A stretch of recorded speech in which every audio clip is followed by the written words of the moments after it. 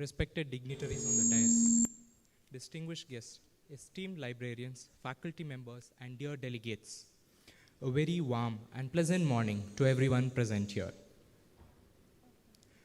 It gives us great pleasure to welcome you all to the KHSLA National Library Conference hosted at the Mandya Institute of Medical Sciences. Co-hosted by Rajiv Gandhi University of Health Sciences, Karnataka. I am Nida. I am Srihari. And we are honored to be your host for today's inaugural session. To begin the proceedings on an auspicious note, we invite Srinidhi to present the invocation song.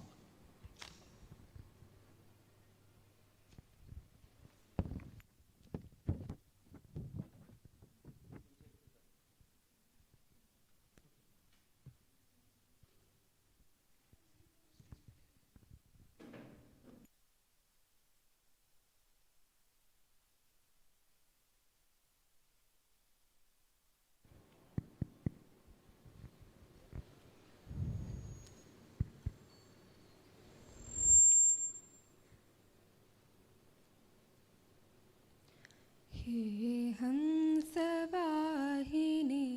ज्ञानदायिनी अम्ब विमल मतिदे अम्ब विमल मतिदे जगसिर मौर बनाए भारत वह बल विक्रम दे अम्ब विमल मतिदे साहसशील हृदय में भर दे जीवन त्याग तपोमय कर दे संयम सत्य स्नेह का वर दे स्वाभिमान भर दे हे हंसवाहिनी ज्ञानदायिनी अम्ब विमल मतिदे अम्ब विमल मतिदे लवकुश ध्रुव प्रहलाद पनेहम मानवता का त्रास हरे हम सीता सावित्री दुर्गा माँ फिर घर घर भर दे हे हंसवाहिनी ज्ञानदायिनी अम्ब विमल मतिदे अम्ब विमल मतिदे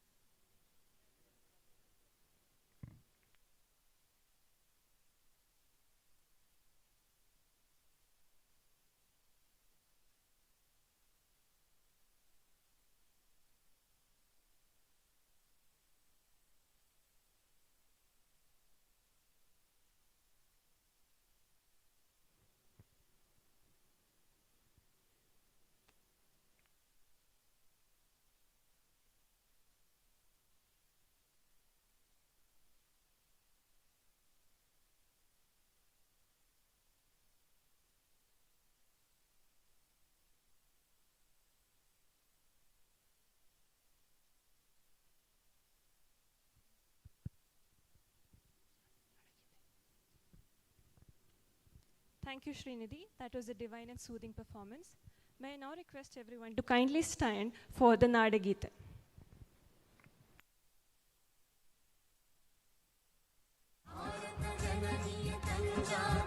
जय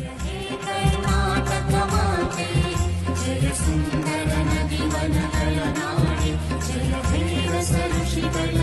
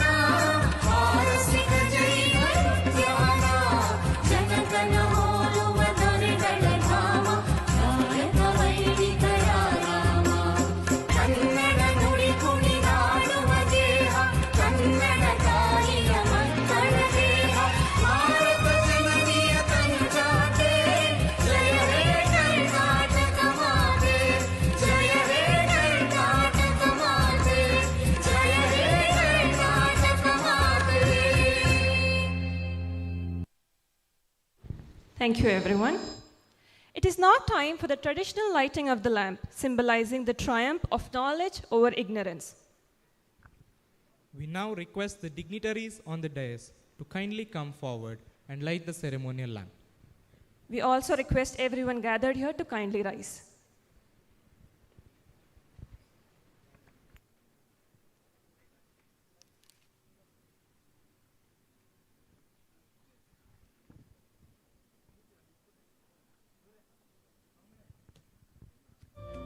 शुभं कुरुत्वं कल्याणं आरोग्यं धनसम्पदः शुभं कुरुत्वं कल्याणं आरोग्यं धनसम्पदः शत्रुबुद्धिविनाशाय दीपज्योतिर्नमोऽस्तु ते दीपज्योतिर्नमोऽस्तु ते दीपज्योतिः परब्रह्म दीपज्योतिर्जनार्दनः दीपज्योतिः परब्रह्म दीपज्योतिर्जनार्दनः दीपो हरतु मे पापं सन्ध्यादीपनमोऽस्तु ते ओ दीपब्रह्मरूपस्त्वं ज्योतिषां प्रभुरव्ययः ओ दीपब्रह्मरूपस्त्वं ज्योतिषां प्रभुरव्ययः आरोग्यं देहि पुत्रांश्च मतिं स्वच्छां हि मे सदा रवेरस्तं समारभ्य यावत् सूर्य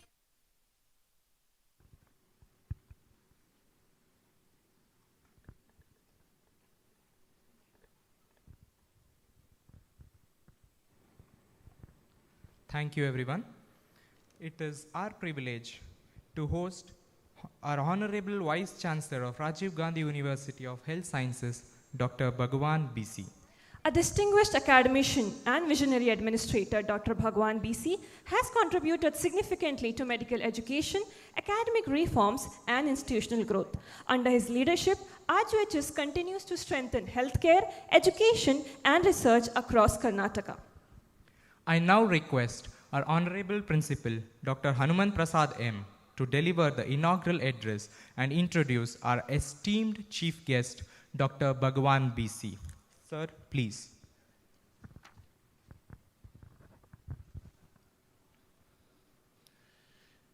Good morning.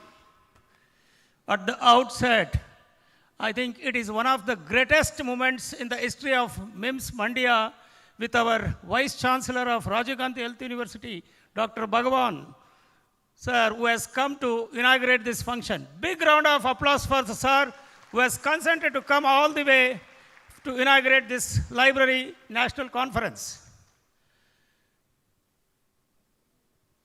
Library, books, the eternal facts of any individual, whether you take medicine, engineering, nursing, all we have learned from our school days to college days, it's always books. And of course, along with the books, the word comes is library. So let us give a good hand for these librarians on this conference day.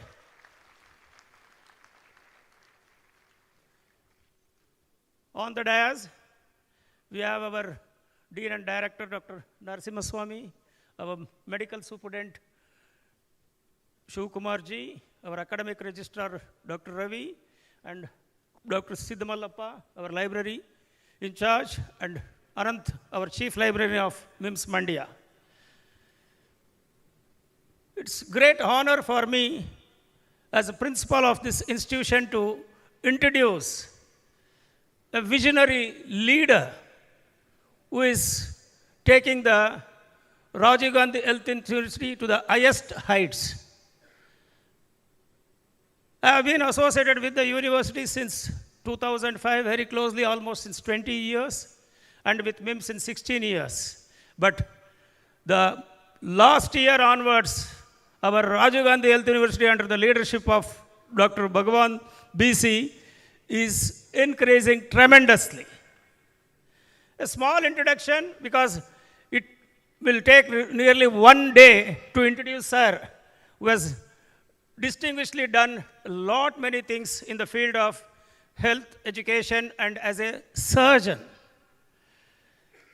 Dr. Bhagwan BC is a distinguished academician, surgeon, and visionary leader with over 3 decades of impactful contribution to medical education, healthcare administration, clinical practice, and academic governance, currently serving as the Vice Chancellor of RGUHS, Karnataka.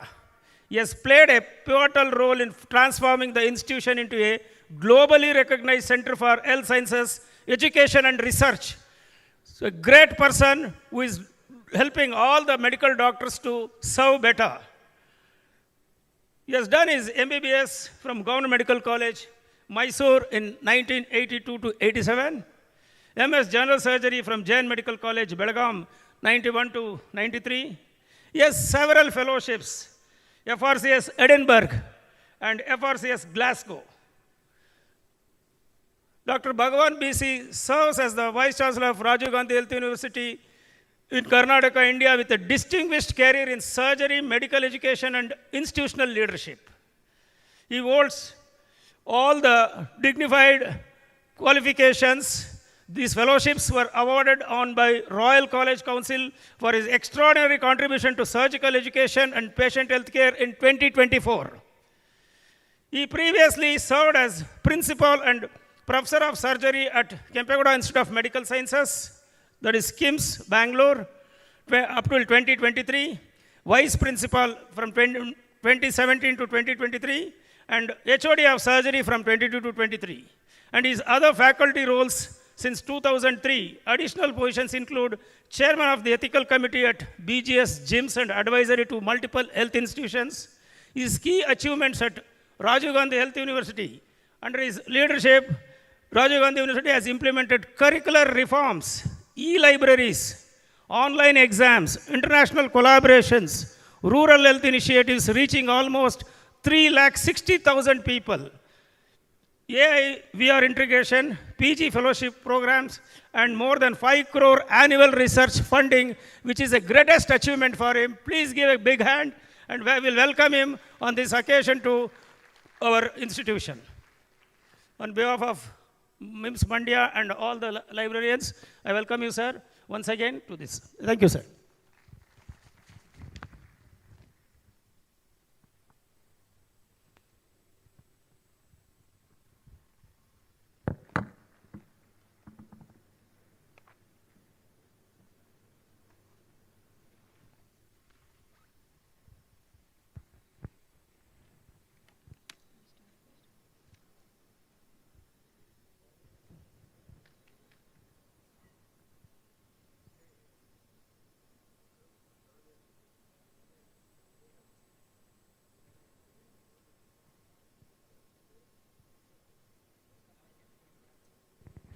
Thank you, sir, for that insightful introduction.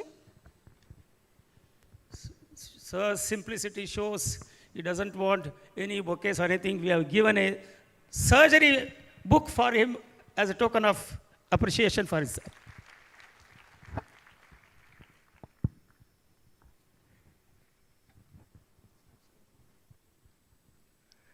We are also honored to have with us Dr. Nandish, Senate member of RGUHS. Thank you for your presence, sir.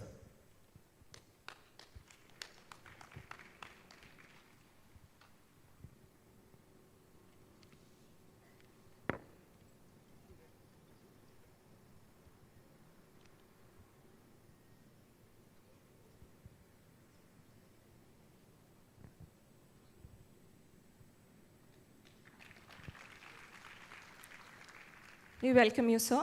We are honored to have this conference presided by Dr. Narasimha Swami P., Dean Director, Mandya Institute of Medical Sciences, Mandya. Welcome, sir.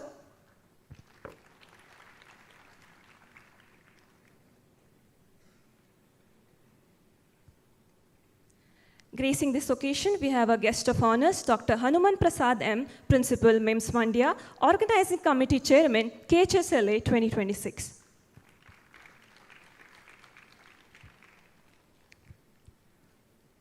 We welcome you, sir. We are also delighted to have with us Dr. Shivakumar G., Medical Superintendent, MIMS Mandya. We welcome you, sir.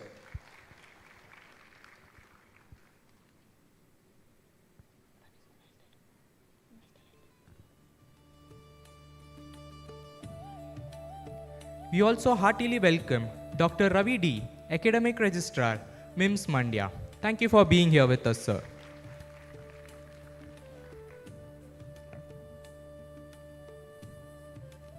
We are honored to have with us Dr. H.S. Siddhamalaya, KHSLA President and Conference Director. We welcome you, sir.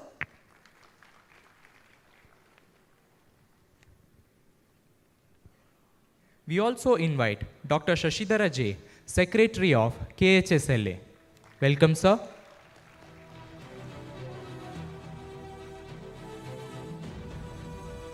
Last but not the least, we are delighted to have with us Dr. Anandana K, Organizing Secretary, KHSLA 2026. We welcome you, sir.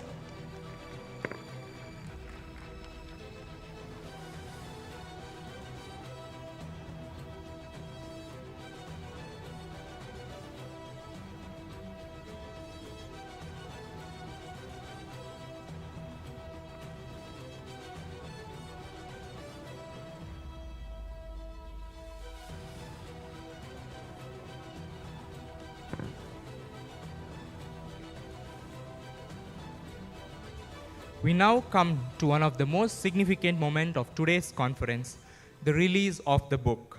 It is our honor to invite our esteemed chief guest, Dr. Bhagwan BC, Honorable Vice Chancellor of Rajiv Gandhi University of Health Sciences, Karnataka. Please come forward and release the book, sir.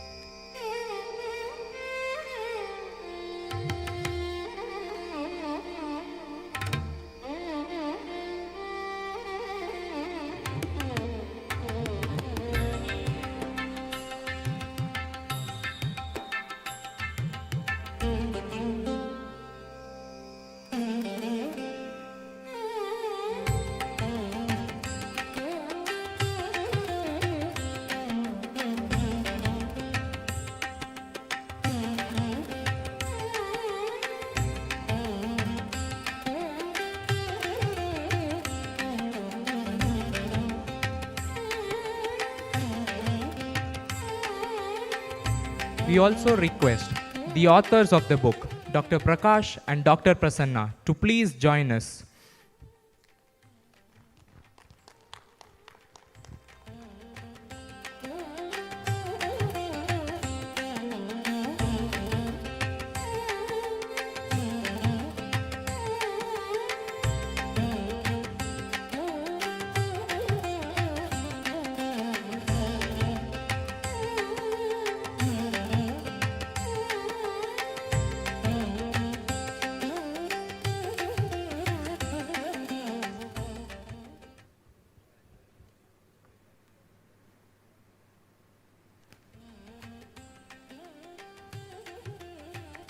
Thank you, sir.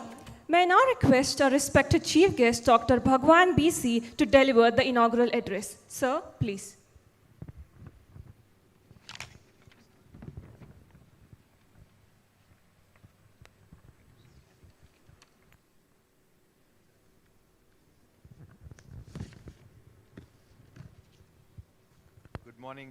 Good morning, everyone.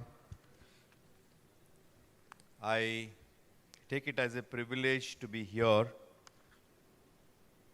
in this national conference of KHSLA 2026 being organized by the association at MIMS Mandya. I congratulate MIMS Mandya director and all the authorities for taking such a noble cause in organizing this, which is one of the most useful conferences and academic enclave, I believe. Today we have Dr. Narsimurthy, Dean and Director, MIMS, Dr. Hanman Prasad, my good old friend and earlier former Deputy Registrar at our university, Dr. Shivkumar, again a good old friend, who is Medical Superintendent, Krishna Kumar, CAO, Ravi, Academic Registrar, Anantnag, Shashidhar, and of course, the root cause for today's conference, and our Chief Librarian at Rajiv Gandhi University of Health Sciences, Mr. Sid Malaya. I also recognize the presence of our Senate member, Mr. Nandish, Dr. Sridhar, our former Senate member, my friends, Dr. Chandrasekhar, who is a writer, an author, very popular in his writings. Even he has written on medical education and science also, and my friend Dr. Srinivas, owner of Surabhi Hospital. I'm happy to be amongst all of you. This conference signifies with a theme that health librarianship to health informatics. Sorry, our Aras sir is there. He is the father of health sciences library. University started its e-sources library with Aras sir, and he has been the inventor for various e-sources in the library and giving us the introduction to all the latest thing that could help the students and the teachers and the health educators and all the clinicians understand what could be done. Of course, it's been taken forward now by Mr. Sid Malaya. I was in the library committee for a long time during my tenure for having served in the university for almost 28, 29 years since the beginning of the university. And the way we evolved with the library system, especially making it one of the best in the country. And our e-source library was followed by all other universities. They followed our system. And today we have everything what a student requires. Staying at home or in the college, he can source the textbooks, the standard textbooks, the best journals published in the world, then all the research articles that are published, the theses that are being published and are published in the past, the question papers which are given for the university exams from various universities, and of course, specialized field like anatomy, the surgical specimens, surgery dissections, virtual dissections, everything is available with the e-sources library. And even the information about the medicines, the drugs, which are required for a clinician is available. We are only refining every year with more and more resources. When we were all studying at Mysore Medical College, me, Dr. Chandrasekhar and Srinivas and all, library just used to be librarian, used to be a person who could keep the books in the order. And a library used to be, most of it, taking our books to the library and reading. And it's a place for the friends to meet. And many love bloomed in the library at Mysore Medical College and at JNMC when I was there. But today, the whole concept of library is a totally different thing. I'm happy that librarians of the day are very much qualified. They have access to the information all over the world, and they are digitally oriented, trained, and they are the part of the system where the education where they help the clinician, students and the clinicians. So it's such an important post today. I could simply say that you are part of the treatment aspect, provided the students and the teachers utilize your services. So the importance gains if you all go to the hospitals, interact with the college authorities, interact with the students, interact with the teachers, and tell them that what could be done to better the knowledge, better the clinical acumen. So such kind of interactions should happen. I request Mr. Sidmalaya and all the, of course, stakeholders here today to conduct online interactions with the students, with the teachers frequently. Honestly, I myself did not know few things which we had in the library till I took over as Vice Chancellor, because I had not updated myself. All of the, all my clinicians would agree that most of the teachers are busy after the class hours in their practice. So now many of us are not updated. It's always better that we get ourselves updated and we receive the information. That's the most important thing.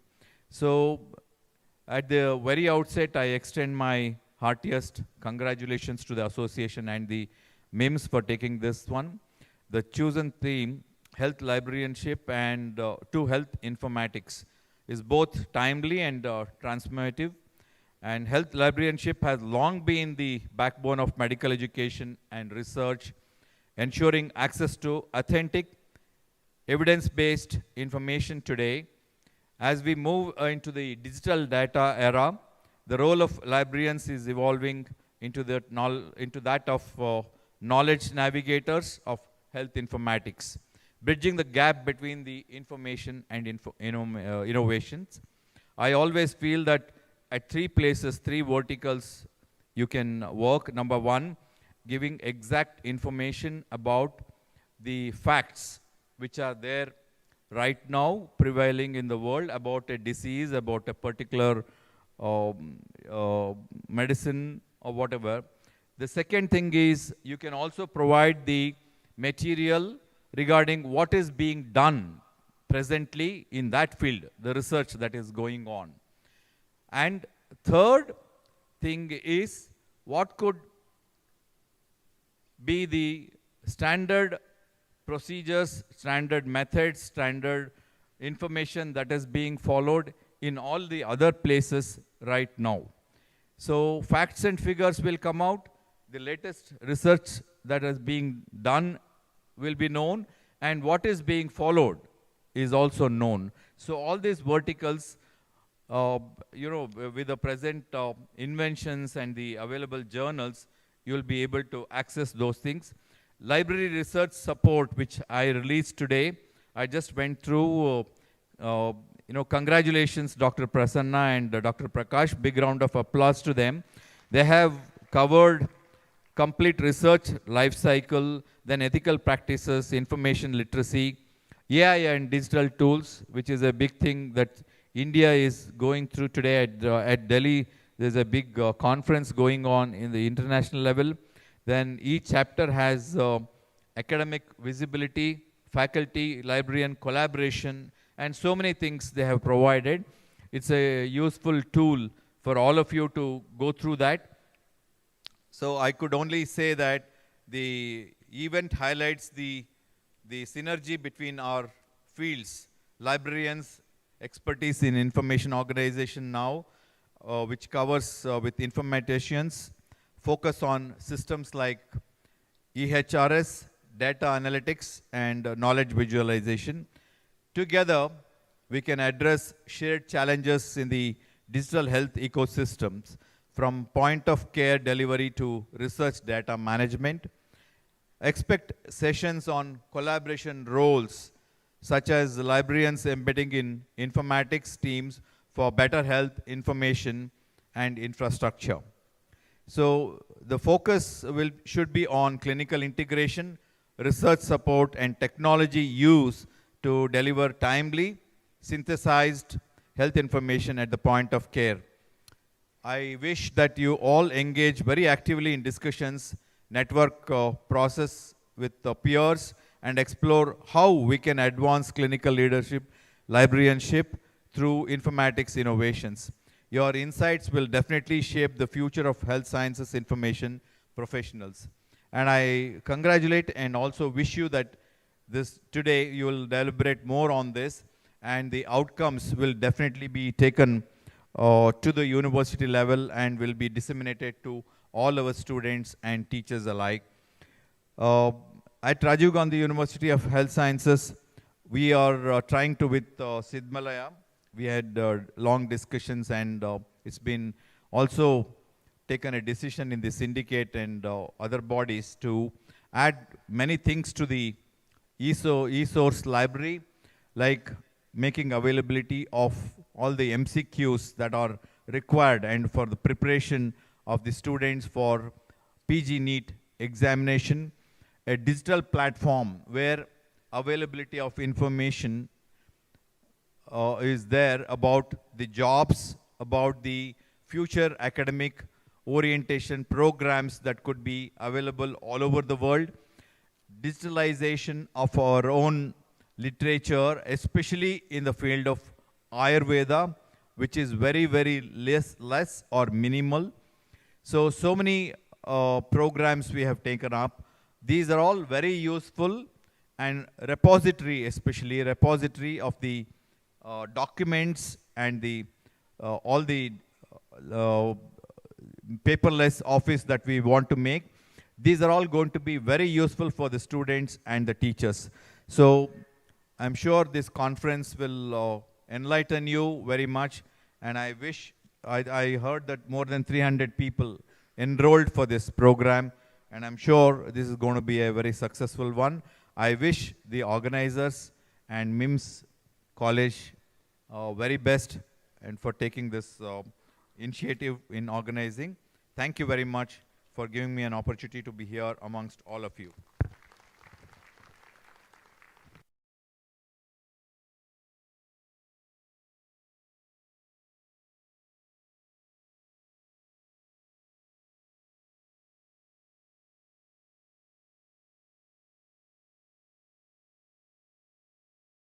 Few initiatives like making every campus drug-free in India, Nasha Mukt Bharat and Yuva Shuddhi Abhiyan, which is much needed in the present day context. We will have a Mandya meet shortly, in probably 10-15 days to go.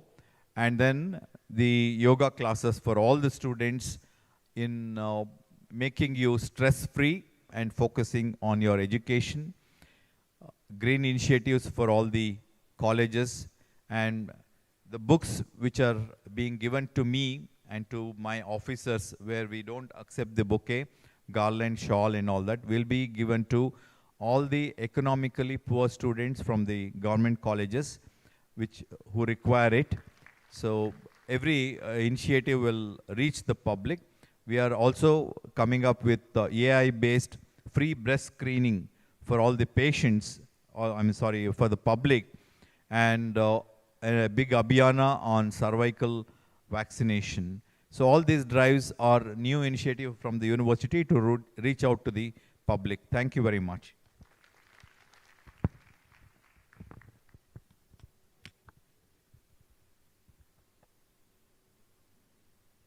Thank you so much, sir, for these enlightening words. I now call upon Dean and Director of our institution, Dr. Narasimha Swamy P., to deliver the presidential address.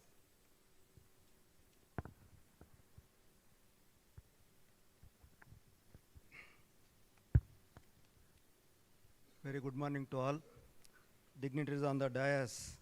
Today, Chief Guest, Dr. Bhagwan, Honorable Vice Chancellor, Rajiv Gandhi University of Health Science, Dr. Hanuman Prasad, Principal, MIMS Mandya, and Organizing Committee Chairman, KHSLA-2026, Dr. Shiv Kumar Ji, Medical Superintendent, MIMS Mandya, and Dr. Ravi, Academic Register, MIMS Mandya, and Dr. Siddhamalaya, KHSLA President and Conference Director, Dr. Shashidharji, Secretary KHSLA, and all the delegates and my docents and HODs here.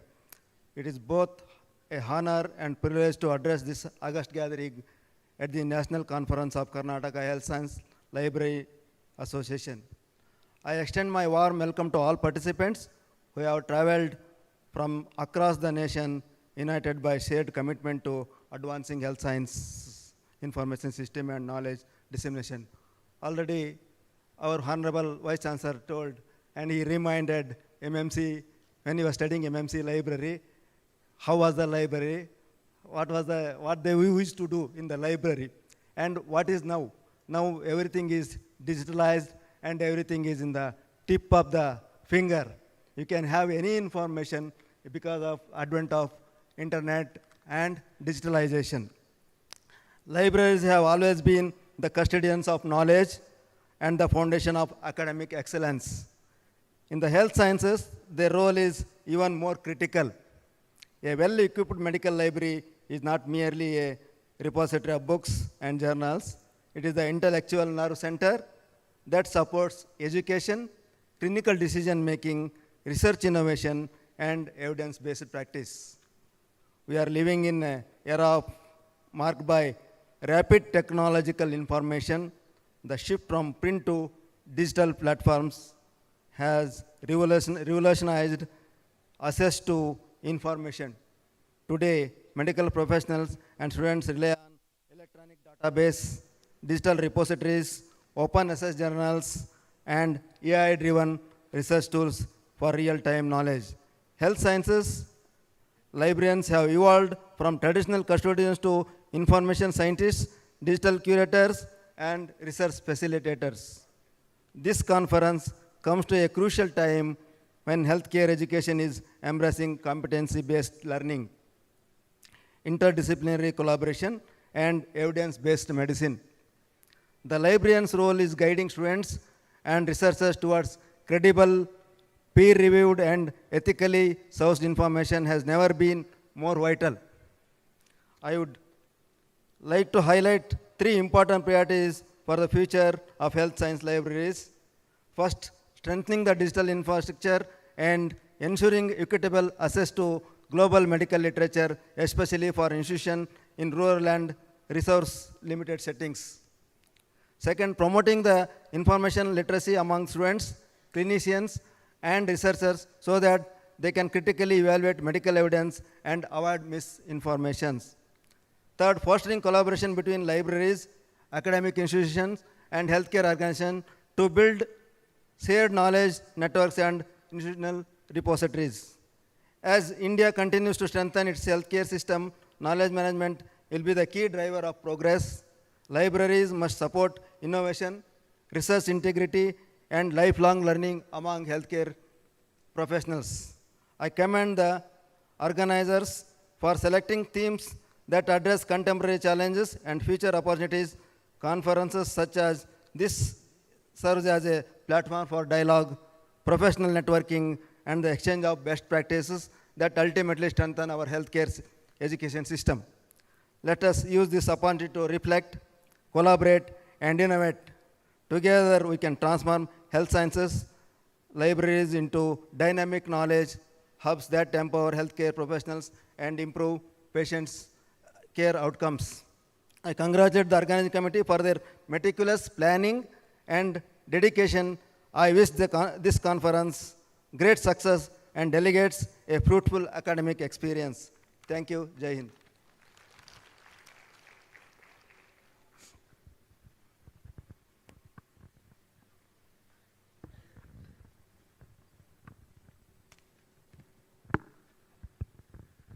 Thank you, sir, for your valuable words. As we approach the end of the inaugural program, I would like to call upon Dr. Ravi D, Academic Registrar, MIMS Mandya, to deliver the vote of thanks.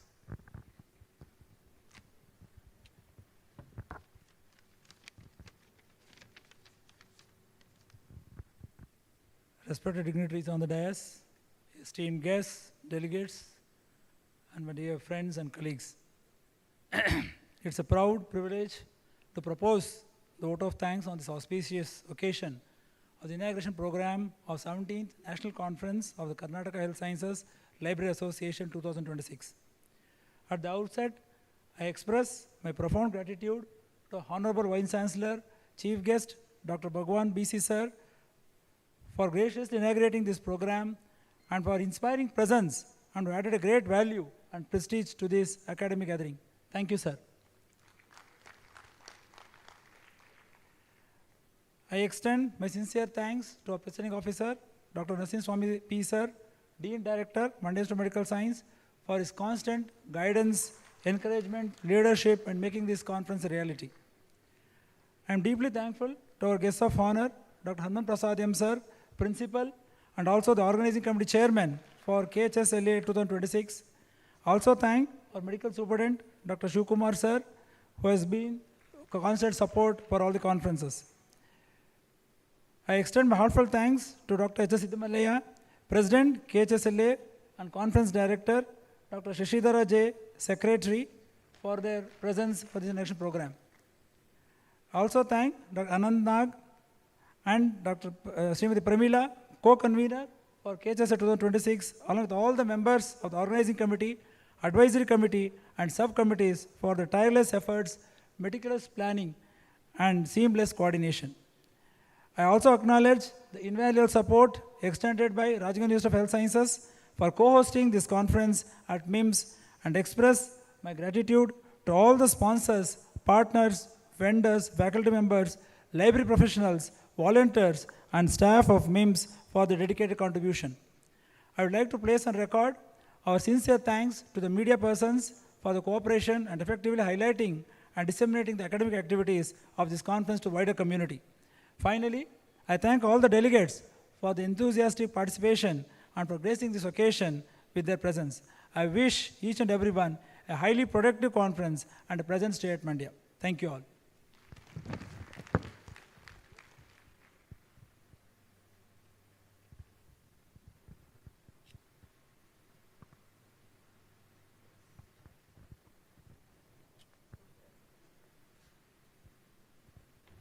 Hello.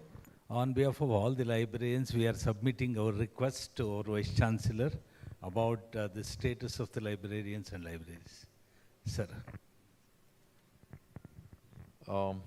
Anyway, your representation has come. Request to consider health science librarian professional as teaching faculty. I'll definitely look into that. Earlier also, few years back, these representations and discussions went on. So we need to discuss with the government people also regarding this and the apex bodies, and definitely suitable decision will be taken regarding that. Yeah. As I mentioned, you are all part of the integral part of the teaching system now. So definitely, why not? Yes, but we'll have a discussion and let you know, because we'll have to discuss with the different stakeholders there. Thank you. Is a better service to the end users, but there is no that recognition, sir. Please, sir, please forward. I actually, we have discussed this at length with our librarian about the non-availability of librarians in some colleges, or not giving the proper facilities at some of the institutions in terms of facilities or the monetary benefits, all that, salary. So this definitely we will take it up, and I've already spoken to a few of the colleges where problems were there individually, but in a larger scale, this will be definitely considered. I'll address to this system. Thank you.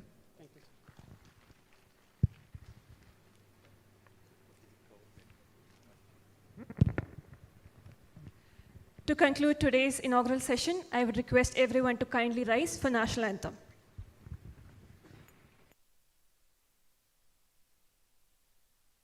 Jana Gana Mana अधिनायक जय हे भारत भाग्य विधाता पञ्जाब सिन्ध गुजरात मराठा द्राविड उत्कल वङ्गा विन्ध्य हिमाचल यमुना गङ्गा उच्चल जलधि तरङ्गा तव शुभ नामे जागे तव शुभ आशीष मागे गाहे तव जय गाथा जन गण मंगलदायक जय हे भारत भाग्य विधाता जय हे जय हे जय हे जय जय जय जय हे।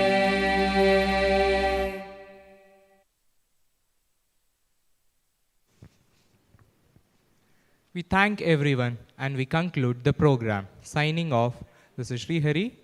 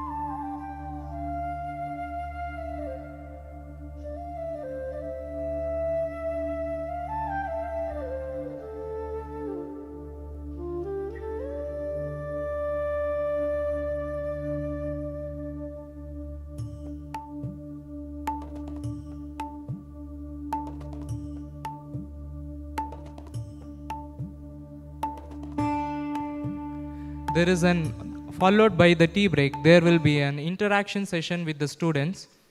So we request everyone to be please seated.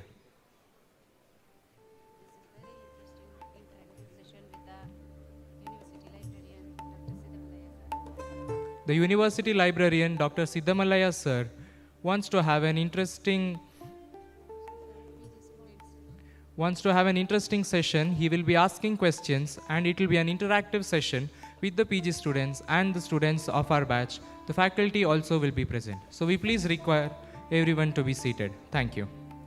Right now we'll be having a short tea break. The interaction session will be followed right after that.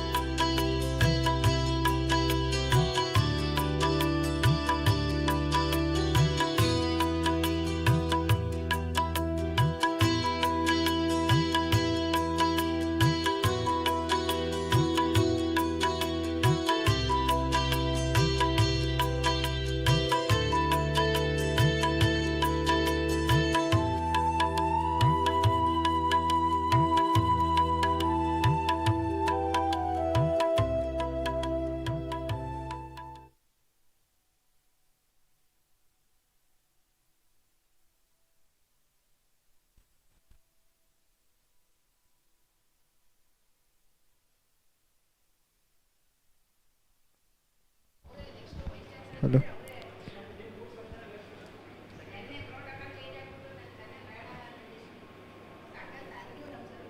Hello. Hello.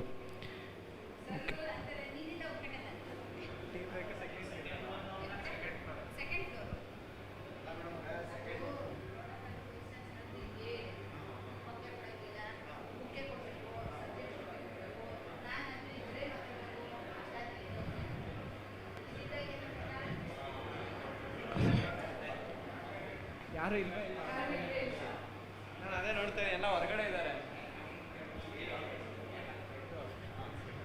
Attention everyone, the arrangements for the tea break is been done on the second floor.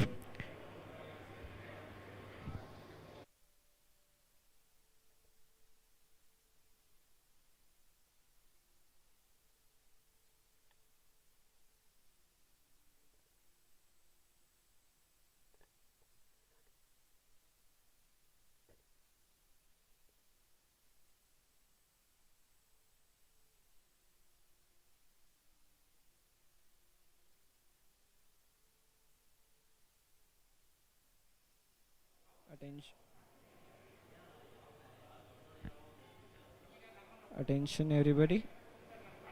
Attention everybody. The arrangements for the tea break has been done in the second floor.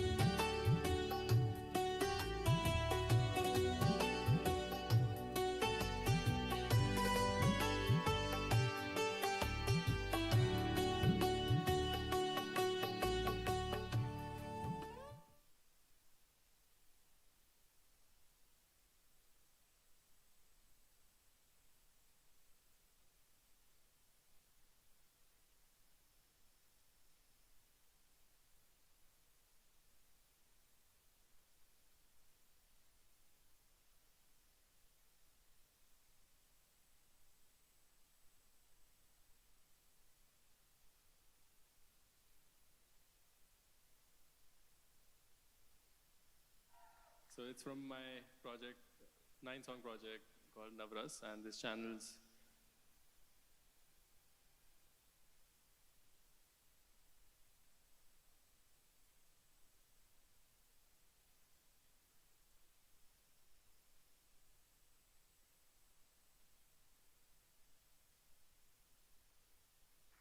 So The next song is called Chanakya.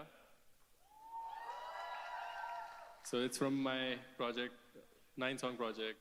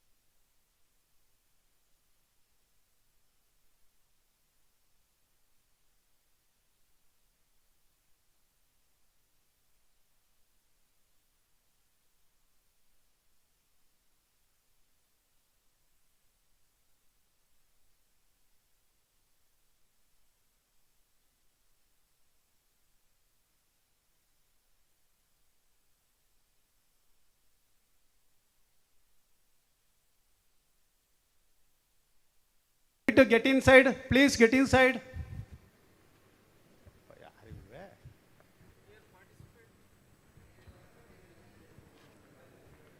All the delegates, please get in. Please.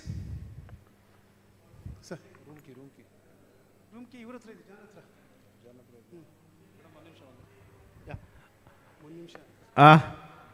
Now the time is up. We are going to start keynote address. Professor Dr. Ramraj Aras is going to do keynote address. Now I request Dr. Shashidhar, Secretary of KHSLA, to introduce keynote speakers. So I request Mr. Shashidhar.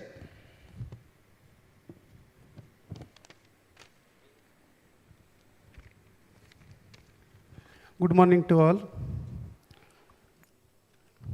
Dr. Ramraj Aras, educational qualification MA, MLISC, PhD.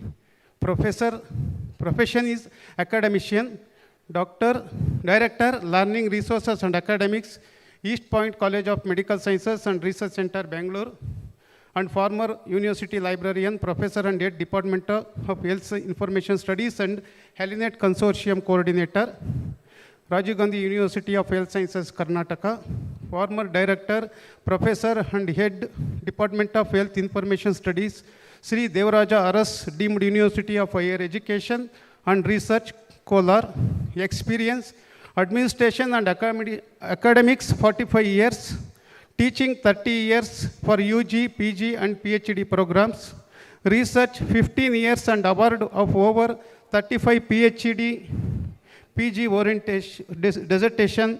Publication is over 40 scientific publications, including book, research papers and reports.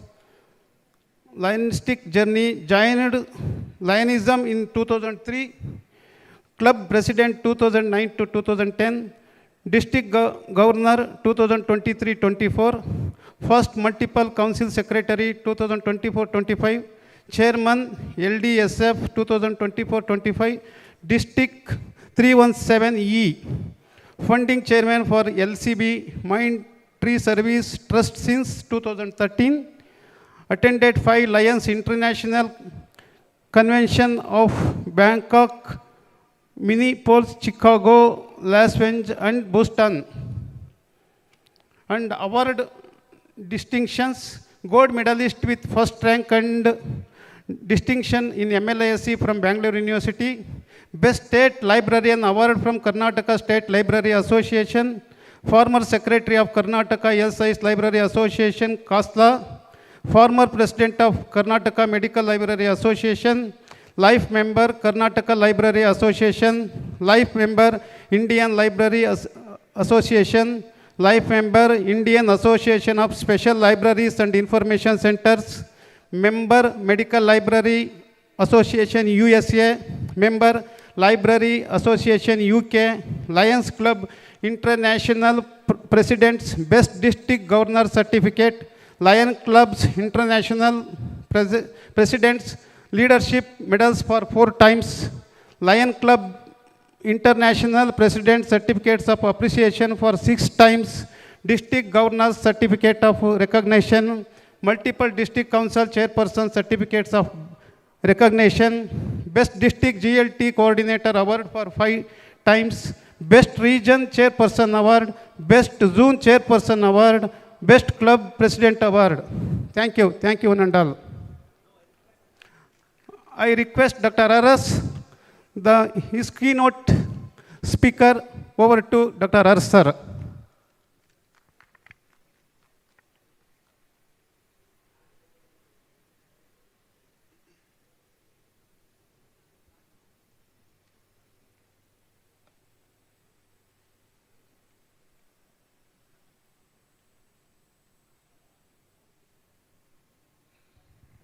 Thank you.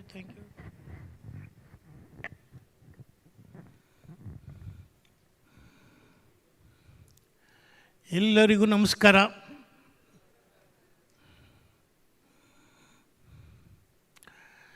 At the outset, let me congratulate the Karnataka Health Science Library Association for having organized its 17th annual convention in collaboration with Mandya Institute of Medical Sciences and also supported by Rajiv Gandhi University of Health Sciences.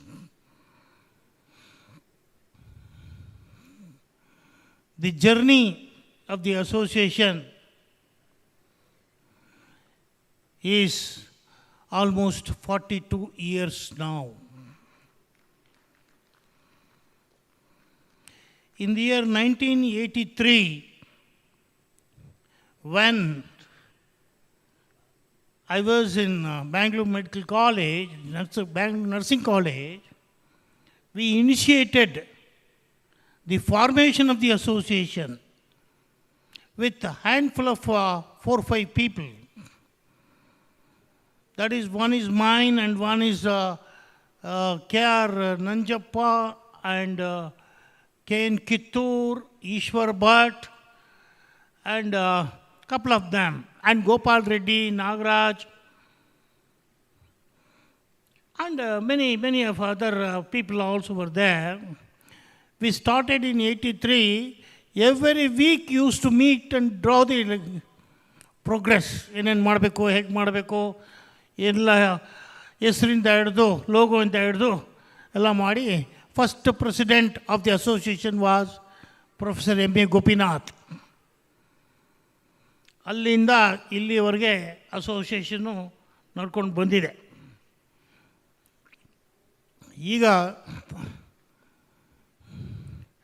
libraries and colleges under the umbrella of health sciences are doing best of its work. Everybody appreciates the institutions and the libraries. The libraries are the heart of any academic institution. The libraries are been well placed in almost all the colleges. Who are responsible for that? The librarians are responsible for that. The librarians are the backbone of all these effective and efficient libraries being showcased from all the colleges.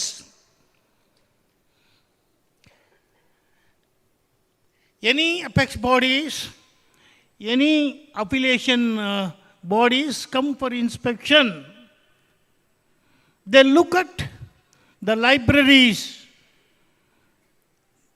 They look at the libraries to give the credits, but never the librarians.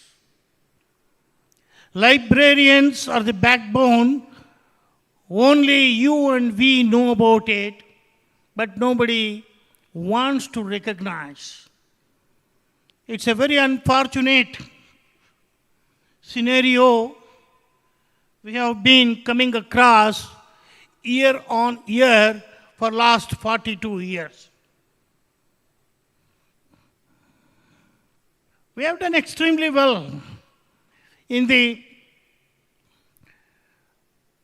Ranganathan says librarianship is a process, librarianship is a career, profession, establishing the right contact to the right user at the right time for the right information.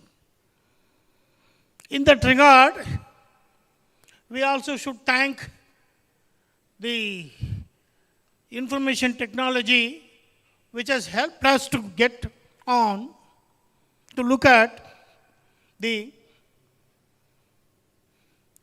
three basic concepts: availability, adaptability, and accessibility of the information, which has been, we have done very long ago, one exclusive workshop on this in Rajiv Gandhi University of Health Sciences. Availability of information, adaptability of information, and accessibility of information. All these three principles are being very well taken under HeliNet Consortium. Under HeliNet Consortium has been great help for all of us. Today, any publication, any research, or any research project being undertaken by the teachers in the respective institutions, they all should acknowledge the information support being extended by the respective libraries basically. The libraries from the health science institutions, they should be recognized and They also should recognize and appreciate the Rajiv Gandhi University for having created a platform of ELINET Consortia.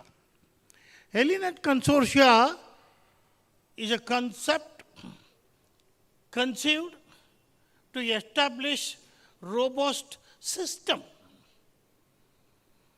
Why it is working well? Why it is working well? Anybody knows why ELINET is still working? Because of the students, because of the institutions. They are made to pay for it. They are made to pay for it. If they have not paid, long ago it must have been disappeared. No government, no university can fund. So we also should think it is a reciprocity. It's a reciprocity. We should recognize the students and the institutions who are supporting financially. Financial support is very, very important for all of us. So Rajiv Gandhi University, what is doing? It's a facilitating. It's a facilitating between the resources accessing to the end users with the help of the institutions. Okay? In this case, we have seen Vice Chancellor, Honorable Vice Chancellor has given very good compliments. Has given very good compliments about the e-library, digital library, resources and accessibility, all that he has spoken very well. Again, the Vice Chancellor needs to pay his attention for the librarians behind it, the librarians' problems behind it. So we have made I think Shashidhar and a group of office bearers have submitted a memorandum. I am very happy to see that. I am very happy to see that. And Sidmalaya is there now. I request him to pursue it and follow it up and see that it is getting implemented. It is getting implemented. Say, we are very few people, very fortunate. We are very few people, couple of people, we are very fortunate. Right from 1985, the moment when I joined medical education, I have got all the UGC scales. I have got all the UGC scales. Recently, after my retirement, I got about 40 lakhs arrears. What I'm trying to say, this should be enjoyed by each and every one of you. Why only a section of people? Everybody should get it. Say, unfortunately, we belong to majority or private managements. They don't come under any purview of the policies. They have their own schemes and other things. But still there is a way. The Vice Chancellor it is possible through Vice Chancellor to get it implemented because the colleges are all affiliated under him. Government is not bothered. Somebody should give some financial support. In collegiate education, there are aided colleges and government colleges, only two categories. There are aided colleges and government colleges.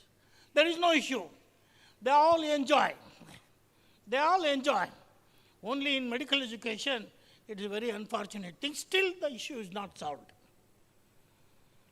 Still, the issue is not solved. All of you should become more stronger and stronger. And now we have done enough.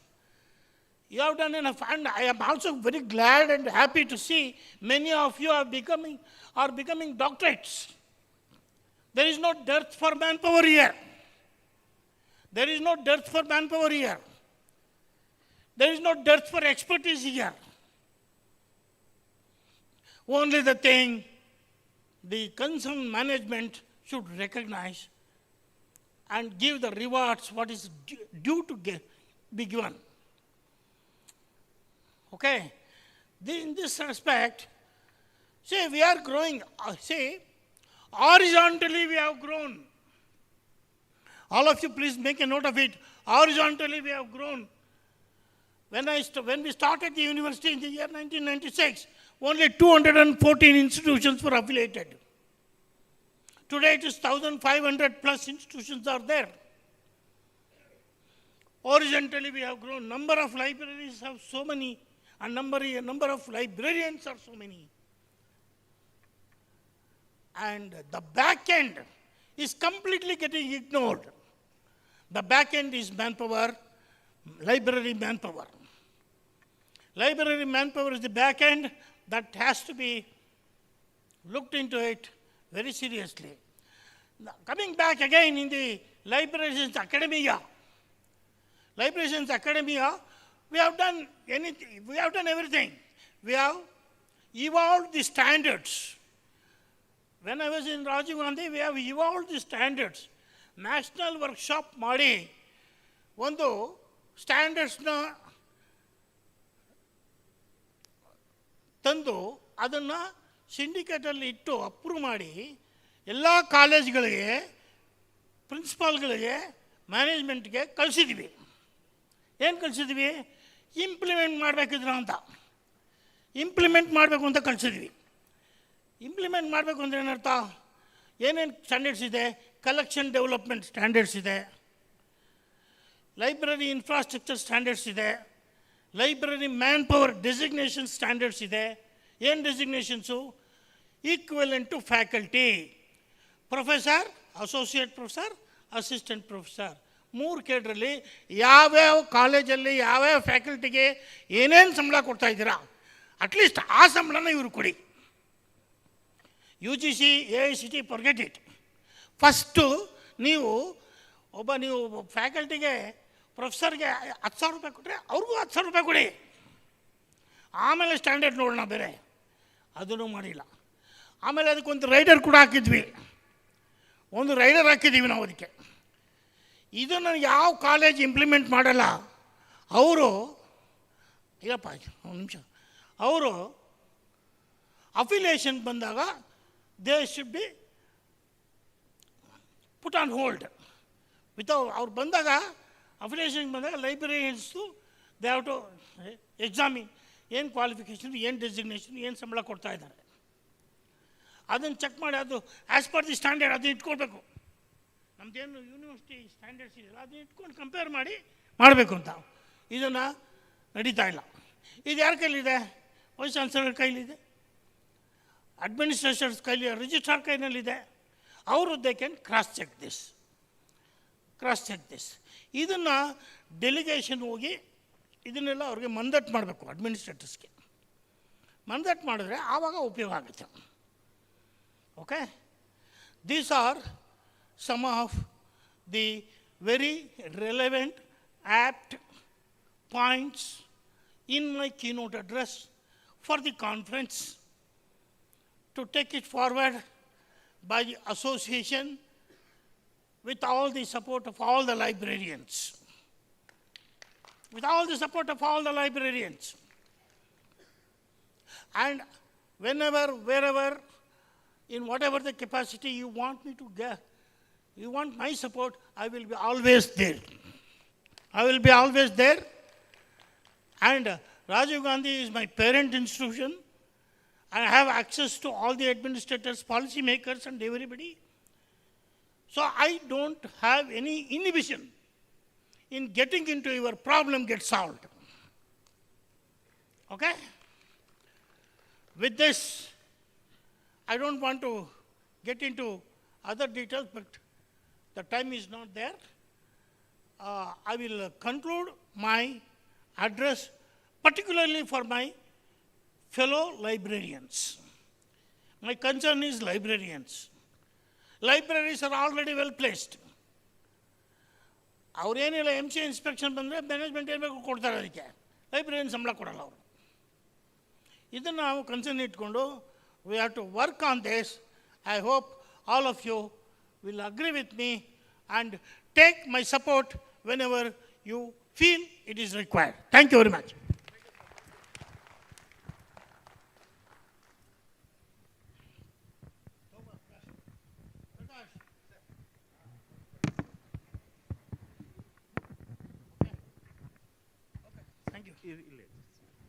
Thank you, sir. You are elaborated from since beginning to till now that our growthing of that health science library as well as information resources, and you have covered almost everything. So now I request our President to give a token of appreciation to the keynote speaker. I request Dr. Sidmalaya sir to be hand over this to Dr. Ramrajaras sir. I also request the association and its office bearers to conduct more and more short-term leadership development programs for the librarians. Leadership development programs are to be conducted. Personality development and communication skills are part of the leadership development, which is required, and everybody should be brave enough to go to management and seek what they want, what you want. A skill illa, a skill ಬೆಳೆಸ್ಕೋಬೇಕಲ್ಲ. ಅದಕ್ಕೆ I request Sidmalaya to organize leadership development programs. Short term. Okay. Thank you, sir. Thank you, your valuable words for our association, sir. Thank you very much. So while thanking for his keynote address on behalf of the association and Mandya Institute of Medical Sciences, I am handing over the memento. Thank you very much.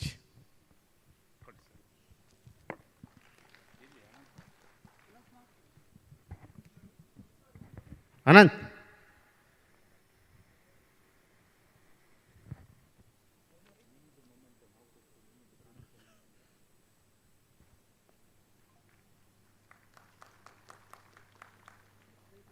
Yeah. Thank you, sir. Thank you for your kind acceptance of our conference for the invitations. And now we'll move on to the next session, that is interact section. Teaching faculty and librarians interaction with the students. Now I request to hand over this mic to the President of KHSLA to handle this session. Sir, over to you, sir.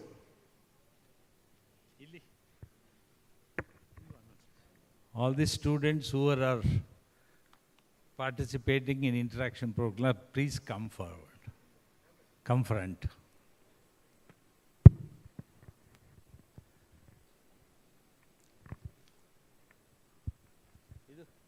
ನಂದು scribbling pad ಕೊಡಪ್ಪ. ಅಲ್ಲಿ ಅದು ಕೊಡಿ, mobile ಕೊಡಿ. ನೀರು ಬಿಡ, ಇರಲಿ ಬಿಡಿ, ನೀರು ಕುಡಿಸ್ಲಿ. ನೀರು ಅಂತ ಕುಡಿಸಲ್ಲ, ನೀರು ಕುಡಿಸ್ಬೇಕು ಅಂತ ಆಸಿದ್ರೆ ಕುಡಿ. Okay.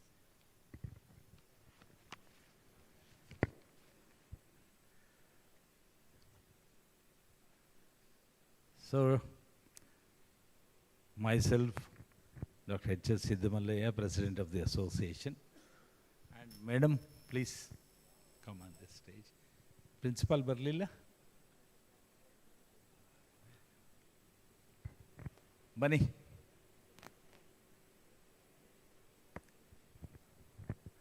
Madam, Sak, Bani. Huh? Phone madbidi. Because time is very short. Okay, till then I just introduce the program, interaction program. The main intention of this interaction program is to understand you.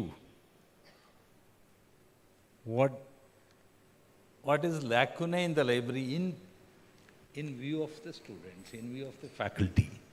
We are developing many things. All librarians are developing many resources. They are dumping lot of information. They are dumping lot of e-books. They are buying print books. They are making a beautiful library. Crores of rupees they are spending on the library. And also we are submitting to the government lot of expecting many more facilities. And the MCI was giving some standards. Madam, please. ನಾವಿಬ್ಬರೇ ಮಾಡೋಣ ಹಂಗಾರೆ ಬನ್ನಿ ನಿಂತ್ಕೊಳ್ಳಿ. So both of us will pose you some question as a teacher, as a librarian, these two. first and a foremost question everybody are asking, questioning librarians. If you can understand Kannada, I will talk in Kannada and English also. ಯಾರು ಲೈಬ್ರರಿಗೆ ಬರೋಲ್ಲ, ನೀವೇನು ರೀ librarians ಏನು ಮಾಡ್ತಾ ಇದ್ದೀರಾ, ಲೈಬ್ರರಿಗೆ ಯಾಕೆ ಹುಡುಗರನ್ನ ಅಟ್ರ್ಯಾಕ್ಟ್ ಮಾಡ್ತಾ ಇಲ್ಲ, why library nobody is coming and why library is always vacant, what are you doing, it is as if they are imposing on librarians, as if it is our responsibility to bring you to the library. But at the same time, we don't want to force all of you. So this is our first question. In that first question, there are three things as a library. Library as a place, library as a collection, library as a service, library as an access also. These are the three components of library. We expect that all of you come to library, sit down and read. At the same time, we also should know why you are not coming to library. And we were thinking that Madam was telling, each individual, when we were in the beginning, around 20 years back or 25 years, they cannot afford to buy textbooks. That's why they used to come and we never used to issue the books. So that's why they were compelled to come. Now we are providing access, and we are also getting the books, we are also borrowing the books, we are also capable of buying your own personal books. First question is, don't you like library as a place? Why you are not attending the coming to library? One by, give your frank opinion, don't be afraid of your teacher, give your frank opinion. Please give your, Prakash.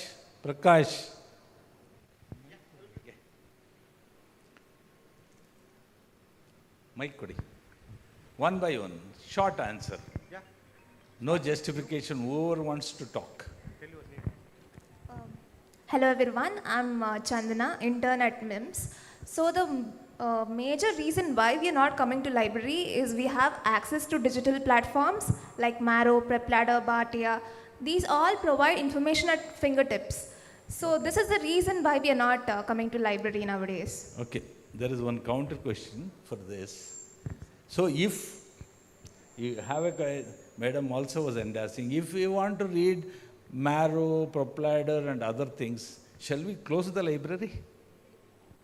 So, see, why there should be some see, that is what we have been trying to find out. We are giving a lot of materials, otherwise shall we subscribe to those three, is it enough? Definitely no, sir, because we need academically validated information which is available in the library. So we obviously need library because it among these two, which is important? Obviously, books are important. We need. This is a diplomatic answer. Let us be very frank. Which is the better one? We need collaboration between digital library as well as normal physical books. Digital library is already there. That means you are not coming because digital library is there. So, any of you, next, pass it on. Your opinion. Good afternoon, sir. I am Dr. Weber. I am an ENT postgraduate resident. I have been using library since many years. In keynote address also, sir has stressed upon accessibility, adaptability and availability. Availability is there, accessibility is there, but adaptability is still not there. Why it has been reducing? Library has to adapt to you, or you are adapt to library? Sir, we have to adapt to the library. In the same way, even library has to adapt to our needs. What is that you are expecting us to do adapt? Sir, so nowadays, since all the information technology have gone to the phones and to the iPads, the problem, one of the problem which in the libraries we face is the charging problem. We don't have adequate charging spaces for the... Okay, that is an operational problem. Yes, sir. Okay, ideally.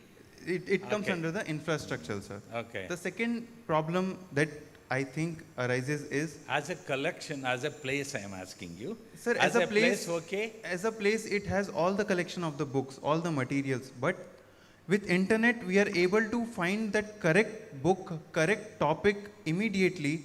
But at library, we need some support. What kind of support? Sir, maybe a catalog information we need so that we can search the, for example, if I must say, for example, I need a particular book, a particular topic in a particular book which I am not aware of. if I through support, if I get to know in minutes or in seconds that this is available at I this. understood your question. See, now you want an e-book, you want everything on tip of the fingertips and everything, search engine. Whenever the librarians wants to train all of you, how to get access, what are the resources here, and majority of medical students or even PG students are not attending the user orientation. That is what we have seen. Very few people. Whenever they need, they say, oh, I should know about what is there, what is not available. See, there are two things. One is, if at all you want a training, should it be integrated to classroom or should you come to the library and we have to organize a training? Is it that training you need or point to point, one-to-one help? Which one is possible? Sir, I think initially now it should start with the classroom, sir, so that students are aware that what services they have. Yes, sir. Sir, from last 2 years, sir, because I am in charge of foundation course. One modification I am doing. Classroom, in the curriculum classroom, there is no provision for library training integrated to classroom, right? So you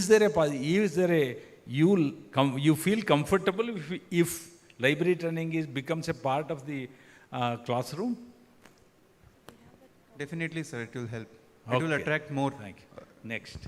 Sir, so we have in foundation course, 2 hours we run this course, sir. Bird's view of librarian. We take them for Bantakshna. We have that. That overview, everybody introduces every department. Same way we introduce library also. Introduction to library is not enough. You want an training about each and every resources available, how to use. See, supposing we have complete anatomy for bachelor degree students, I am telling you. That is an interactive anatomy. And majority you were using the color atlas by Netter and other things. Now there is an interactive and virtual dissection table is there, virtual dissection materials are there. See, with all these things, you want an intensive training for all those things or even searching for a books. I'll come to that particular thing. You want on each and everything like a curriculum, you want us to develop and train on each and everything? So not that, but students should be aware that what all facilities are available in the libraries, Okay. what the Counter librarians question are. is, how do I know what you don't aware of it? Yes, sir. So that's a gap, sir, which is there. To fill between- that gap, we are talking about it. See, everybody wants a training, but what training they want, we don't know. Okay, pass it on. So, your opinion, short. Okay. Okay. Okay. Good afternoon, everyone. I'm Dr. Ayushi. I'm from the Department of Ophthalmology. So the question posed is, why do I not adequately utilize the library? One of my causes would be the lack of time or the lack of motivation. Little closer. Hold it. Okay. The lack of time or lack of motivation that I could say. I would say. Self-motivation or motivated by others? Also, yeah, the lack of time majorly. I think I am at least in a better position. I do still have some time, but there are other postgraduates who really don't have any time. Instead of saying lack of time, can we say prioritization of your time? I would say, yeah, prioritization of my time. So you give Plus, a priority for your clinical work, since not to reading or any use of this material. See, for this, resources are integrated to your point of care. Everybody are providing material to the point of care, point of learning, point of teaching. So that being the case, question of time not available is not correct. And you can argue on that. And instead of that, can we say that your priority on integrating those things are not there? Are you expecting us to integrate? So I would again agree to Vaibhav here. He did say that now that things, and even our intern here, they said that now that things are available at our fingertips. So now that if I can find the information that I want, a PDF that I want, Okay. in my hands, in my Thank phone you. itself. Madam has got a question. as sir said, even we have a problem. Why you don't turn up to the lecture class? I can give.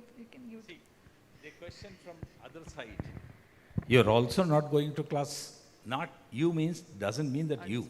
Maybe 10% of the students, 20% of the students are not interested. And I asked my youngest friend. He said, "Sir, illa now library go bidtiyo sir. Classroom again alle chennagide." And see, whenever they say in the classroom also is not of your interest, library is also not of interest, that doesn't mean we also were having a perception. That doesn't mean you are not learning. You are learning. So you are spending your own money. That means this establishment is not good for that. What are the reason? Classroom also you are not interested. Not you means not you. On behalf of 10 or 20% of the students who are not coming to classroom, entering the library. Usually, when in the print media also, in the classroom, 1 hour 45 minutes, they used to sensitize you with the concepts, and then you used to go to library or related material, reinforce yourself to learn, understand, memorize, and get prepared for examination. That is an usual attitude. Which media use, when you are using, whether you use in library, whether you use it at home or at point of care, that is there. But that kind of reciprocation is not happening. So for your sake of time, you said, is it because of the time? Now you tell me, is it because of the time? Are you getting confused or what? No, I'm clear about it. Just thinking of, so is it just because of time? It might be my prioritization of using a media that is available for me in my vicinity itself, which is like my iPad or my phone, which is. But also, yeah, even the library, I think. Hold it. Timings might be, inconvenient even for some hostelites also, because they also have a curfew. So they might be having difficulty. Unlike, I'm a postgraduate, so I don't have an issue, but I'm saying for a undergraduate point of view. See, we also know that, okay, next we'll pass it on. Learning is also purpose-based. If there is no need, nobody will go and read everything. We also, when you are preparing for examination, your learning style and perception is different. When you're preparing for a project, it is different. When you go for a clinical meeting or other clinical meetings, you get prepared or go. But for everything you given equal attention or not, that we do not know. Okay, however, thank you. Pass it on. So why you are not attending class or library? Direct question first and then come to next. Good afternoon, everyone. I am Anyasha from second year MBBS student. So if I talk about myself, I've been pretty much routinely attending, like going to library and attending classes. But if I consider as a whole, I would say people don't go to the library. It is because of the comfort which they find in the hostel. Because it's mostly like whenever they feel like if they want to study, walking from hostel to the library, they don't feel like doing it, most of them. So they would rather sit in the room or start studying.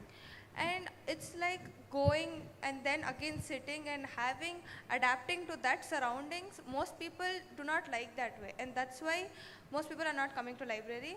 And attending about lectures, if I say mostly it's because of same reason, like people are lazy. Why should we go walk there, go into classroom, boring? Is it the way? No, like some of them are like that. I would not consider everyone. Okay, let us not get bored because time is now. I'll change the question. Sorry, all of you. I think a sample answer looks good. Now, the student, our libraries are now changing ourselves. It is almost like a print to electronic. We already have a paradigm shift, and they are also giving all kind of electronic materials. We don't want to expect you to come to the library, come to the classroom. We want to give you a total solution. Pass it on to next. Now, libraries are not just, Good afternoon. We expect that books and journals are raw materials. Nobody will read all the book from first page to last page, or they will read only class notes, or it is prepared by the proprietor or Marrow or something. This answer from the first answer communicates me that You don't want to study to become a doctor immediately after MBBS. You are studying for PG. You don't want to practice immediately after the MBBS. That means you are integrating your learning to entrance examination of a PG or to deep learning about the subject. What is your objective? So mainly is to study the subject and not for the preparation of PG. Study the subject and understand it. No, it's a diplomatic answer. If you are see, do you want to learn intensively? See, okay, there is one more question. There is something called competency-based education. In medical education, now NMC is also recommending for competency-based medical education. What is that competency that they are expecting from you? Okay, his question is not full, I tell you. Now, as a student, competence is get the more marks, best marks to get the PG. What NMC is expecting? Your competence to learn and practice and to understand.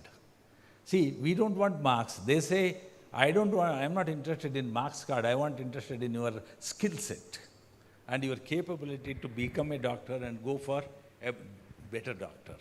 So which one you prefer?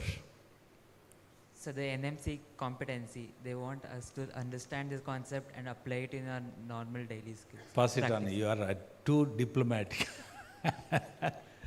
Good afternoon, sir. Good afternoon. Sir, definitely skill set is of more importance, but my MBBS skill set is not going to get me anywhere. As of now, PG and maybe by the time I graduate, super specialization will be a must. So both of them are equally important. Okay. Now, what is that you expect from library for your, okay, everybody are interested, bachelor degree doesn't help you much to really meet the needs of the patients or even society. So for that reason, you are sure, all 99% of the students are sure until and unless they have a problem in going to PG. And there is so many things, economic reason, social reason, personal reason, family reason, okay, whatever may be. But 99% people are interested in going for a PG. Now, what are the, see, they, in the classroom, they are teaching for making you understand that particular subject. They are not preparing you for PG. Whereas, there is a direct answer for that. When you are learning first time, which media you prefer, print book or electronic book? I personally prefer using the textbook first, and for a further understanding, I then move to the electronic media. Okay. Instead of that, we'll change that question. First time you read a book, for revision you go for a question bank. Is it correct? Sir, again, question bank reference is mostly during the exam time. Same thing I'm telling you. Throughout the year, it's just reading the textbook, kind of like rote learning. While learning, you read the textbook. While revising for the examination, you go for a question bank. Supposing library collect that much, is it enough? No, sir. There should be some digital support available in the library. I think 2-3 days back, there was a tablet. Now, people are shifting one step further. Don't come to classroom, don't come to library. We are supporting you with the teaching learning material itself. Record the best of the best teaching material from Institute of Massachusetts, Institute of Medical Science, or even on INDER and PropLadder and many things. They started preparing a classroom material, not for the, see, PropLadder they like because they can go to the PG. But now, interactive anatomy and teaching learning material, there are so many teaching learning materials are available, and you can sit at your own home. They teach you for 10 minutes, they give you 2 hours exercise. Answer the question, then self-test material. Try for 5 times, 10 times, and then you get 100% marks, then you feel, then you go. So if it is integrated, classroom material as well as library support in the library itself, how much you like? I think it would definitely attract more students. you're looking at madam. Okay, actually things are moving to teaching learning material, but one danger in that is teacher as a mentor, if they are not to clarify. See, whatever may be the best teaching material that you get, you tend to get at least 4 or 5 doubts, even in the clinical work also. In the morning till evening, if you see some 100 patients or 10 patients, or 20, whatever the number, there are so many clinical doubts that you cannot approach your seniors or a faculty or somewhere. We are providing a lot of point of care material. So at every point of thing, if that particular electronic materials is supported to you even in academics, research, or even clinical care, would you like that way? Yes, sir. Because you are getting She to was solve- telling that I can't walk and come to classroom. So that I'm in first year, so I have to attend every class. of course, I accept your this one diplomacy for that, but actually you need that. Pass it on. Same question to everyone. Where would you like that? Teaching learning material, point of care material, and research support. All support you get at your room, at your fingertip, at your mobile, at your laptop, is without any payment. You are accessing. Would you like that? Sir, Same question to all of you. Please pass it on, finish it, and pass it on fast. personally, I would still come to library, sir. I'm not someone who can study in the room, as that is a very comfortable place, and you tend to feel sleepy, more relaxed in such an environment. So even though we have that material at our fingertips, I would still prefer to use that same material while sitting in the library. Like, it's a change of place. Can I know the reason? See, one thing is there, I provide you all the teaching material, I provide you the classroom material, I provide you the multimedia. But learning in your own pace, she said, I want print book. So that is one of the reasons, definitely. She was also telling that I want to note down and underline and color it. See, comprehension is not that easy, just teaching, just give a bahart and go for a classroom and or even prepare a question book. See, that is all a strategy for getting a better marks.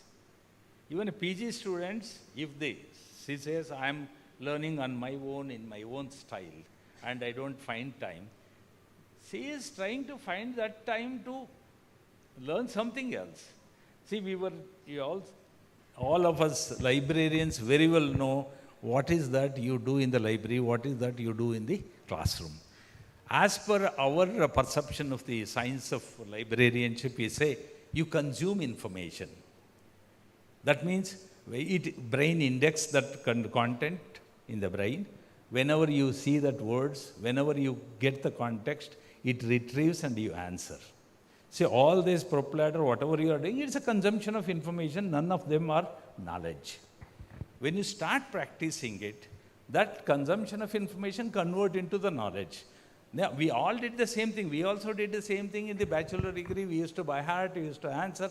And then when we go to the practicals, when you go to the this job, then we started learning what is that. Okay, with this explanation, shortly, each one of you, in 2 sentences, tell me, we'll close it. Because shortage of time. Idya? Time idya? Okay. Go ahead. Good afternoon. I'm Lakshmi Kantu from 4th year MBBS. A moment like why people are not coming to library, not using. I would like to tell we go forward. We are now telling you, we don't expect you in the library. We want to give you everything, whatever you want, both classroom material and library material and learning material to your hands on. Your laptop, your palm top, your whatever the smartphone. Still you need a library. It's after having given all that. I would like to come to library because for me it's more of an atmosphere, environment than any resources. There are so many books in library, so many resources, but we use just some resources. We are not going to read every book, not going to see every videos there is. For me, it's more of an atmosphere, environment that they create. It's nice. People are studying. Everybody is there. So I would like to come to library. Two people have said they need library, real meaning of library. Yes. Actually, same anatomy, there are 20 books by 20 authors. But select, each one of them will select their own suitable content presentations. Every book will not be a good for your style of understanding or learning. So library means different approach by different authors, gives you different answer. Your answer, I liked it. That doesn't mean I didn't like answer of others. Good. Is there anything to add? No, sir. Okay, pass it on. Good afternoon. I am final year PG in physiology. So I personally prefer reading from books, textbooks, and I would like to say one lack of our library, that is we are not allowed our own textbooks in our library, but we have a separate reading room. For all of you. We have a separate reading room, but if we want to refer something from the library while we are reading, we have to go back to the library to refer. We are not allowed our own books in the library. If it was so, then we could have directly... You are endorsing his view, so that means one book is not enough. When you are studying, you may have a clarification from other book, other things and other... Can you not do it with e-books or e-journals or e-materials? But some data is not authentic. We can use ChatGPT, we use, but authentic data, if it is textbook, it is more authentic, I feel. So, now one more aspect is authenticity of information. In health science, thank you, pass it on. Yeah? Textbooks give validated answer, the first person here. Validated answer the textbooks give, so I can't go to... See, that means print book, package of print book is really validated and curated, validated answer. That is why you want printed book. Okay, next, please. Sir, ನೀವು integrated ಅಂತ ಹೇಳಿದ್ರೆ sir. Good afternoon sir. Third year MBBS student Kiran ಅಂತ. So integrated ಅಂತ ಹೇಳಿದ್ರಿ sir, ರಿಸರ್ಚಿಂದ ಹಿಡಿದು ಮತ್ತು point of care ವರ್ಗೂ ಹೇಳಿದ್ರಿ ಸರ್. ಸರ್ ಡೇಟಾ ಓವರ್ಲೋಡ್ ಆಗಲ್ವಾ ಸರ್ ಒಂದೇ ಸರಿ? ಡೇಟಾ ಓವರ್ಲೋಡ್ ಒಂದೇ ಸರಿ ಜಾಸ್ತಿ ಆಗಲ್ವ sir? For first year MBBS student final year ಬೇಕಾಗಿರಲ್ವ sir? Okay, we are pouring, you are selecting. You select, you search. See, one thing is there. They said 100 book ಇಟ್ಟರೆ ಜಾಸ್ತಿ ಆಗಲ್ವಾ ಅಂದರೆ, ಅವ್ರು ಏನು ಮಾಡ್ತಾರೆ, ಒಂದು ಬುಕ್ ಓದ್ತೀನಿ ಸರ್, ಏನಾರು ಡೌಟ್ ಬಂದರೆ ನಂಗೆ ಅದರಲ್ಲೇ ಚೆನ್ನಾಗಿದೆ. Choices are given, it is not pouring an information. ಈಗ ನೀವು ಪಾಯಿಂಟ್ ಆಫ್ ಕೇರ್ಗೆ ಹೋದಾಗ ಆ ರಿಲೇಟೆಡ್ ಮೆಟೀರಿಯಲ್ ಮಾತ್ರ ಹೆಲ್ಪ್ಫುಲ್ ಆಗುತ್ತೆ. You can't go to Harrison medicine and see what is the drug and what is the diagnostic problem, what is the... even to prepare your own clinical manifestation, you can't go to every time to the Harrison and see, prepare, or even you can't go to French the differential diagnosis book, or but there are so many tools which can derive you an clinical manifestation also, but it is not predefined. Clinical manifestation is not good, but every patient is unique. That is what is now every now information based patient is personalized medicine. Everything has come. Still I do agree with that, but what we are giving is a choice. We are not pouring or mandating you to use only this, but when they are asking, they believe print book is authentic content, not the electronic. So of course now there is a ChatGPT psychosis is there, chatbot psychosis is there, AI psychosis is there, suicidal tendency is there. So many things are there in future. All that changes are affecting the society, affecting the youngsters learning also. Even when the mobile phone was introduced, it was harming the learning also. Now people are using banks, purchase, even reading, everything is on the mobile. So it is becoming an indispensable part of your human organ, and it is again becoming attached to you. ಅದೇ sir, ಇಲ್ಲಿ relevant ಆಗಿ ಮಾಡ್ಬೋದಲ್ಲ sir ಅದನ್ನೇ? ಇಲ್ಲಿಗೆ relevant ಆಗಿ, like for this ಏರಿಯಾಗೆ relevant ಆಗಿ ಮಾಡ್ಬೋದಲ್ಲ sir? For library, like ಇವಾಗ ಕ್ಲಿನಿಕಲ್ ಮೆಥಡ್ಸ್ ಇಲ್ಲಿ ಏನೇನು ಕೇಸಸ್ ಇದೆ ಅದಕ್ಕೆ ಸಪ್ರೇಟ್ ಬುಕ್ ಆಗಿ, ಇಲ್ಲಾಂದರೆ ಇಲ್ಲಿರೋ ಟೀಚರ್ಸಿಂದ ಒಂದು ಲೈಕ್ ಮ್ಯಾನ್ಯುವಲ್, ಇಲ್ಲಾಂದರೆ ಒಂದು ವಿಡಿಯೋ ಜನರಲ್ ಥರ ಮಾಡಿ ಲೈಬ್ರರಿ ಇಕ್ಬೋದಲ್ಲ sir? Learning materials, tutorials, everything is available sir. ಇಲ್ಲಿಗೆ relevant sir, it is should be relevant to this organisation or place sir. ಬೇರೆ ಬೇರೆ ಈವೆಂಟ್ ಇ ಲರ್ನಿಂಗ್ ಇಂಟಿಗ್ರೇಟ್ ಆಗಿದೆ. Oh, they are mentors now. The definition of see, when we are facilitating everything again teaching, does it mean redundancy, or you don't want to walk and come and sit down there listening to. If I give the same classes 2 times, madam repeats the same class 2 times, will you attend? Yes, sir. Will you attend? Same class? Same topic, same thing, second time? No, sir. Same information, no, sir. But brainstorming sessions, different topics, I'll attend, sir. Okay, some diplomacy, we can't help. Okay, give it to the next one. Good afternoon, sir. Myself, Sri Lakshmi. I'm a pathology postgraduate resident. I can say that, sir, definitely, even if all the materials are provided in in the form of e-books, and still people would still find comfortable in library itself, because the point of this make-believe thing, it is when we have e-books and all, it is like an ocean of knowledge. Not many people know that which journal to select. Is it highly indexed? Especially when a first year undergraduate comes, which is the right journal to select. But when we go to library, automatically we have a resource person, that is a librarian, to just talk to them about which is the best journal, which is highly indexed. They will have more knowledge to guide us in this matter.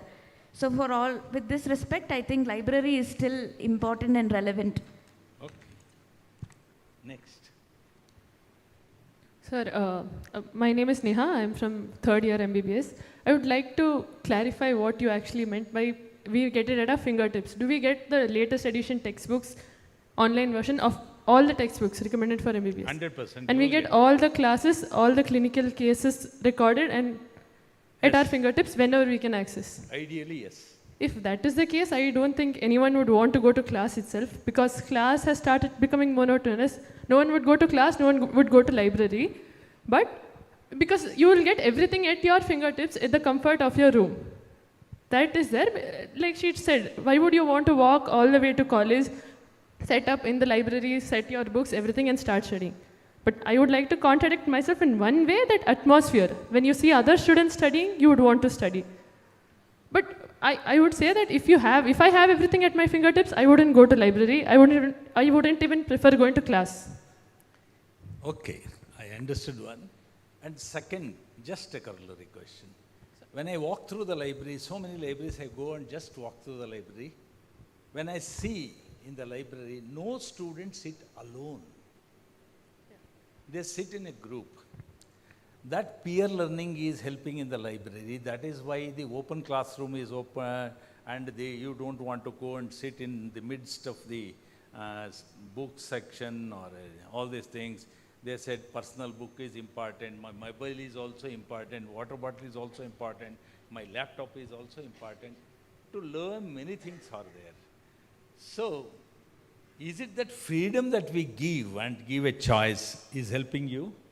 But you don't want to come to library, that is what you said. You don't want to come to classroom, but you don't want a choice. No, I meant if I have everything at my fingertips, why would I want to go out except for the fact of socialization? This peer learning and group learning is not supporting you. Library's biggest advantage is group learning. Yes, but we are now trying to open the library for group learning, peer learning. See, when I did one small experiment, madam now completes the class. Immediately after the class, they come to library. I throw the question bank of that particular chapter. Students, when they start coming in, and they started discussing about that questions. And then they got an interest, and everybody want to test how much they can answer and how much I can reach. That is an alternative, that is the facility that libraries are giving. Only thing is, I could gather from all of you is library is important, training is important. But what librarian, where they have to give a training, see, so many times from Rajiv Gandhi University, I tried, to conduct a training everywhere. None of the teachers said, oh, we have a lot of curriculum, lot of classes material is pending, we can't give it time. So, library is considered as an additional facility, but they don't want to really take it seriously. Sir, on your point, I would like to say, because currently the library system is such that it is very silent.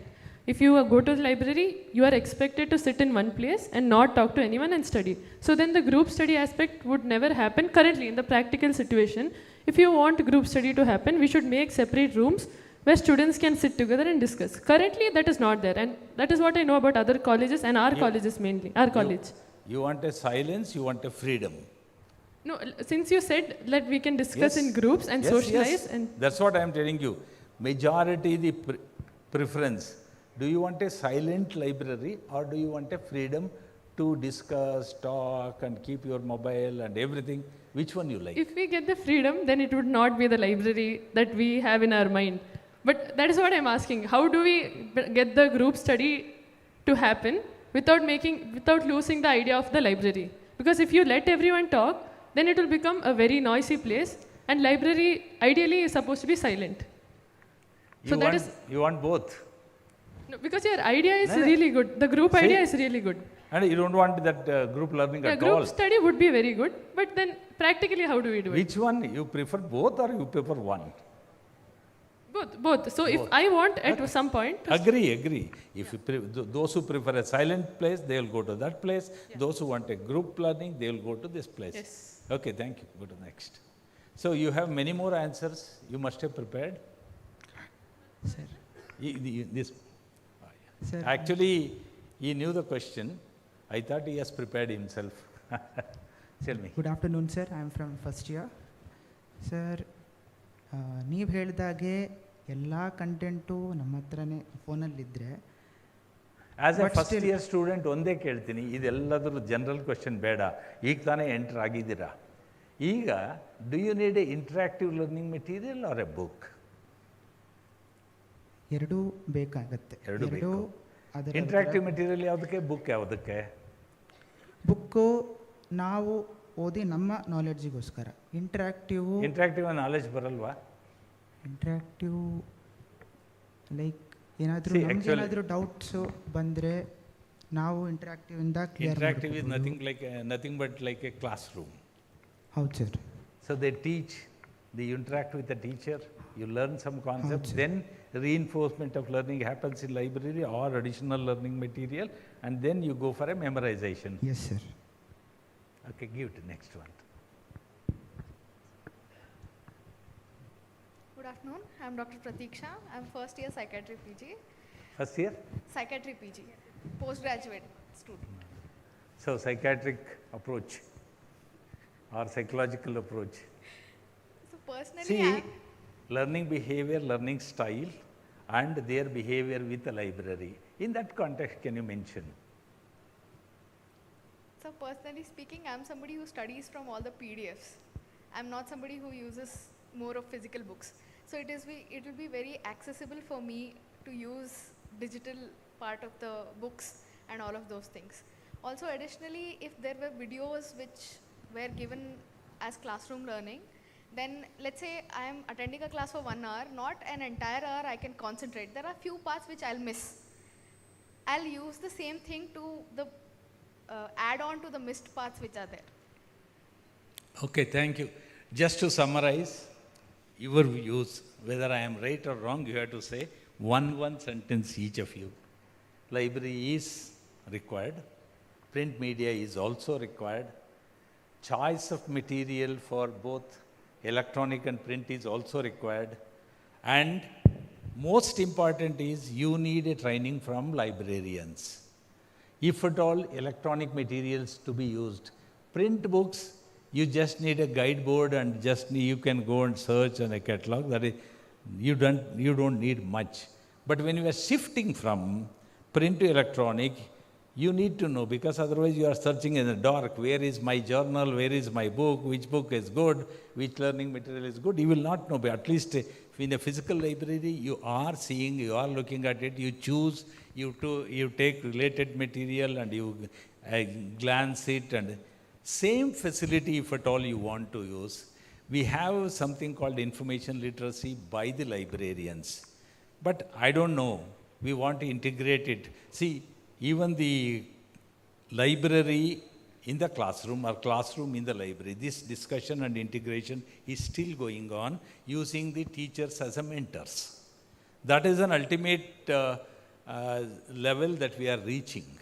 See, everything, when I say point of care, I am giving you at the your patient care or a ward round or wherever you are going.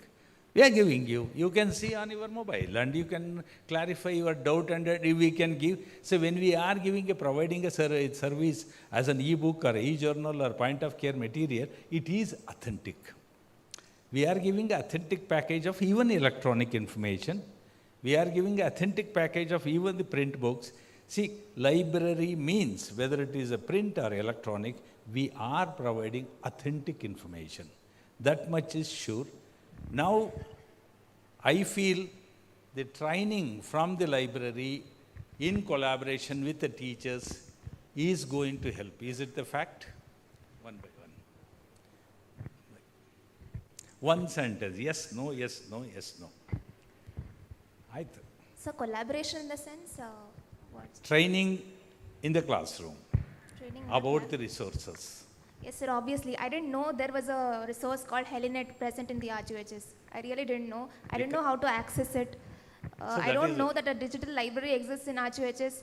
I don't know if it opens. I don't know if it works. I don't have an ID for that. So many don't know, sir. There we want to make it to know. So Yeah, that is why we required. want Orientation to is definitely required. That is what collaboration we have to. See, if librarian comes to classroom, you don't listen. Along with the teacher, supposing I have a pathology materials, lot of pathology books, we want to, librarian will join the respective faculty. That is how we are devising a plan where, okay, you are coming to a pathology and pathology professor is there along with them. We, the beginning, we will provide a training with them. Next, please.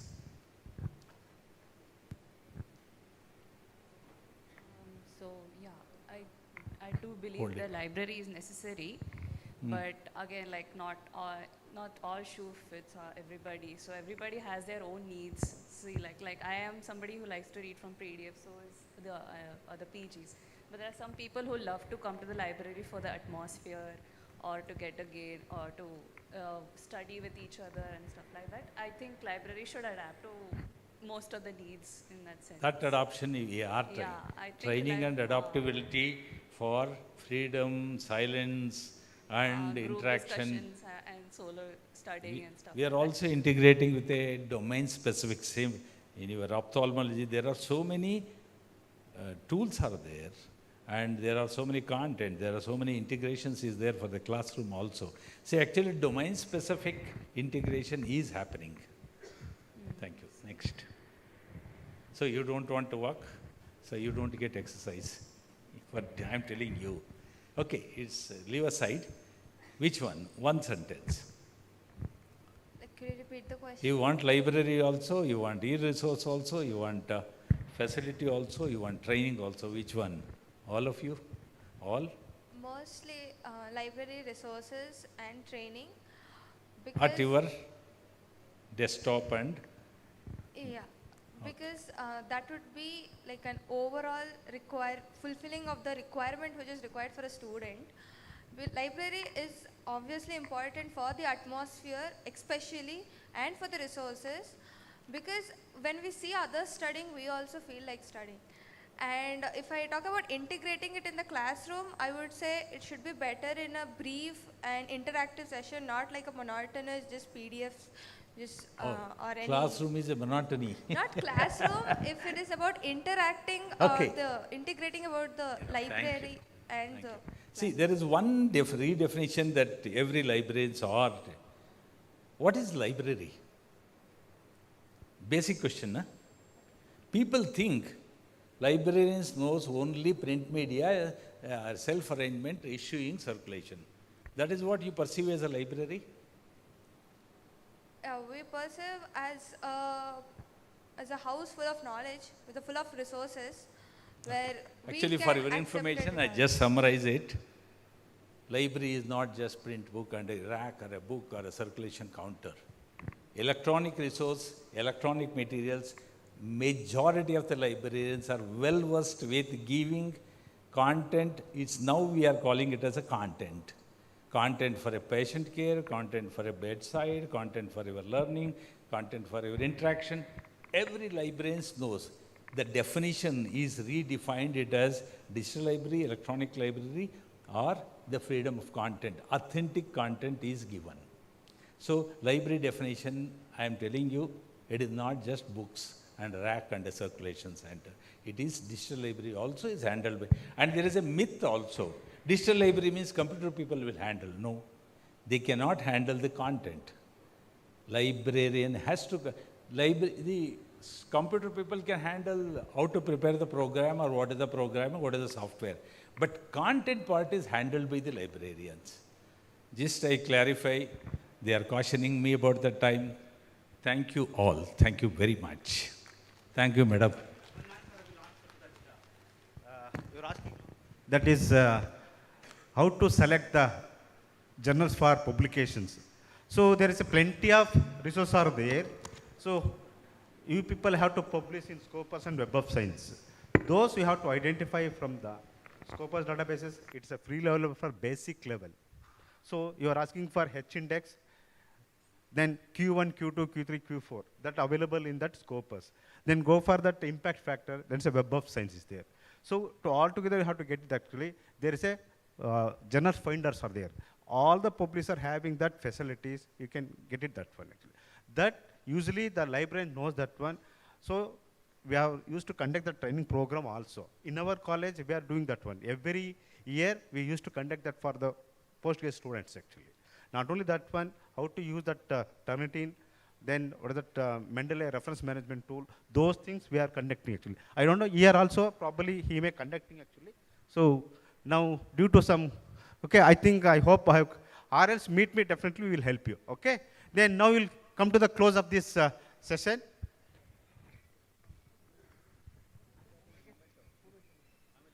Yes, sir. Yes, sir. Now, I request all of you to come out to collect that your mementos, please, madam. So all the participants, please come here.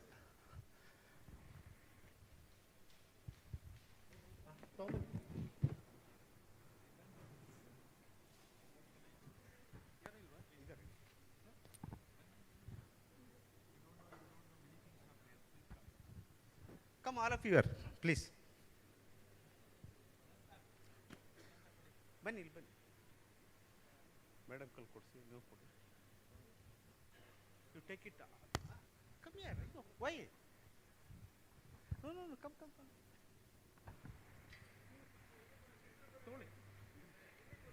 Be center there.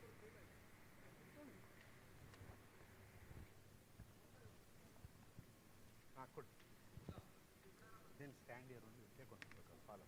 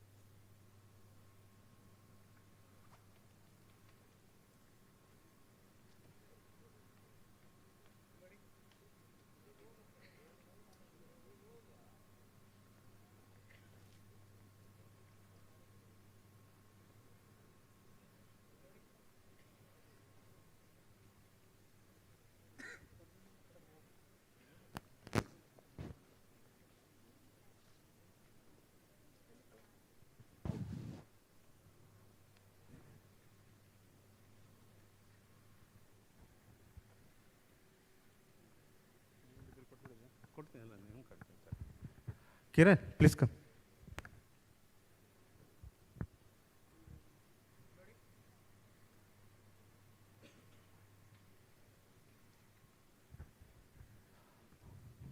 Savita.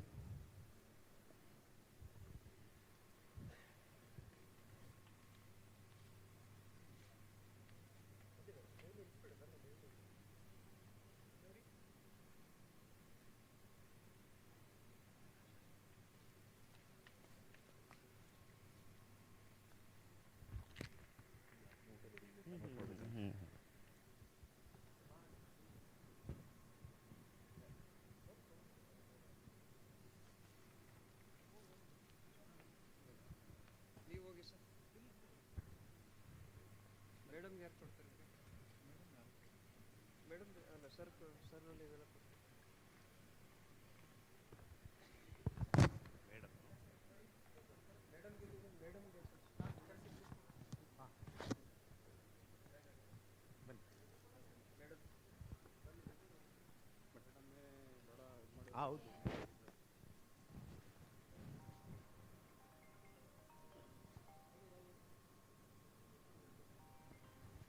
ಒಂದು ನಿಮಿಷ madam ಇಲ್ಲ.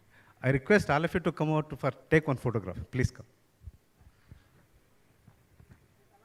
Sir.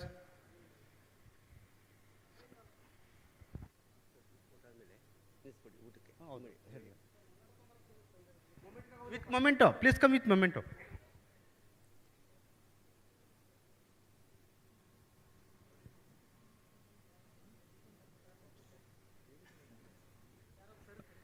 ಸಿದ್ಮಲ್ಲೆ sir ಒಂದು photo ತೊಗೊಂಡು ಬನ್ನಿ group photo.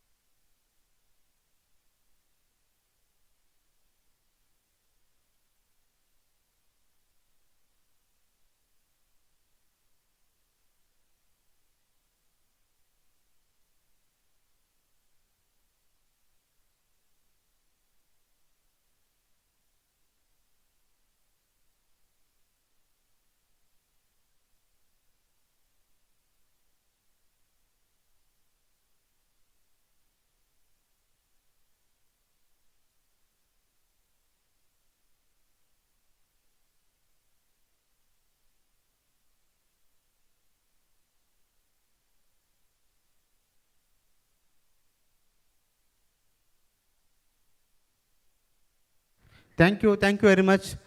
Now we have a lunch break. So already we are in short of 20 minutes. So please come to that within time at 2 o'clock in this area.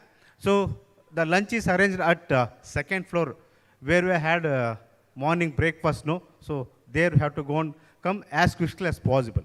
Thank you.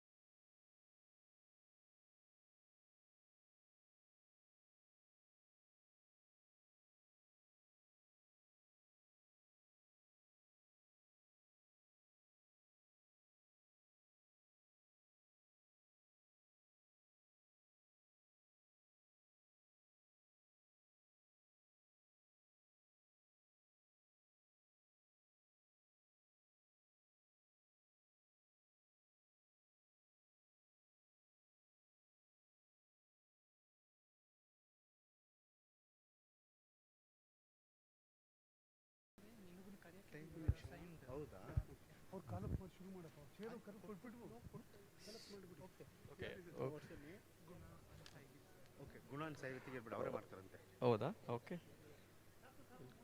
Will do? Will do. Yes, you did. They assigned us to do that. Yeah, okay, carry on. No problem. Let them carry on. So then I'll hand it over to you.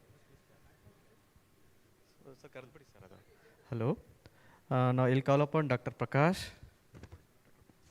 as a chair and co-chair, Mrs. Suprabha and SK Basulingappa. On behalf of Suprabha, I'll call upon Basulingappa. You please be seated on the dais, and rapporteur Mr.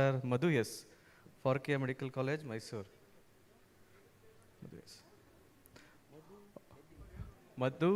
Madhu, please come. Yeah. Now I'll hand over the mic to Chair.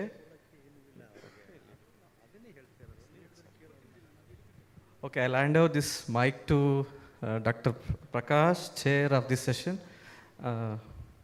I request Mr. Madhu, please report all the key points and please hand over the reports to me. Key highlights, okay? Thank you so much. ಇಲ್ಲಿ announce ಮಾಡ್ಬೇಕಲ್ಲ ನಾವು, ಅವ್ರಿಗೇನು ಗೊತ್ತಾಗುತ್ತೆ? ಇಲ್ಲಿ ಅಲ್ಲಿ ಹೋಗೋಣ, ಇಲ್ಲಿ announce second ನನಗೆ ಬೇಕಿದ್ದು ನಂದಿದೆ, ಇದು ಕೊಟ್ಟು. So we will announce, we will give it that time within 5 minutes for each author. So depends on that number of authors have to reduce. We will, yeah. Over to Prakash. Good afternoon all. Welcome to all for technical session 1. Okay. We are call upon, there are 1, 2, 3, 4, 5, 6, 8 papers. Maybe Ashwini Latte is present here. If you are present, please come and present the first paper. Ashwini Latte and Ravidi Shivnaikar. No, okay. Then we call Mr. Naveen KS and Dr. Vittal. Please come and present. 1 second. There are 7 papers. How many are present here? Please raise your hands. 1, 2, 3, 7.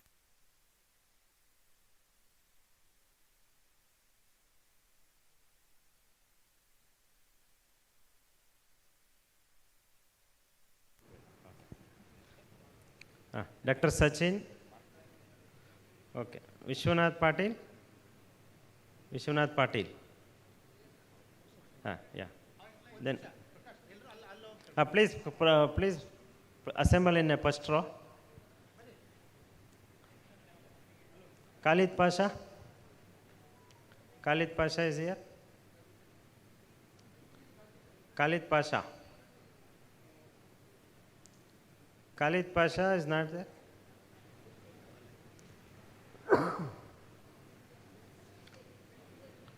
Mr. Praveen Avati. Yeah. Bhimrai Gaud Patil.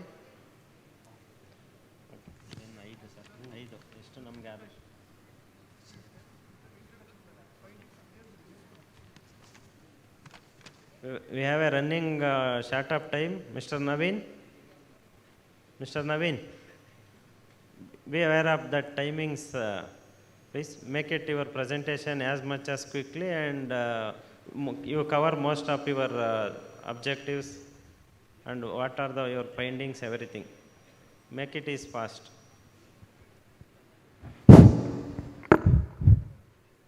Good afternoon, everyone. Myself, Naveen KS, Chief Librarian, Subbaiah Institute of Medical Science. My title is ELISET. ELISET is the AI tool, a power research assistant for the modern researchers. A research outline, introduction, what is the ELISET, methodology, objective, ELISET functions and applications, benefits of modern researchers, steps to access the ELISET, limitation and conclusion. Introduction, ELISET is a AI power research assistant developed by OUT that helps researcher quickly find, analyze, and summarize academic papers.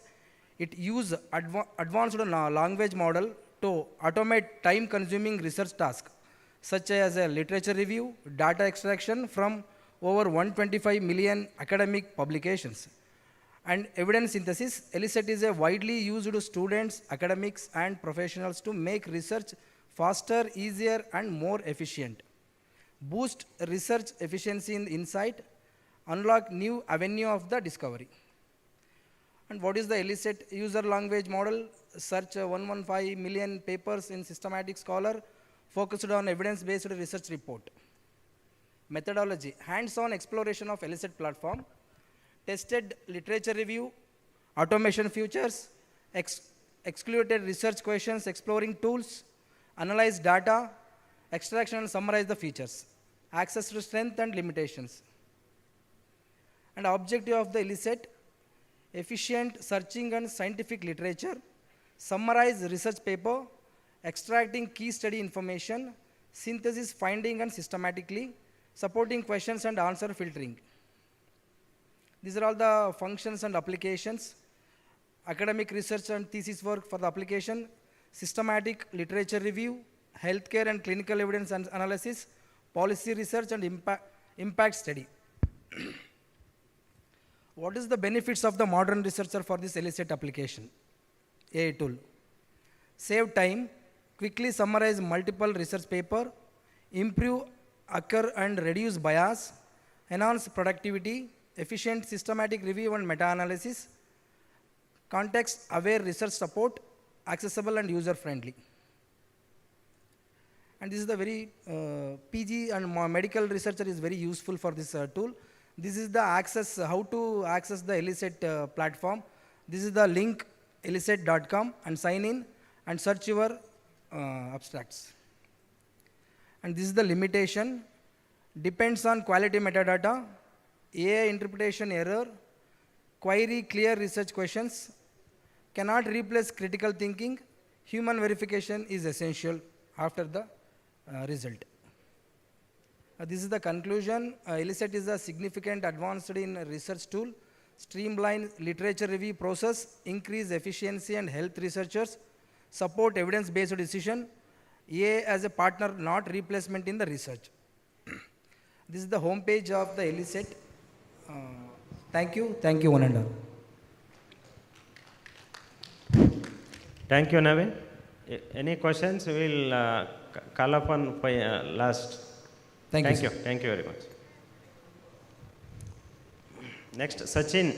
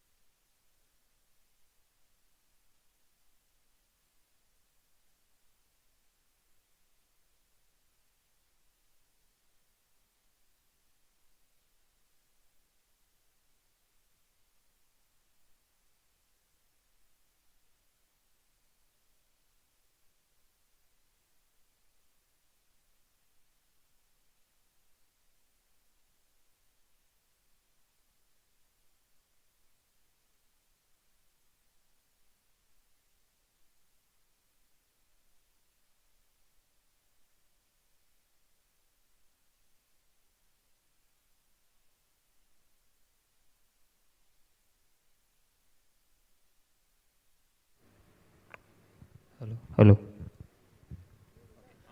Okay. Hello. Very good afternoon to all of you. So myself Sachin, working as a librarian at National Institute of Mental Health and Neurosciences, called as MIMS, Bangalore. So today I'm going to present a paper on open access publishing in health science libraries, and I'll briefly explain about the role of libraries and the open access trend in research and development in global research related to health sciences. This paper is co-authored with Dr. Prasanna Kumar BM, BLD University Librarian. So in general, open access is the resources which are available freely and without cost we can access available on the web. The contents are mainly on research outputs, scholarly contents, and any related over the web.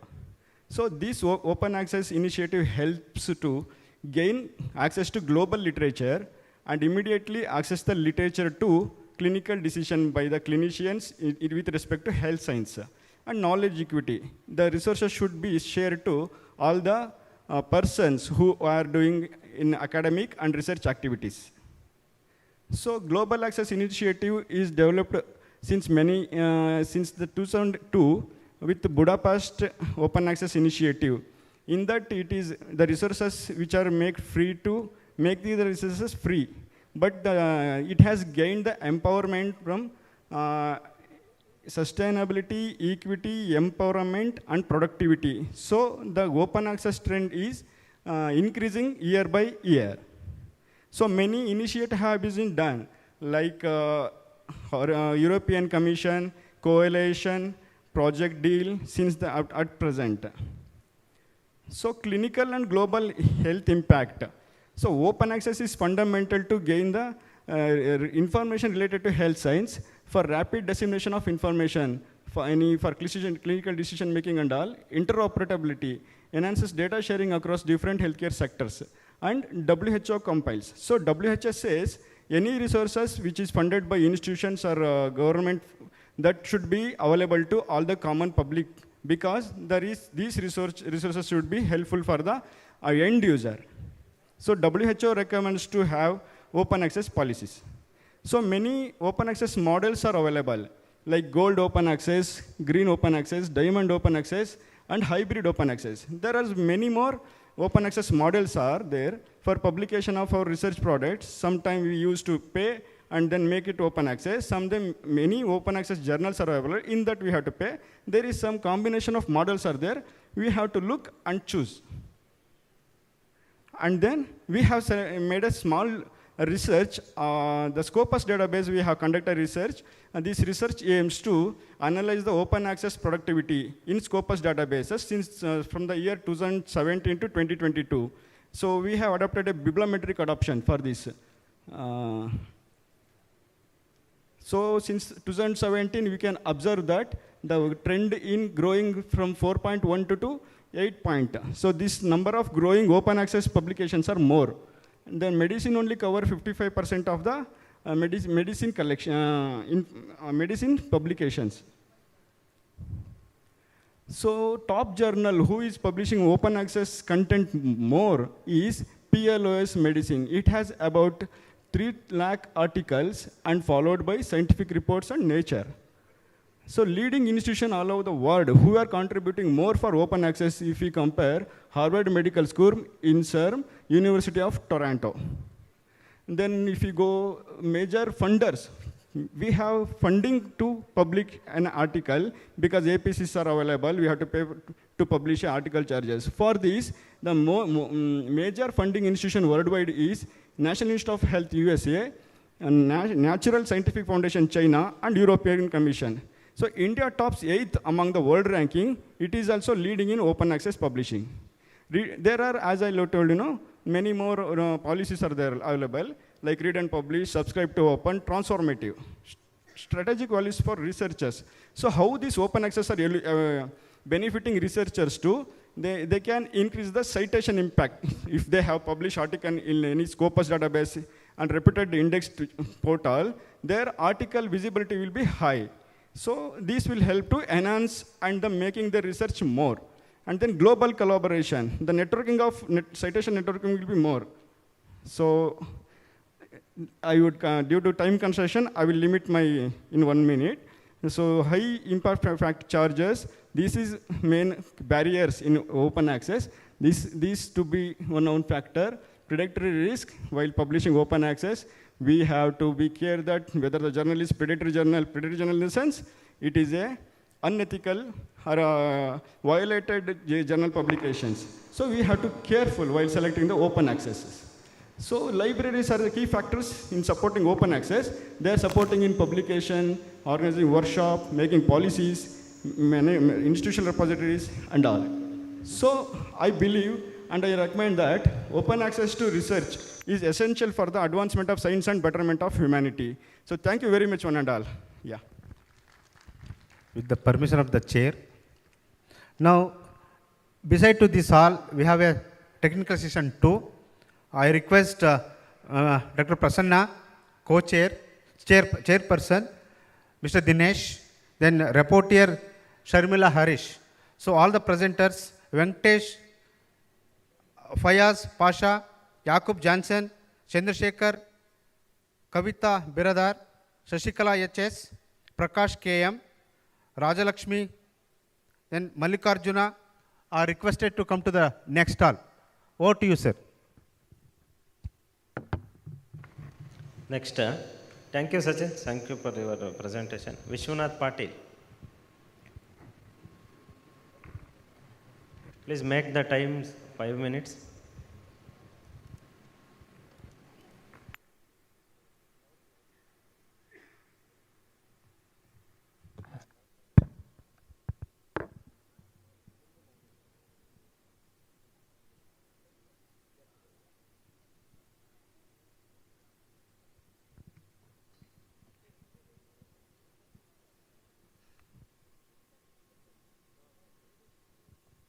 Good afternoon, everybody. Myself, Vishwanath Patil, MLIC student from BLD DM2 University, Vijaypura.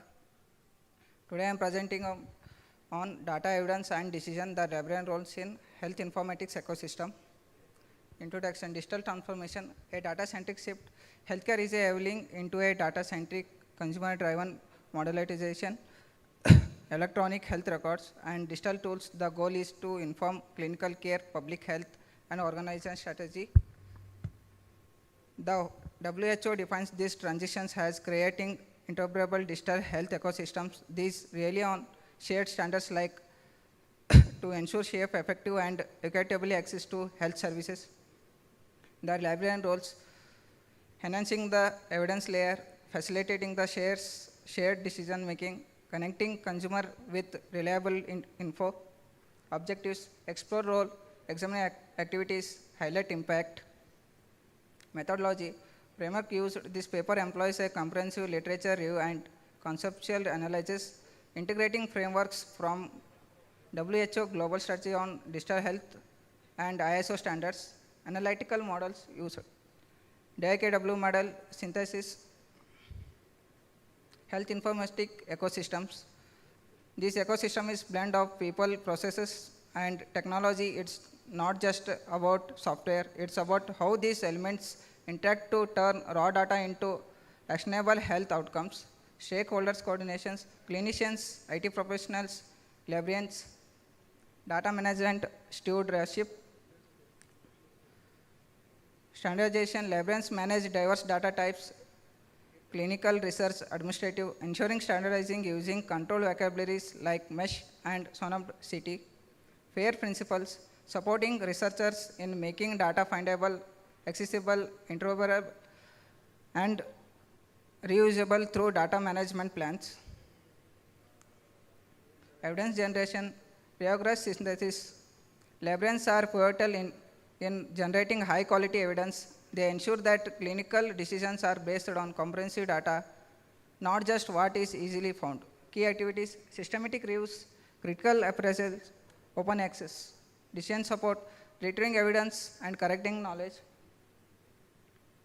Knowledge management and literacy. Knowledge management, effective systems must manage both explicit knowledge, documents, guidance, and tacit knowledge experience. Librarians manage institutional repository to preserve and share protocols, theses, and data sets. Information literacy, empowering the workforce by training clinicians and research to identify and use information effectively. Technology and tools used. Bridge to technology. As healthcare integrates AI and predictive analytics, librarians serve as a bridge between complex technology and users. They evaluate tools for usability, evidence-based, and ethical compliance. Digital literacy training. Librarians provide essential training on EHR interfaces and navigations, analytics dashboards and interpretations, AI-enabled research platforms and their responsible, ethics, legals and privacy and security, promoting secure data practice and ensuring strict compliance with regulations like GDPR to protect patient confidently, ethical AI, supporting critical appraisal of algorithmic outputs to identify and mitigate bias in AI-driven decision-making, recommendation, education, practice, policy, conclusion and key takeaways, essential connectors. Librarians serve as a critical links between data, evidence, and decision within health informatics ecosystem. Evidence custodians, librarians ensure information is accurate, accessible, and used responsible across the entire evidence lifecycle. Strategic partners through competence in data organization, systematic searching, and knowledge translation. Librarians enhance clinical research and administrative decisions. Future-ready contributors. As roles evolve, librarians will be positioned to develop evidence-based healthcare systems in AI-driven environment. Thank you.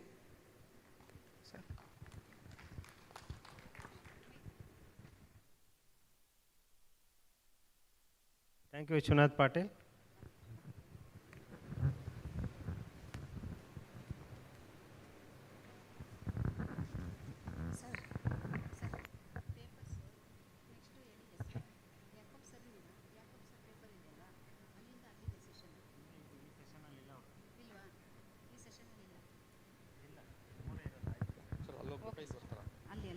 Yes, Khalid Pasha. Khalid Pasha not there, no? Then Praveen Avati.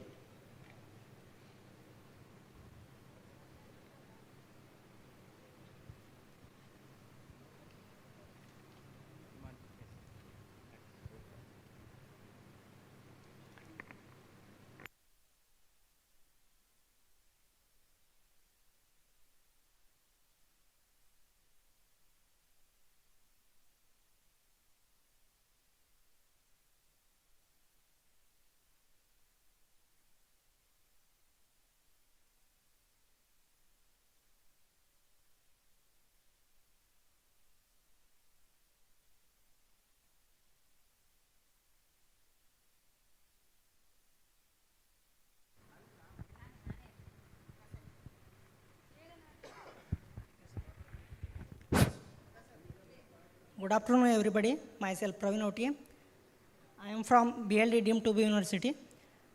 Today, I am going to presenting on evidence-based writing support, comparative analysis of open access reference management software. Reference management software plays a crucial role in evidence-based writing by supporting systematic literature handling, accurate citation, and improved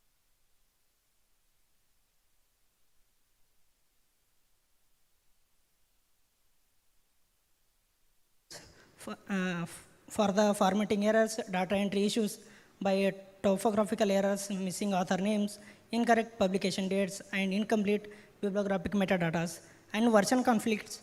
Multiple authors working on the same document creates inconsistency and duplicate reference. Time consuming.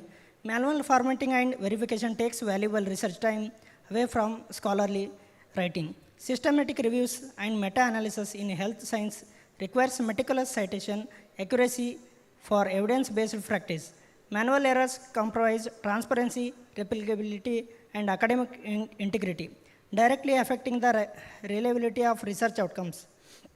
Objectives of the study: evaluate 9 open access reference management tools using 6 key criteria: usability, citation styles, storage, PDF handling, integration, collaboration, and cloud synchronization.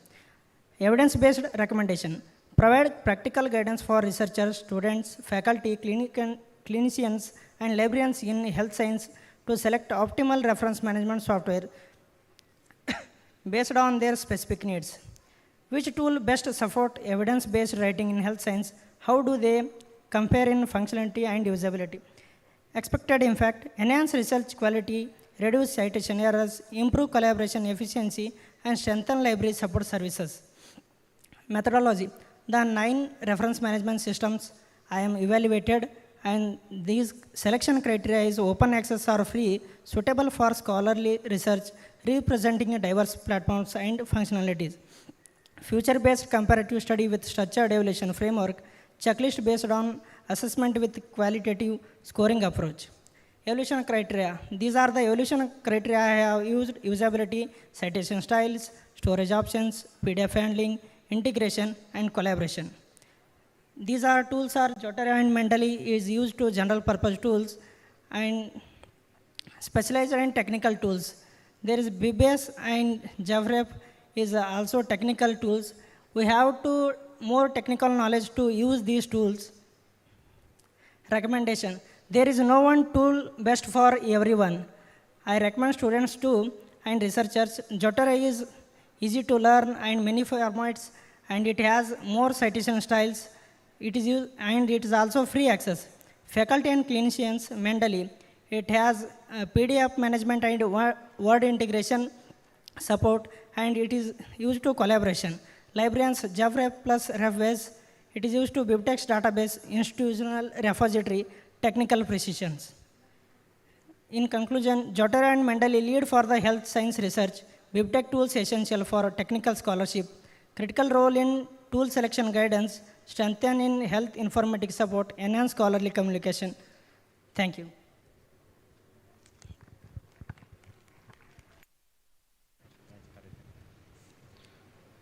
Thank you, Praveen. Next presenter is Patil.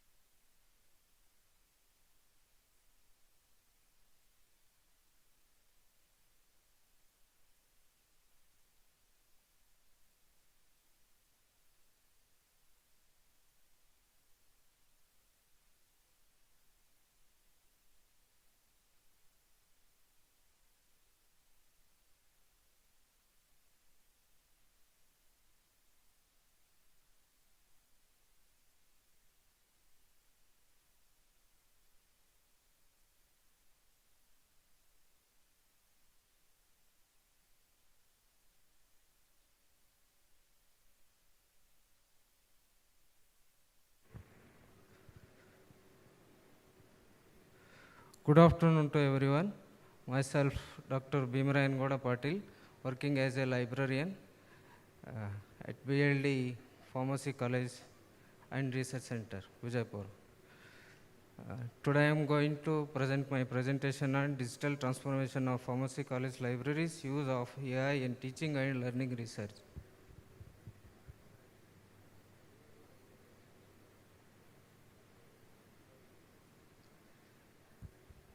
This document explores the how profound impact of artificial intelligence on pharmacy college libraries, focusing on how this technology enhances teaching and learning and research activities. This study highlighted the library pivotal role in forecasting, innovation, and academic excellence through the digital transformation.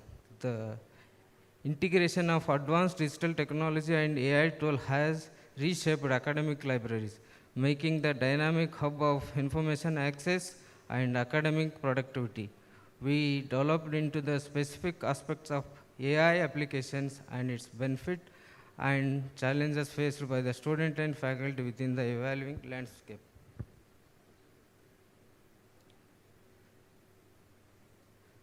The digital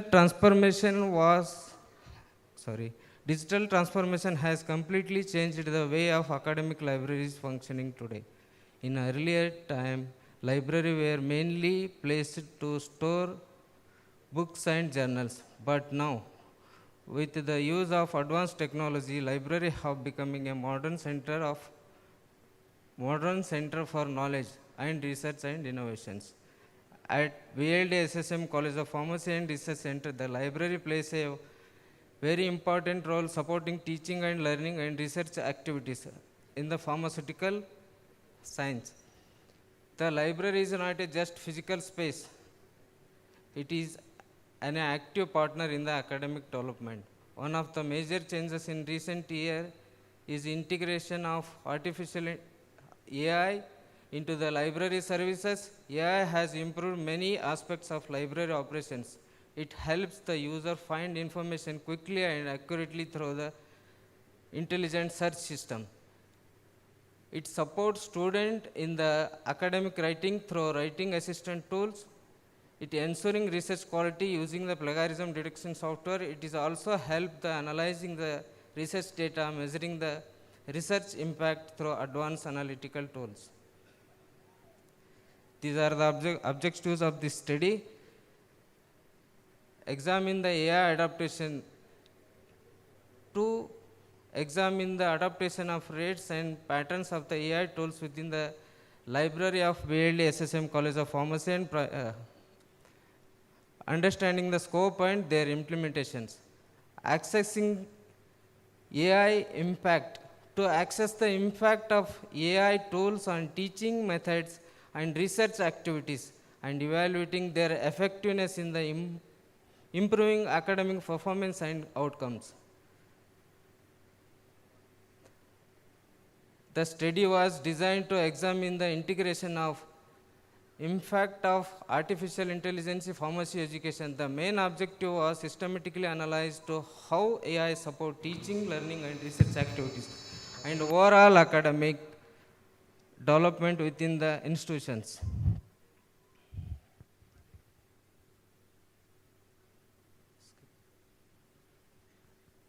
This study population consists B Pharma. This study population consists of B Pharmacy and PharmD and M Pharma students along with faculty members and research scholars, making a total 284 potential participants from the group. A representative sample for the 120 respondents actively participated in the survey. Data was collected using the structured questionnaire distributed through the both online and offline mode to ensuring maximum participant and reliability. The study mainly focused on the use of AI-based research support tools such as intelligent search engines within the grammar assistance, plagiarism detection software and reference management tools used in the research paper preparation. The collection data was analyzed using the descriptive statistical method, including the percentage and mean value. Patel, concluded. These are the AI tool adaptation of our pharmacy college libraries.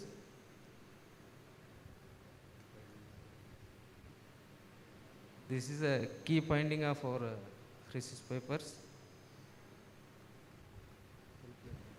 Thank you. Conclude. Huh? Conclusion. Conclusion. Explain that conclusion. The study confirmed the Weirdly SSM College of Pharmacy Research Center has successfully adopted AI-driven digital transformation and emerged as a leader in the pharmacy education. The integration of AI tool has improved the teaching quality and increased the research productivity and stronger than academic integrity. The college library plays a key role in the supporting of AI-enabled education and research, creating a space where technology and learning work together within the continued teaching. Strong policy and adaptation of new AI tools. In the institution aims to becoming a leader in smart pharmacy, library practices and academic excellence. Thank you. Thank you. Next presentation, Varsha G. Dinakar, BGS College of Nursing.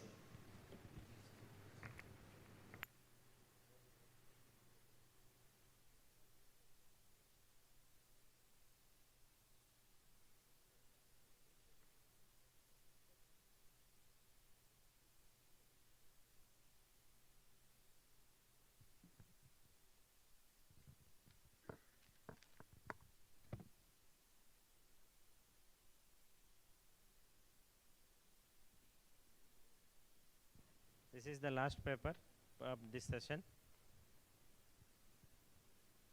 Madam, please take 5 minutes. Please take 5 minutes. This is the last paper of this session. So good afternoon, one and all. I am Mrs. Varsha Mahavir from BGS College of Nursing, Mysore. So my paper today for the presentation is a systematic literature review for the need of specialized health informatics training to the health science librarians. As we all know, we are all health science librarians who carry the knowledge to the optimum level, wherein we are the guides to all the scholars and the clinicians and the research scholars. So it depends upon our knowledge, like how we are going to take them to the future, either be it clinically or by academic wise. Today, I thought like I could present my paper on the literature review. So AI has been a tip of our fingertips in everyday life. At the tip of your fingertips today, you have got almost all the information that you need. Within a tip of a finger touch, you can read the AI books, audible books, everything is available in the tip of your fingers. But how far we are all having that knowledge to use that AI? In today's generation, as the AI has been developing towards its futurement, in the clinical setup, in the academic wise, every research person needs the AI. But as being the librarians, how much knowledge we have, how much we are going to implement, how much we are going to share the knowledge to the scholars and the researchers, it depends upon our knowledge. Although we are trained in the librarianship with the MLIC, BLIC degrees, with the diploma degrees, but do we have that much knowledge wherein we can use the AI sectors in a very efficient way, which is biased, which is evidence-based, which is critically thinking capacity, which has critical thinking capacity, so that the end delivery result can be more proficient, more efficient, and it should be benefited to the whole society. Why I took the literature review in a sense is, if we dig the past, then only we can make the future a better one. Now, sir, can I use a multi-language? Can I use Kannada? Okay. So, ಇಲ್ಲಿ ಯಾರೋ ಕೂತ್ಕೊಂಡಾಗ ಹೇಳ್ತಾ ಇದ್ರು ಆರ್ಟಿಕಲ್ನ ಕನ್ನಡದಲ್ಲಿ ಮಾಡಿದ್ರೆ ಹೆಂಗಿರುತ್ತೆ ಅಂತ. It's very easy. Google can translate the Kannada language also. But the thing is, ನಮ್ಗೆ ಎಷ್ಟು ನಾಲೆಜ್ ಇದೆ ಅನ್ನೋದನ್ನ ನಾವು ಅರ್ಥ ಮಾಡ್ಕೋಬೇಕು. ಆ ನಾಲೆಜ್ ಗೇನ್ ಮಾಡ್ಕೊಳ್ಳೋಕ್ಕೆ we need AI more professionally trained. Although every of the courses are available, British Library Association is conducting online course, then American Library is conducting the librarians course, which are all AI developed. But how far we are eligible, we should know that. So I personally request that we need a specialized course which can develop, which can prosper, and which can be more evidence-based research work. So thank you. My research design was review of literature, wherein I took 45 of the review literature of the particular thesis. Every literature review was done depending upon the relevance which concluded my topic of research paper. So I urge, hopefully in future, we can be more digitally knowledgeable, wherein we can deliver a good response to all the librarians. So what I say is, technology can transform systems, but education will transform the professionals like us. So thank you one and all.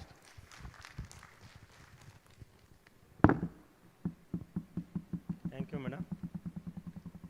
We are coming to conclude this first session, the technical section. In this technical session, we have a presentation of 6 papers. Any audience have any question for any presenter? Yeah. Have any questions? Yeah.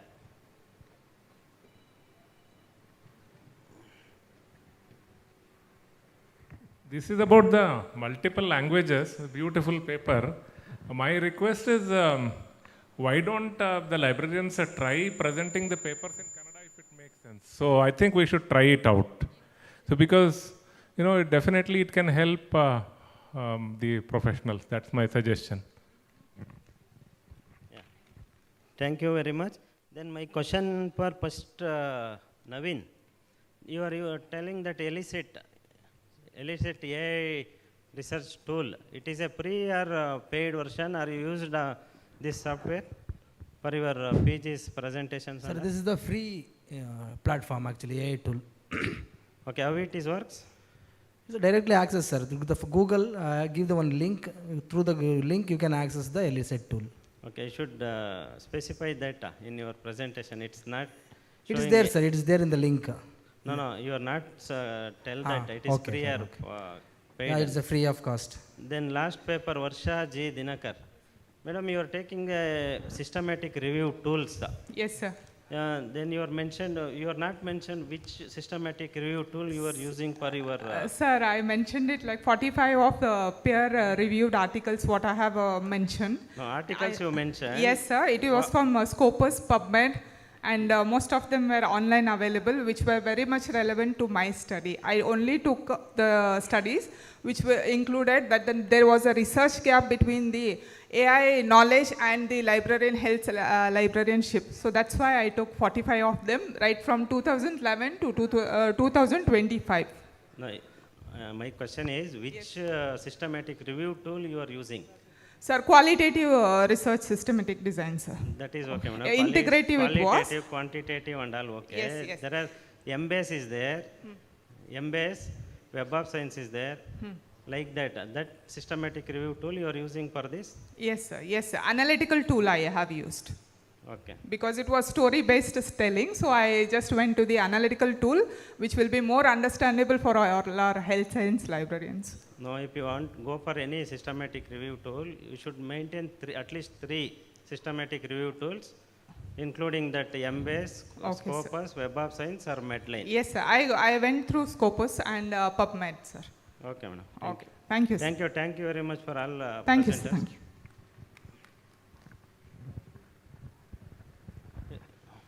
Now I request all the presenters to be here for the receiving that certificate as well as memento. Now I call upon the first author, Naveen. I request Mr. Dr. Prakash to hand over that bouquet to them.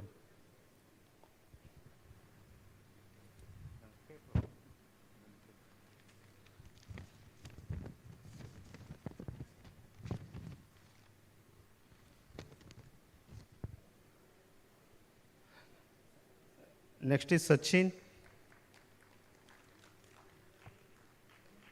Vishwanath Patil.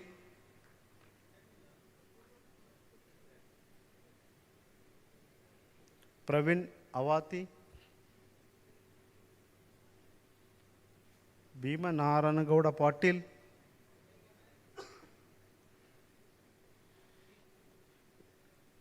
Then Varsha.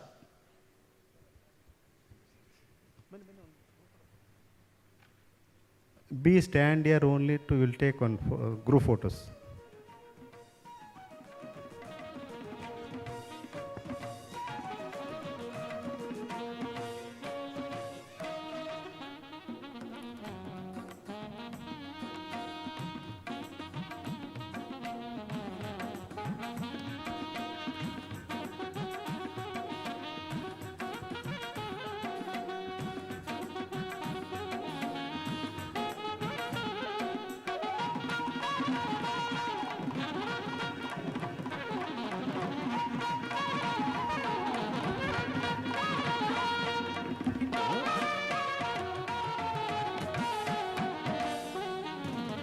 Yeah, come all of you.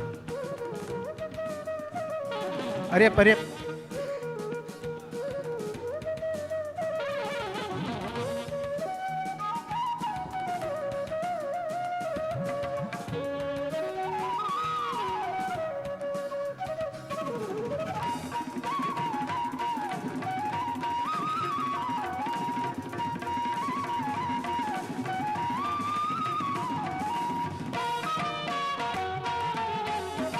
Now I request Shashidhar to hand over the bucket to, memento to the chairperson, co-chairperson and the rapporteur.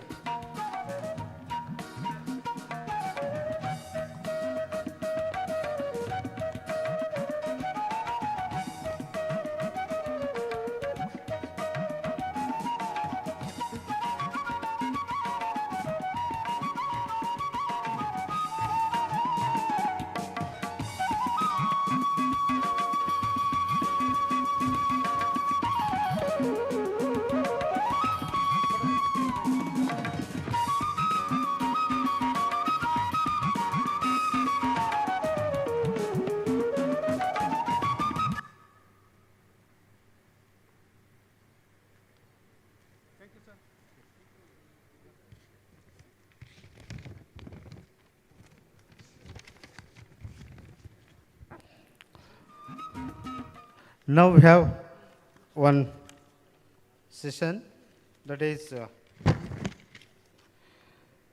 Ayush overview talk by Dr. Guru Prasad K, former director of Bengaluru. Now,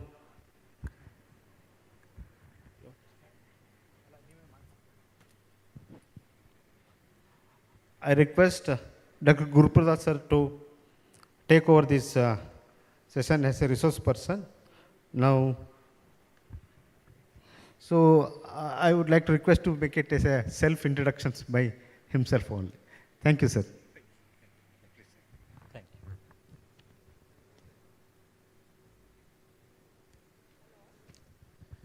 Good afternoon to all of you. I hope all of you are quite alert now after the very hefty lunch.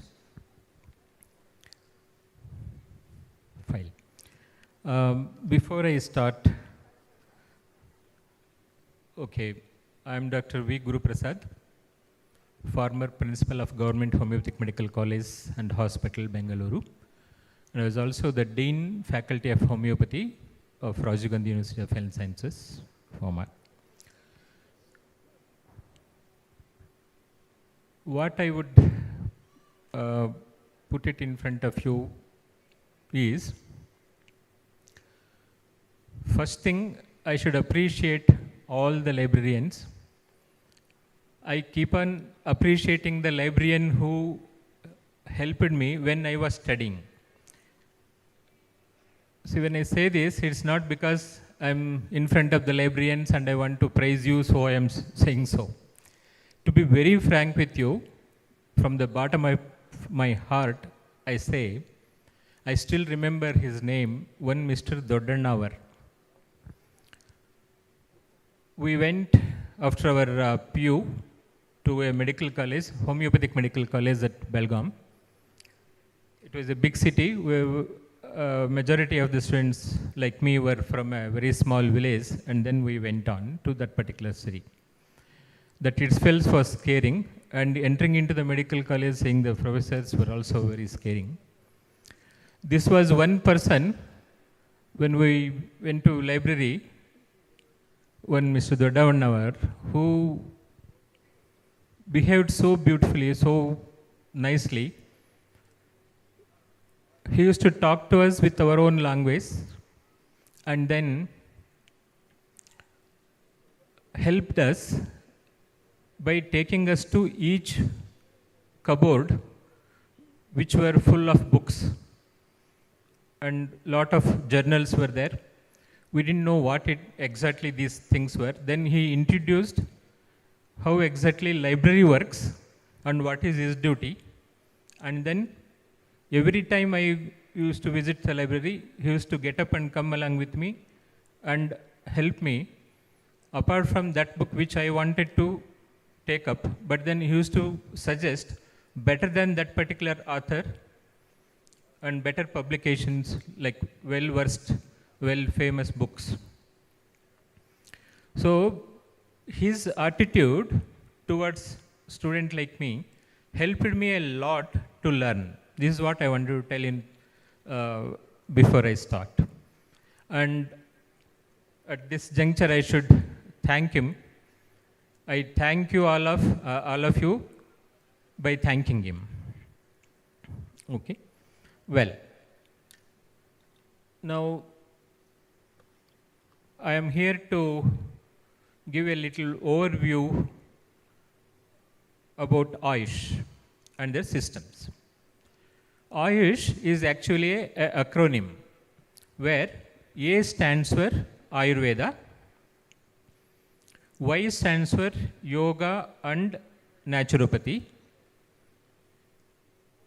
U stands for Unani, S stands for Siddha, and also Sova Rigpa is another system of medicine. And then at the end, H stands for homeopathy.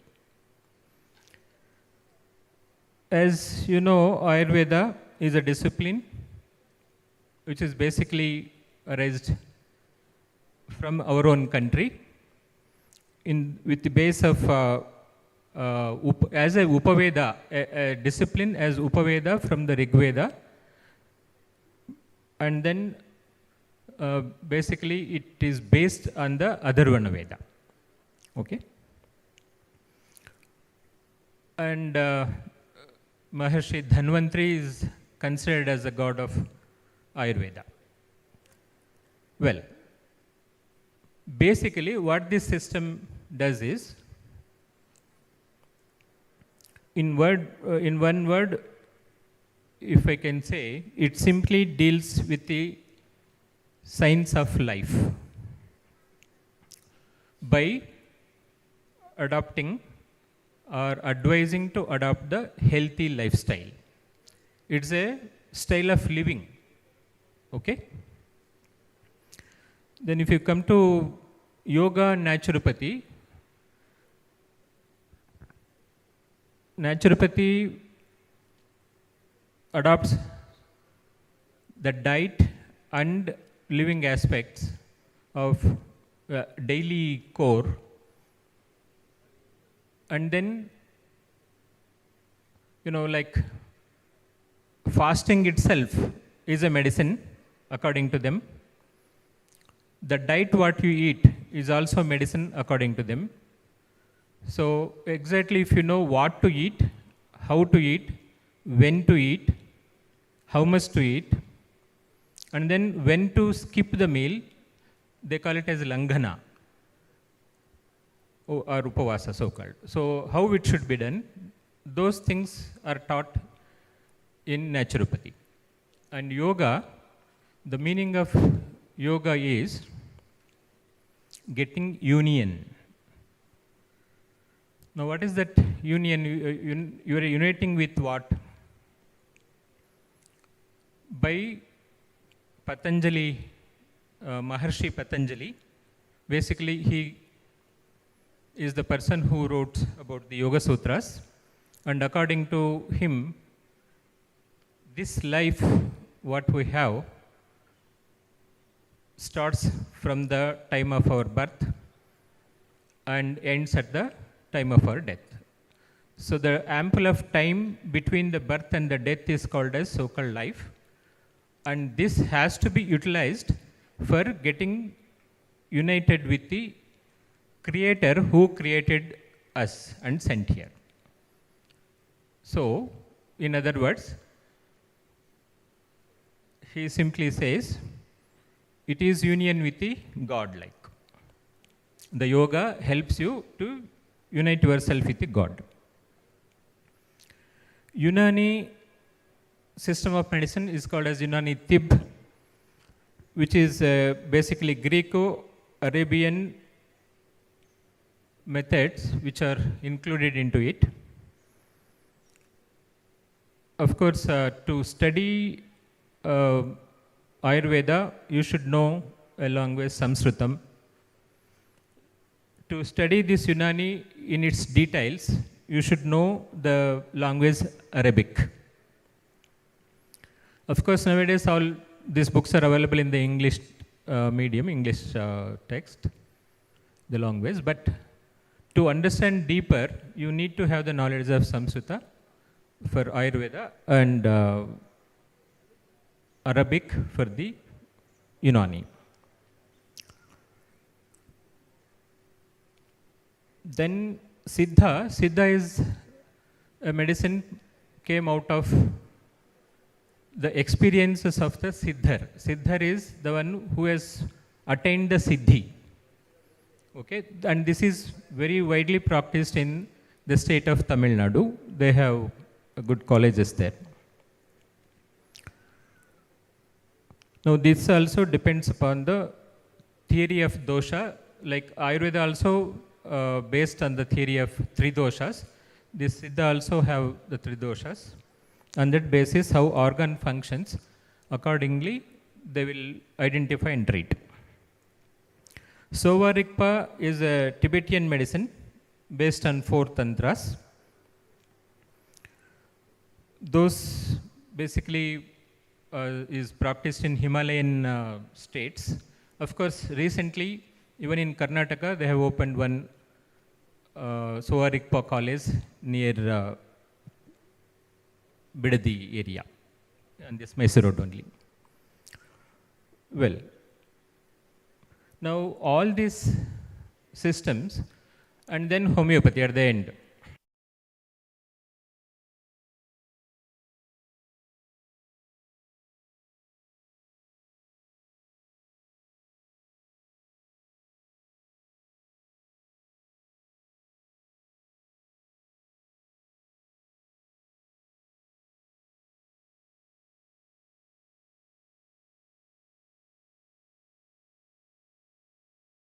Now, before I say the thread which is common in these systems, to identify that common thread which is there in these systems, I would like to ask you one simple question. And whenever you want to, you have any doubt in my narration, you can please ask me the question. I will stop and answer you. At the same time, we will stick to the timings also, that's important. But now, okay, we'll start with one simple question. The simple question is, who are you? Anybody can answer this? Who are you? Okay. Now, majority of the people are thinking, automatically the answer is when I ask you who are you, you will tell definitely your name, right? But I didn't ask you what is your name. If I ask you what is your name and then if you tell your name, that is the right answer. I am asking you who are you, not your name. Then you may say your profession. I am a librarian, I am a doctor, I am a lawyer, I am an engineer, whatever. That is also a wrong answer because I didn't ask your profession. Sir says human being. Now all of you know in zoology, there is a subject in the science called as zoology. In that subject, all animals classification occurs. So when the classification comes to vertebrates and mammals, in that Homo sapiens subdivision comes up. Under that, mammals, even apes, gorillas, and then human beings are classified under that particular thing. So if we say only human being, we are agreeing with that classification that we are also animals. Of course, we are animals, but then do you stop there that you are accepting that you are also an animal, something like that gorilla or the ape, which are classified under that particular classification of animals?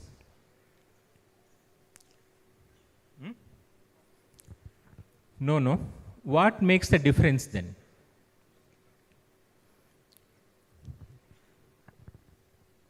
The difference is how a human body is made up of. The human brain evaluated, okay, at present how it is.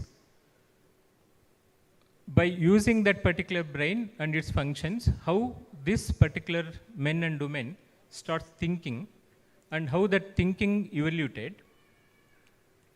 On this basis, you will start noticing some of the sub-questions that I ask now. Or I narrate.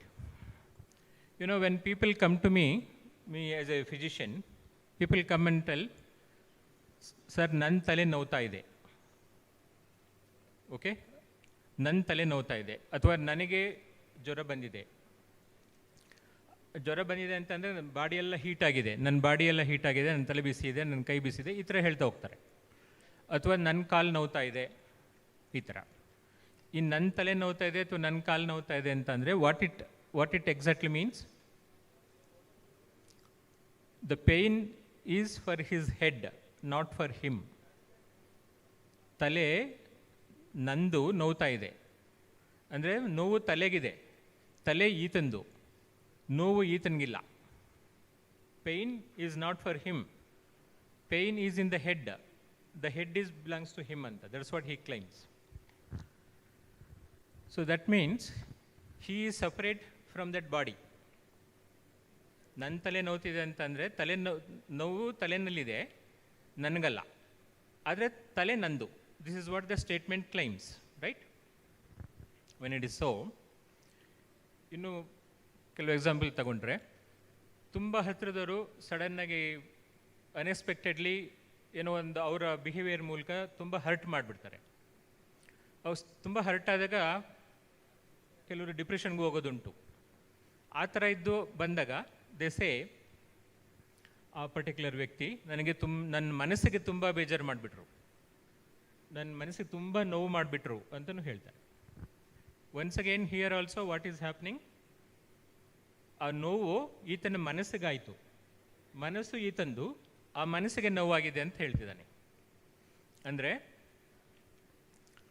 ಆ ಮನಸ್ಸನ್ನು ಈತ ಅಲ್ಲ, ದೇಹನೂ ಈತ ಅಲ್ಲ, ತಲೆ ಹೊಟ್ಟೆ ಏನು ಹೇಳ್ದ ಆ ಥರ ಅದನ್ನು ಈತ ಅಲ್ಲ. ಅಟ್ ದ ಸೇಮ್ ಟೈಮ್ ಆ ಮನಸ್ಸನ್ನು ಈತ ಅಲ್ಲ, ಮತ್ತು ಈತ ಸಪ್ರೇಟಾಗಿ ಎಕ್ಸಿಸ್ಟ್ ಆಗಿದ್ದಾನೆ. ಮನಸ್ಸು ಈತಂದು ಮತ್ತು ದೇಹನೂ ಈತಂದು, ಅದನ್ನು ಈತ ಕ್ಲೈಮ್ ಮಾಡ್ತಾ ಇದ್ದಾನೆ. ಇದು it is understood. So when the third thing automatically what exists in that person is soul, ಆತ್ಮ ಅಂತ ಏನು ಹೇಳ್ತೀವಿ ಅದು. ಸೊ ಈಗ ಈ ನಾನು ಅಥವಾ ನಂದು ಅಂತ ಏನು ಹೇಳ್ತಾ ಇದ್ದೀವಿ ಅದು ಯಾರು ಹೇಳ್ತಾ ಇರೋದು? ಅದು ಈ ಆತ್ಮ ಹೇಳ್ತಾ ಇರೋದು. ಆ್ಯಕ್ಚುಲಿ ಒಬ್ಬ ಹ್ಯೂಮನ್ ಬೀಯಿಂಗ್ ಅಂದರೆ ಆತ್ಮ ಇರುತ್ತೆ, ಮನಸ್ಸಿರುತ್ತೆ, ದೇಹ ಇರುತ್ತೆ. ಮೂರೂ ಕೋ ಎಕ್ಸಿಸ್ಟೆನ್ಸಲ್ಲಿ ಇದ್ದು ಕರೆಕ್ಟಾಗಿ ಕೆಲಸ ಮಾಡ್ತಾ ಇದ್ದರೆ ಆಗ ಅವನನ್ನು ಹ್ಯೂಮನ್ ಬೀಯಿಂಗ್ ಅಂತ ಕರಿಬೋದು. ಈಗ ಹ್ಯೂಮನ್ ಬೀಯಿಂಗ್ ಅಂತ ಕರ್ಕೊಳ್ಳಿಕ್ಕೆ ನಮಗೆ ಈ ಸೋಲ್ ಮೈಂಡ್ ಒಂದು ಅಪ್ ಟು ಸಮ್ ಎಕ್ಸ್ಟೆಂಟ್ ನಮ್ಗೆ ಅರ್ಥ ಆಗ್ತದೆ. ಸೋಲ್ ಬಗ್ಗೆ ಅರ್ಥ ಆಗಿದೆಯಾ ನಮಗೆ? ನಮ್ಮ ಸೋಲ್ನ ನಾವು ನೋಡ್ಕೊಂಡಿದ್ದೀವಾ? ನಾವೇ ಅದು ನಮ್ಮನ್ನು ನಾವು ನೋಡ್ಕೊಂಡಿದ್ದೀವಾ? ನಮ್ಮನ್ನು ನಾವು ನೋಡ್ಕೊಳ್ಳೇ ಇಲ್ಲ. ಸೋಲ್ ಅಂದ್ರೇನು, ಎಲ್ಲಿದೆ ಅಂತಲೂ ಗೊತ್ತಾಗಲಿಲ್ಲ. ಆದರೂ ನಾನು ಅಂತ ಅಂತಿರ್ತೀನಿ, ನಂದು ಅಂತ ಅಂತಿರ್ತೀನಿ. Majority of the even mind ಆಸ್ಪೆಕ್ಟೂ ಗೊತ್ತಿಲ್ಲ. ಬಟ್ ಓಕೆ, ಅಟ್ಲೀಸ್ಟ್ ಮೈಂಡಿದು ನಮ್ಮದು ಫೀಲಿಂಗ್ ಆಗ್ತದೆ, ಇದು ಅಂತ ಗೊತ್ತಾಗುತ್ತೆ. ಬಾಡಿದಾದರೆ ಮಾತ್ರ ಎಲ್ಲ ಗೊತ್ತಾಗುತ್ತೆ ಆಲ್ಮೋಸ್ಟ್. ಕಣ್ಣಿಗೆ ಕಾಣೋದು ಹೊರಗಡೆ ಏನಿದೆ ಅದಂತೆ ಎಲ್ಲ ಗೊತ್ತಾಗುತ್ತೆ. ಒಳಗಡೆ ಏನಾಗ್ತಾ ಇದೆ ಅದು ನೋವು ಮೂಲಕನೋ ಒಂದು ಡಿಸ್ಟರ್ಬೆನ್ಸ್ ಮೂಲಕನೋ ಏನೋ ಒಂದು ನೋವು ಮೂಲಕನೋ ಗೊತ್ತಾಗುತ್ತೆ ಅಷ್ಟೇ. ಟಿಪಿಕಲಿ ಹೌ ಲಿವರ್ ಆ್ಯಕ್ಟ್ಸ್ ಅಥವಾ how kidney is acting, how art works, ಅದನ್ನು ನಮಗೆ ಗೊತ್ತಾಗಲ್ಲ. ಇದು ಪರಿಸ್ಥಿತಿ, ವಸ್ತುಸ್ಥಿತಿ ಹಿಂಗಿದೆ. ಇದರಲ್ಲಿ ಈ ಆಯುಷ್ ಸಿಸ್ಟಮ್ಸ್ ಏನಿದ್ದಾವೆ ಇದು 3 ಪಾಯಿಂಟ್ನು ಕನ್ಸಿಡರ್ ಮಾಡಿ they try to treat, they try to educate the person first that you are soul, realise that. And then the mind is bipolar ಅಂತ ಹೇಳ್ತೀವಿ. ಬೈಪೋಲಾರ್ ಅಂದರೆ ಒಂದು end is connected to the soul which is highly subtle. It is not physical part, so only you are not able to see. It can be only felt, but to feel also it is highly subtle. So you have to train your mind to feel the soul, basically. And then this mind is, one end is attached with the body. And this body, especially the 5 senses which are there, are the one which will give all the inputs into you. Whatever knowledge today you have is just nothing but these 5 senses input from your birth till today, and now also it is going on. Whatever you see, whatever you hear, whatever you taste, whatever you smell, and whatever you touch in these 5 senses is your knowledge what is developed. In this, whenever the lower end of the mind, which is connected with the body, which is stimulated by the 5 senses, 5 senses keeps on giving inputs. Your eye gives the input to the mind and expect mind to work accordingly. Your ears puts the input and then expect the mind to work accordingly. Your tongue puts the inputs in the form of so many tastes and then it expects it to work accordingly. In the same way, the smell through the nose, smelling, and then touch, the sensations. Now what happens to the mind is whom to listen, whether to listen to your tongue or to the ear or to the nose or to the eye. This confusion arises. So in this, it is troubled to be very balanced mind. It is disturbed because of these inputs. Now when it is not balanced, automatically it starts wavering, and that wavering affects the cells of the body, and then body starts suffering. This is the basic theory almost all these 5 or 6 systems believes in, and we have an approach called as holistic approach. When we treat the disease, though patients comes and tells about their bodily problems, we try to look up to him as holistic approach, in the holistic approach, and try to treat them. Okay? Now in this, maybe I'll take up homeopathy and try to explain you how exactly this works. Or then you will come to know other systems also are equally almost same. Only thing is, in the question of medicines, they differ. When the prescription of medicines arises, when they're given as medicines, it differs.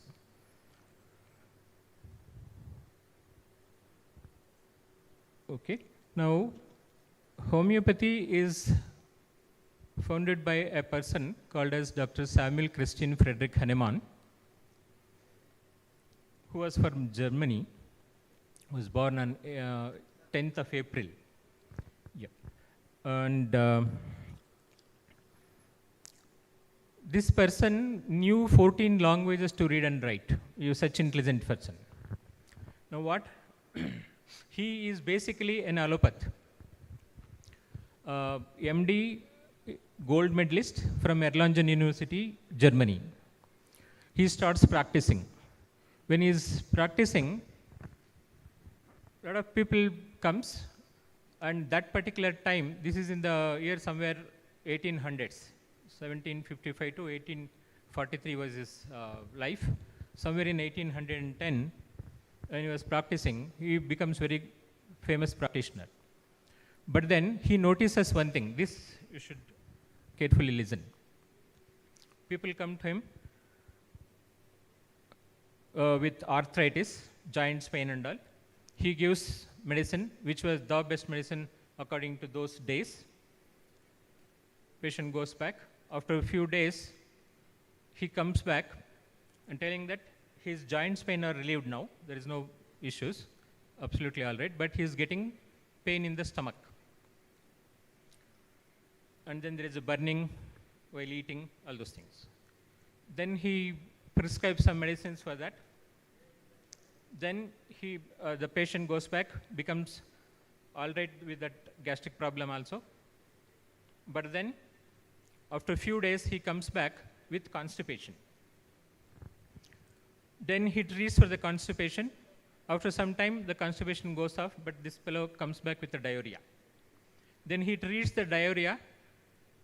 Then after some time, the diarrhea gets over, but then by the time that diarrhea is getting over, he gets back to arthritis. Because when diarrhea occurs, body fluids are lost, electrolytes are lost. Okay, because of that, he gets into weakness. And then because of that weakness, once again, he gets the joints pain back. Now what is happening, patients are not much interested, are not noticing what is happening with them. But this particular person, Dr. Hahnemann, being very conscientious person, he notices and asks the patients, and okay, one thing is the same pattern keeps on repeating in his practice. That is what he notices in the end. And then he questions the patients, I am here as a doctor to treat you. I have given you all the medicines and all the instructions, but then you are coming back every now and then. That shows you are not following the instructions what I have given you, or you are not taking the medicines what I have given you properly. But then patient says, no, doctor, actually before you come, we used to go to some other doctor, but then we were not getting so much of relief. With you, we are very happy, we are getting very good relief. I don't know why you are telling like this, but whatever instructions you are giving, we are following. With this narration of the patient, this man takes it, he believes them, when they so sincerely when they're telling. So he believes and then questions himself, what is wrong with this practice? Or what is wrong with me? If they are following all the instructions given to them properly, if they are taking the medicines as instructed and taking the diet, doing exercise, all those things properly, why this pattern is repeating, why they are coming back to me? This is the question it raises. Fine, sir. So in this, he comes to know the medicine which was curing the arthritis was causing the gastritis. Which was curing the gastritis was causing the constipation. Which was causing the, curing the constipation was causing the diarrhea. Which was initially, it was initiating once again the arthritis back. This cycle he notices and then he stops practicing the system of medicine and then start translating the books from one language to another language to lead his life. In this, he finds out the side effects of the medicine and stop practicing, and he try to work out on that basis and brings up with a theory where if the drugs are dynamized, if it is not given in such a crude form, the side effects will come down and then it will be easy to treat. That's how the homeopathy starts. Okay. And then, okay, one difference from other school of medicine is homeopathic medicines are dynamized. Other school of medicines, as usually they give, like in the grams or milligrams or micrograms like that. Okay. In the school of education, the like how typically MBBS graduate studies, the same books, the same subjects are being taught in AYUSH subjects also, in AYUSH faculties also. Okay. Except some languages, philosophy of that particular system, and then basic languages. Majority of the textbooks which are being read by MBBS graduate are also taught to all these AYUSH graduates. Maybe in homeopathy, we teach another 3 subjects more than the MBBS doctors. There, the main difference is allopathic pharmacology. We don't learn that allopathic pharmacology. Each system have its own pharmacology that will be taught separately. Now what we notice is, majority of the times, patients with chronic diseases comes to these alternative systems of medicine. In acute condition, of course, it is allopathic school of medicine may help. In chronic diseases, these alternative systems of medicines will help. So, to conclude, as time is going up, maybe it needs more time to narrate all these things, but as time is going up, to conclude, any system, if you take up and study in detail, it's have its own importance, its own merits, and its own limitations also. So, unnecessarily, we should not overemphasize any system. At the same time, we should not underestimate any system. By using the innovative technologies, nowadays these systems are becoming popular. So, I hope it becomes all of our duty, especially you people as librarians. If you are working in the AYUSH colleges, AYUSH literature from the respective apex body and the National Digital Library also you can procure, or particularly of that particular system's apex body, National Commission nowadays is called as. So in that website it will be available. You can go through them and then try to become friendly with these systems and then try to help the students and the teachers. And also the public, whoever comes across to you. Okay, with this, I end my note. Thank you very much. Thank you.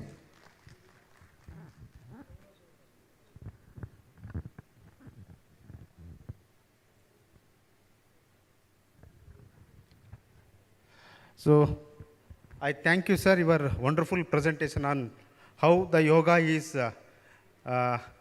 synchronized with our human body and everything I explained. Really, it was very informative session. So, due to lack of time, we are not able to give the sufficient time to you actually. So, for the acceptance of our invitations, we will going to a small memento for these presentations. I request our Honorable KHSLA President, Dr. Sidmalaya sir, to hand over the memento to sir actually. Anant?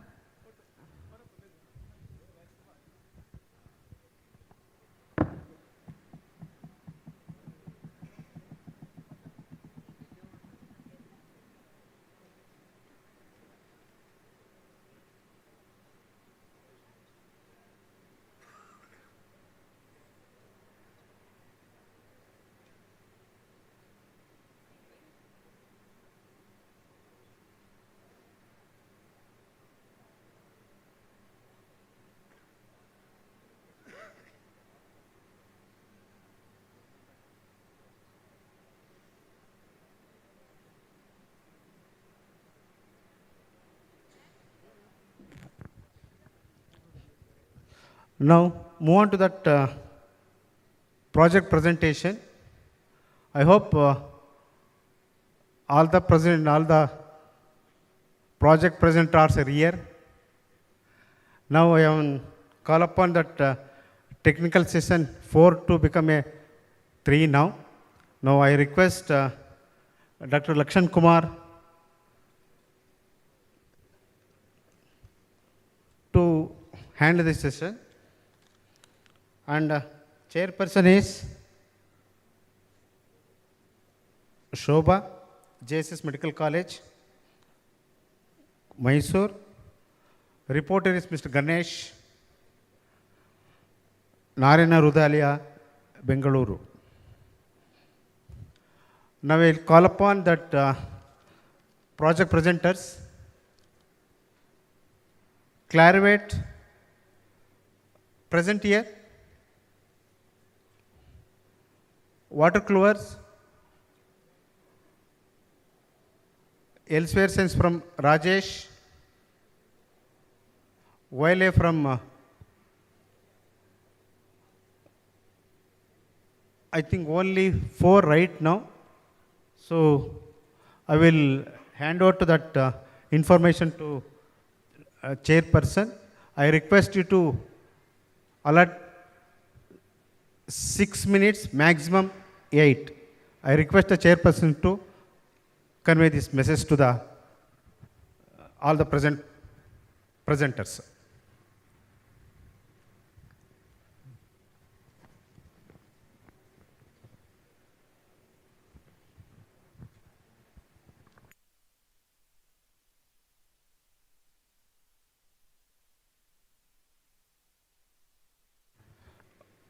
Watercolors ready? Good evening today. This is Lord session. This session is product section. This product session is 5 products. Creative and EBSCO, Watercolor, McGraw-Hill, CBS Publisher.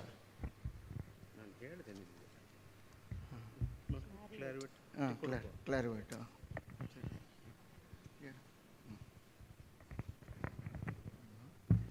Watercolor. CBS ಬದಲು Wildlife. WAM elsewhere science.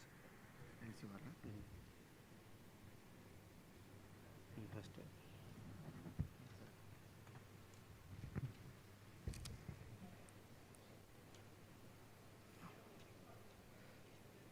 First product presentation is Clarivate, Bangalore.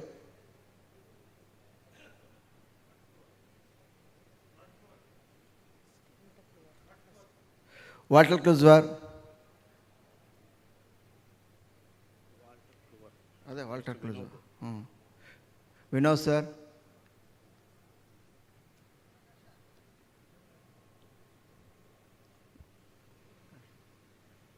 ಇವರಿಲ್ಲ ಅಂತ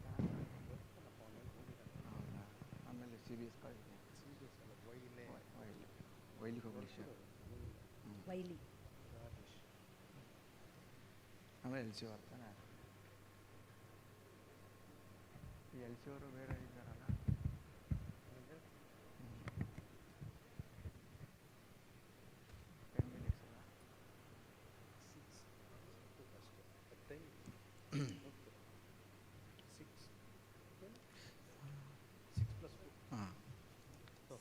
ಗೊತ್ತಾಯ್ತು.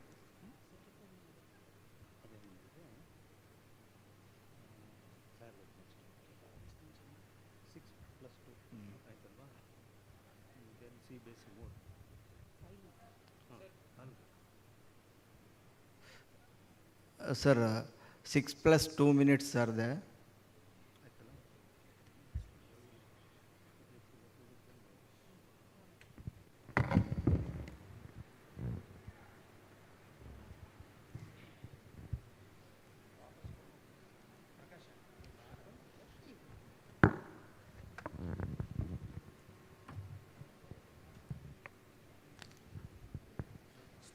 Yes, sir. Good evening, everyone. So this is Vinod representing Wolters Kluwer. I'm going to talk about Wolters Kluwer, the new product which is called Lippincott Medical Education, which is an AI integrated platform.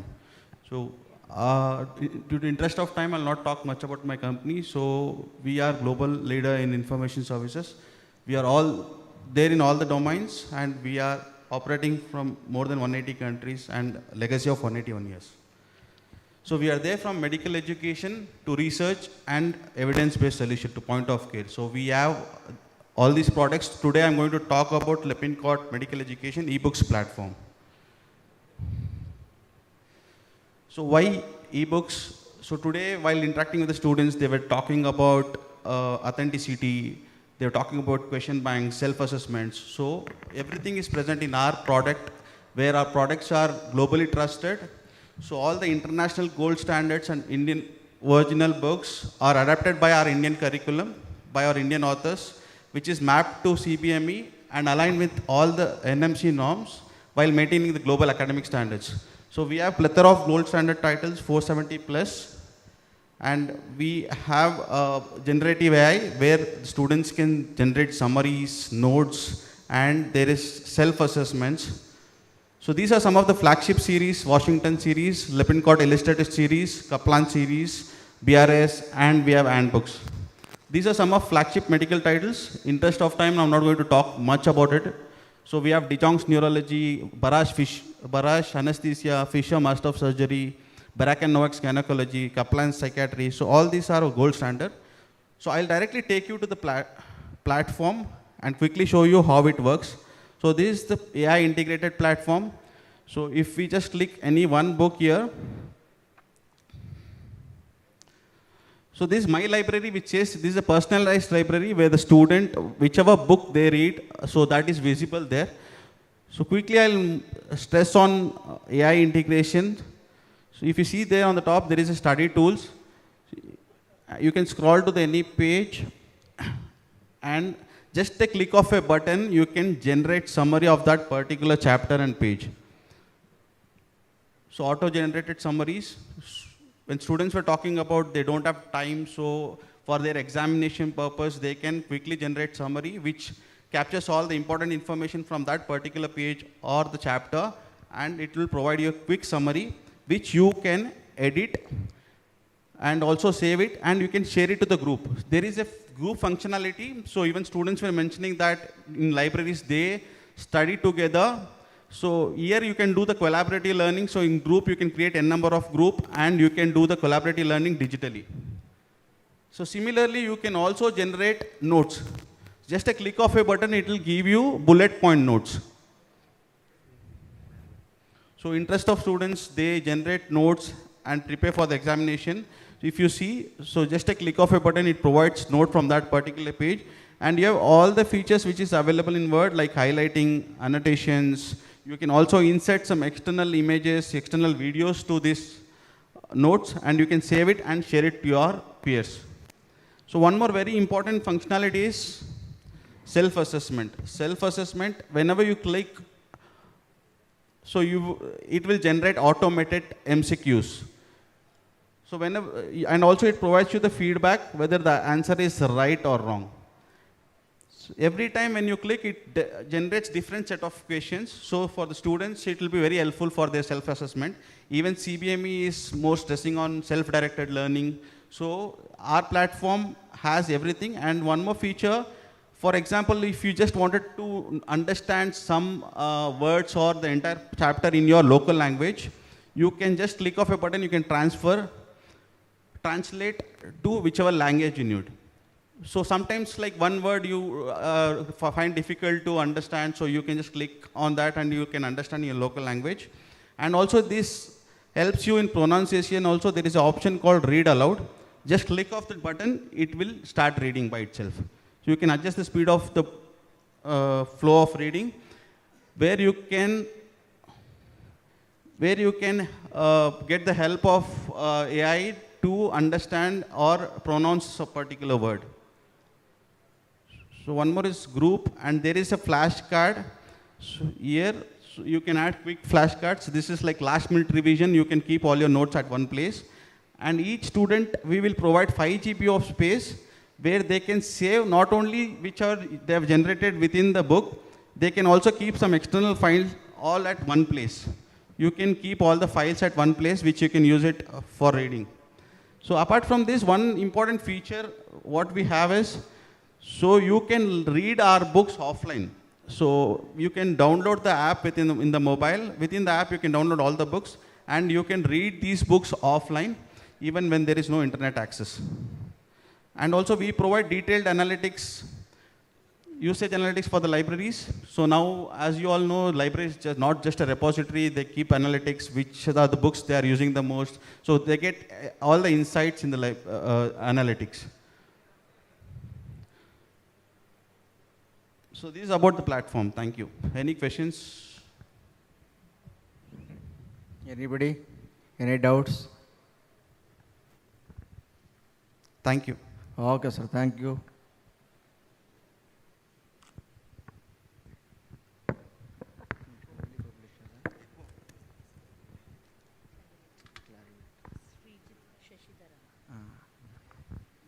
Next, call upon Clarivate.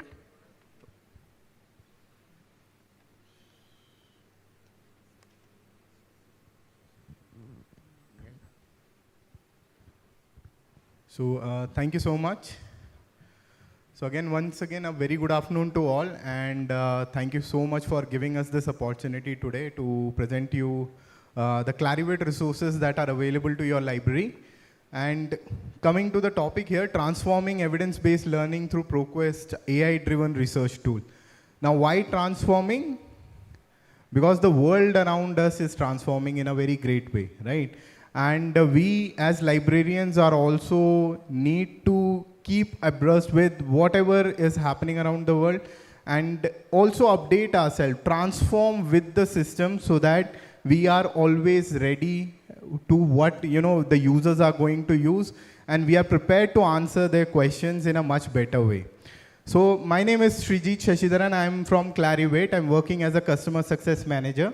Many of you might know me because if you have attended many, the online sessions that I have conducted for many medical libraries across. So you remember this photo, this particular slide. And I am happy I met a few librarians who recognized me. So I'm very grateful for that. And I hope that you continue to come to my sessions where I will share these learnings with you. So I'll quickly run into the slides. So, Clarivate always is bringing you with new medical resources. So what we have done this year is we have redesigned our packages for you. So in the medical and nursing packages that you were accessing right now, so we will be providing a redesigned model of that where users can access all these resources, which is covering all different subject categories, subjects that medical students, nursing students, dental students, and many other divisions which within the medical university and institutions across they are using. So they can have the broad subject category of information which was already there in our databases, but now we have reshaped the design, the user interface of this entire platform, making it even more simpler for the users to come and explore the content over here. You know, before Siddhamalya sir was interacting with all the students, and you were hearing about the different challenges that they were having, right? So if you bring those users to these platforms, you will find out that we have simplified the process so and so that they will stop worrying about going into ChatGPT and Google. ChatGPT, as you all know, this is a new menace that has come into our lives because we were already struggling with Google.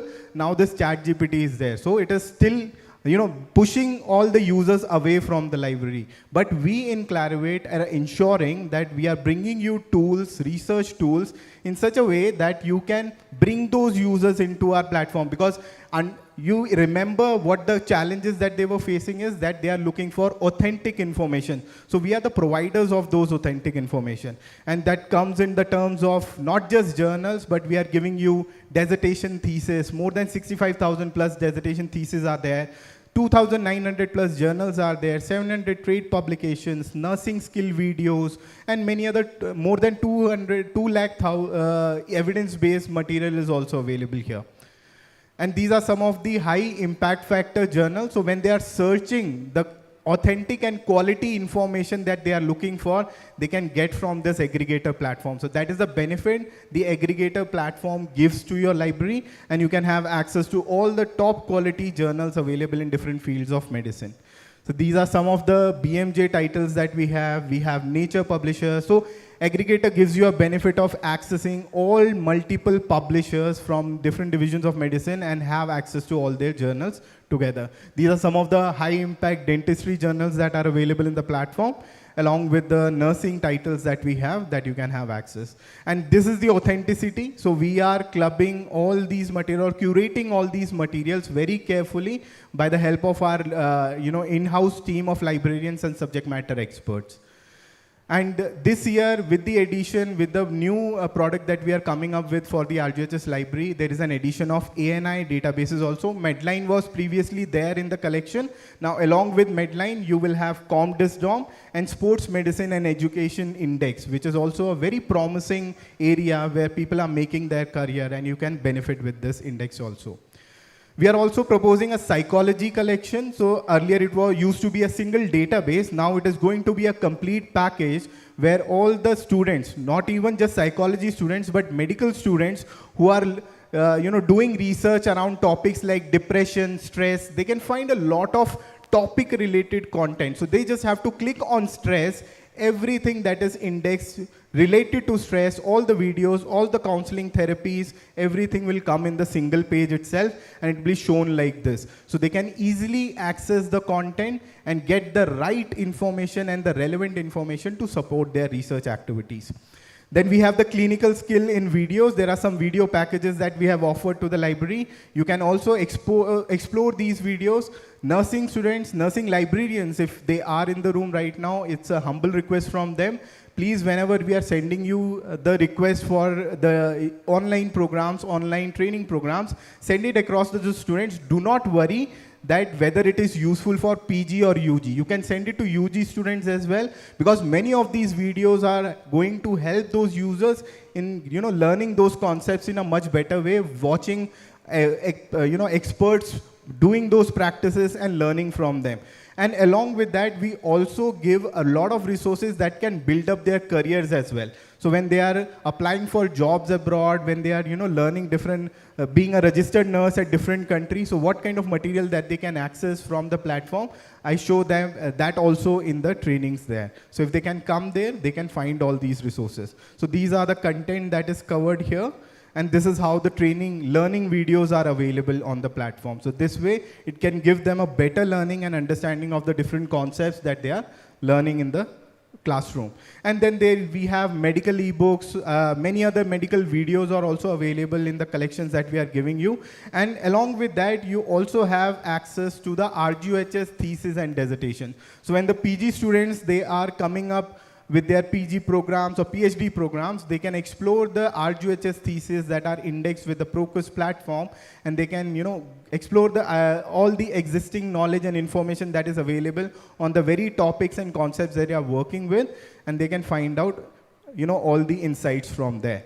And all this comes with the integration of Web of Science insights within the platform. So we bring you a lot of insights from our flagship product, that is Web of Science, and you can find which are the impactful articles within the search results. You can also look at the journal impact factors if JCR is available in your library, or you can also see the journal citation indicator that can help you in identifying key journals where you wish to publish your articles. So you can easily identify these with some inputs that we have provided over there that can help you with your exploration of the journals. You can also connect with thought leaders because we are also populating the author profiles. So you can connect with their ORCID profile, you can connect with their Web of Science researcher profile, you can look at their H index. So Web of Science is also providing you a free view of all these quick insights that can help you understand what journals are important, what people are important around that research, and you can quickly connect with them. And along with that, we have come up with the research assistant tools. So the AI menace you are facing right now. So we have embedded these platforms with our AI tool that is called Research Assistant, and it is built on this framework: transparent, ethical, and safe. So if you have a question that whether we can push our students to this AI tool, yes, you can, because we are working on this particular framework, making and ensuring that it is an ethical use of AI for your students. And what they can do here, they can, open any article, they can explore the article in a much deeper way, they can build up their searches using one single keyword. So gone are the days when they have to worry about write multiple concepts, add different Boolean concept on that, and create a search string. Now they can start their search with a single keyword and connect with different concepts that they wish to read, make it more contextual, and find out the relevant information that they are looking at. So an example of this is here in the search. It works like this. So multiple concepts will appear there, and the user can pick the concept and search and then start building the concept over there. They can also pick up an article, and many essential information are. This is the last slide, sir. So many essential information are generated using this AI tool, giving them a lot of insight, contextual insights, keeping the essence of their research topic, and also ensuring that they are focused on the right path in their research. So we have added visual maps here, mind mapping you can do, you can explore the different topics that are talked about. And a very important feature that we have added very recently here is chat with the document. So if you want to exactly find out the right answer to a question that is coming into your mind, open the document which you feel that can give you that answer, and ask the specific question to the document. That can save you a lot of time in skimming through the article and finding that answer or inferring that answer from that article. So you can simply ask it, the LLM will help you generate that answer for you, and that it can help you build up from there. And you can use that information. For all this, we are using a retrieval augmented model that will ensure that it is only going to take the information from the document you target at. It will not take any information from the outside web. So that is all from my side. I hope you will be joining my programs, which we are going to launch very soon for this year. And I will be taking you a detailed demo of all these particular tools, and we can explore it together. So thank you so much. Thank you for the time, sir. Well and good presenting. Thank you, sir. Any doubts? Anybody question? Okay. Okay. Thank you. Next, Wiley Publisher. Yeah.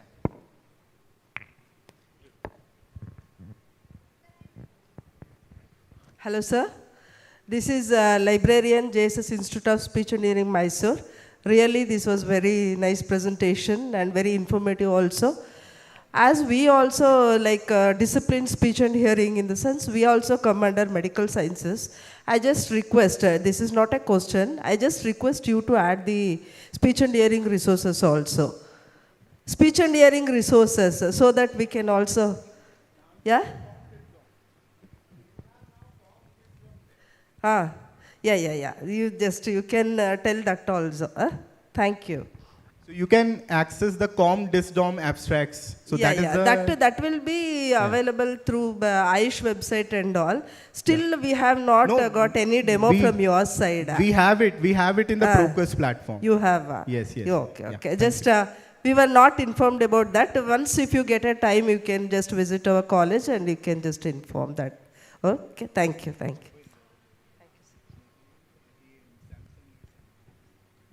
There is an announcement. Just now he has presented Clairvoyance lost his mobile. That is Samsung A73. If anybody could find out, please hand over to him. So this is Samsung.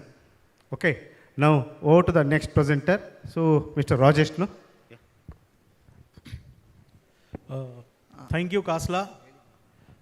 Giving this opportunity, and special to mention Dr. Siddhimalaya sir, Dr. Anant Nag sir, giving this opportunity to showcase our ebooks on this platform. And warm welcome to all the health librarians and the students. So myself Rajesh Shaganti, I am taking care of Wiley ebooks. Hope everybody knows about Wiley journals. So we came up with ebooks this time. So we have pretty big collection in Wiley, medical, nursing, dental. So I want to just showcase a couple of slides in which areas we were present in ebooks format. So Wiley, why do we need Wiley e-collections? Like for example, Wiley medical ebooks. Wiley provides equitable, inclusive access to quality teaching and learning materials, increasing access to the quality teaching and learning resources, offers affordable quality teaching and learning materials, helps him achieving better teaching and learning experience. So we have about 15,000 titles in Wiley, which caters around medical, nursing, dental, and we have engineering also. So just I want to show you couple of slides. This is the portfolio of medical. So we have from medical itself, we have 640 titles from medical, 187 titles from dental, 193 titles from nursing, and 278 from healthcare, and 30 from Ayush titles also. We have some titles from Ayush as well. So what we give is like, even we give pre-curated titles. And it covers 39 subject areas across all medical, nursing, dental, engineering, management, humanities. So we offer in both subscription and perpetual access as well. And attractive discounts on multiple selections. So these are one of the key areas, which are the areas we were covering, like anatomy, anesthesia, cardiac surgery, cardiovascular, clinical skills, gynecology, geriatric medicine, infection disease, lot we would be covering. Each and every area from Wiley we would be covering these titles, 640 titles. And microbiology, MRI, nephrology, neuroanatomy, neurology, obstetrics, orthopedics, and these are the areas which we are covering. It speech therapy, sports medicine, and there are a lot more. From dental, we have even Wiley is one of the most reputed in dental collection as well. So these are the areas in dental what we are covering is in dentistry, surgery, oral biology, pathology also we were covering, and oral pharmacology, orthodontistry, pediatric dentistry. These are the vast areas where we are covering. And from nursing, these are the nursing titles: Introduction to Nursing, Law Ethics in Nursing, and mental health nursing. We have nursing special topics as well we cover in this nursing collection. Just I want to show you few books what we have. So Wiley, these are the titles, global best-selling titles what we have in this collections. So I want to show some of the book covers of this from the Wiley. So these are the areas like medical biochemistry at glance, RGUHS, this is one of the famous book, clinical electrocardiography, medical at glance, surgery, and physiology, of course, anatomy and physiology, and AI, the rise of artificial intelligence in healthcare. This is one of the highest selling books in worldwide for Wiley. Clinical immunology, clinical anatomy. And these are some of the titles from dental as well. Dental nursing, dental procedures, pediatric dermatology, anatomy and anesthesia. And gastrology, medicine at glance, endoscopy, cardiology. And this comes to the herbal, Ayush, which something related to Ayush, Ayurveda and skeletons, glands, MR and everything.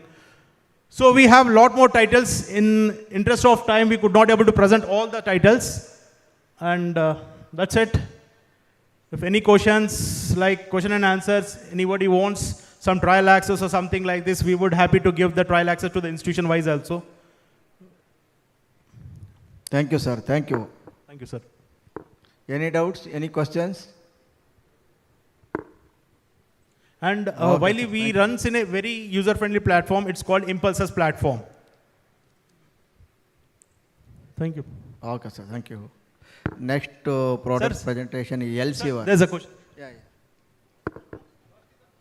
Sir, it depends upon the institution to institution.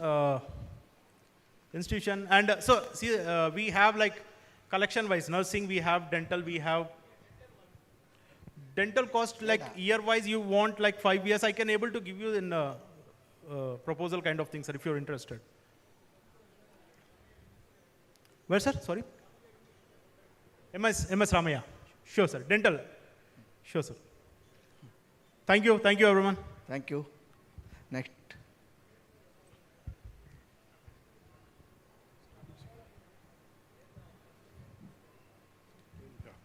Good evening, one and all. Myself is Muhammad Ashraf Ali from Elsevier. As you know, everyone know about the Elsevier than me. So Elsevier has that, their own platform called, clinical key solutions, osmosis, complete anatomy. Followed that, you people aware about that, all the print editions of, Elsevier. I'm just going to be talk about that, what are the key titles we have published in 2025 and 2026. I'm just going to take it that, in that way. Medicine and clinical science sections, we have published one of our best-selling titles called, END, DINGRA. It's, target audience for that, first year MBBS and first year dental students as well. So it has been covered that, as per the NMC curriculum. And it has that, step-to-step approach and, lot of clinical-based studies keys has been incorporated in this new editions.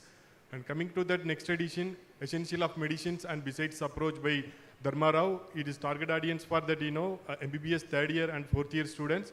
These also aligned as per that, MBBS and NMC curriculum base. Coming to that, another textbook called, Textbook of Psychiatry, Ravi Gupta and Sri Krishna Tika. This target audience for that, third year and fourth year MBBS students. This book has that, EG and, a step-by-step approach. Lot of case studies has been, incorporated in this book. And textbook of, urogynecology. This book target audience for that, majorly for that MS, ortho, gyne and early practice people will used to be, help this book. And this is one of the best book we have converted into that, original into the Indian reprints. And now coming into that, basic science for the target of that, first year MBBS students. Textbook of histology, Ravi and Pushpa. The target audience for MBBS students. This is have that, complete, frequent and asked question in that, easy to understand, short answer questions, everything has been incorporated in that book. And textbook of clinical anatomy, astrology and radiology surface making. This is one of the, sub-element book for that, anatomy students. So this book has been completely covered that, case-based studies approach and early clinical exposures has been incorporated in that books. And Mastering Attack Attitude, Ethics and Communication, Medical Education. These are all the books for the target audience, first year, second year and third year and final year student. This is one of the Atacam books. Completely have that, students should be practice for their frameworks for the interact and ethical dilemmas has been forwarded in that complete books. An Essential of Foreign Medicine and Toxicology, SCHN. So this is target audience for that, second year and third year MBBS students. These are all the, has been, incorporated. A lot of practical and case studies oriented has been, incorporated in that books. And early clinical exposure by biochemistry, this is the supplement books for that, first year students, those who have that, opted for the biochemistry, aspects way. It's, completely step-by-step approach for the user-friendly for the students. And Gray Clinical Photography Dissector, one of the best-selling books, we have brought it on that, Indian reprint versions. It has been covered entire things, much more things need to be, discussed on that book. This is, clinical photography and dissector, conceptual way approach. And Robbins and Pathology, it is a complete pathology books for we have launched in last year. This is one of the best book for that, all the practitioners and the students and PG mates, everybody. And CBM pattern, physiology and exam campaign books. This is also for that, first year's MBBS students. And Pharmacology for Medicine graduates, 6th edition. For the second year MBBS students, those who can able to bring out this book for their and pharmacology oriented understandings. And coming to the dentistry, White and Pora Oral Radiology, this book has been reprinted books. It is now available in Indian market. And Student Arts and Science Operative Dentistry, this is a reprint editions we have brought out for that, as per the Indian standard. And Anatomy for Dental Student first editions, the target audience for the first year BDS students, same is a simplified version for the exclusively, we have brought out this book for that, textbook approach. And nursing, we have brought out new books, as everybody knows that, comprehensive textbook of nursing management and leadership, build futures leaders, color. This is the green editions, field editions. This is a target audience for that, third year and final years BSc nursing students. And mild textbook of optics and gynecology, nursing book, with this a new edition, South Asia edition. It has been, taken care by that, as per the new curriculum of that, nursing board. So target audience for that, this year, third year and final year students. And communication for effective, this is a first year books. First year students can able to use for that, communicative English, Lugami book. And nursing research and statistics, Sir Suresh K. Sharma, it's a well-known textbook for the nursing segments. And Porter and Perry, Fundamentals of Nursing's handbook, it is has been reprinted in India, 12th editions, as per that latest curriculum of BSc nursing segments. So thank you. Is there anything? These are all about the product of the print segments. Okay, thank you, sir. Thank you. Thank you. Anybody? Any questions? Any doubts? Okay, sir. Thank you. Next to EasyLib.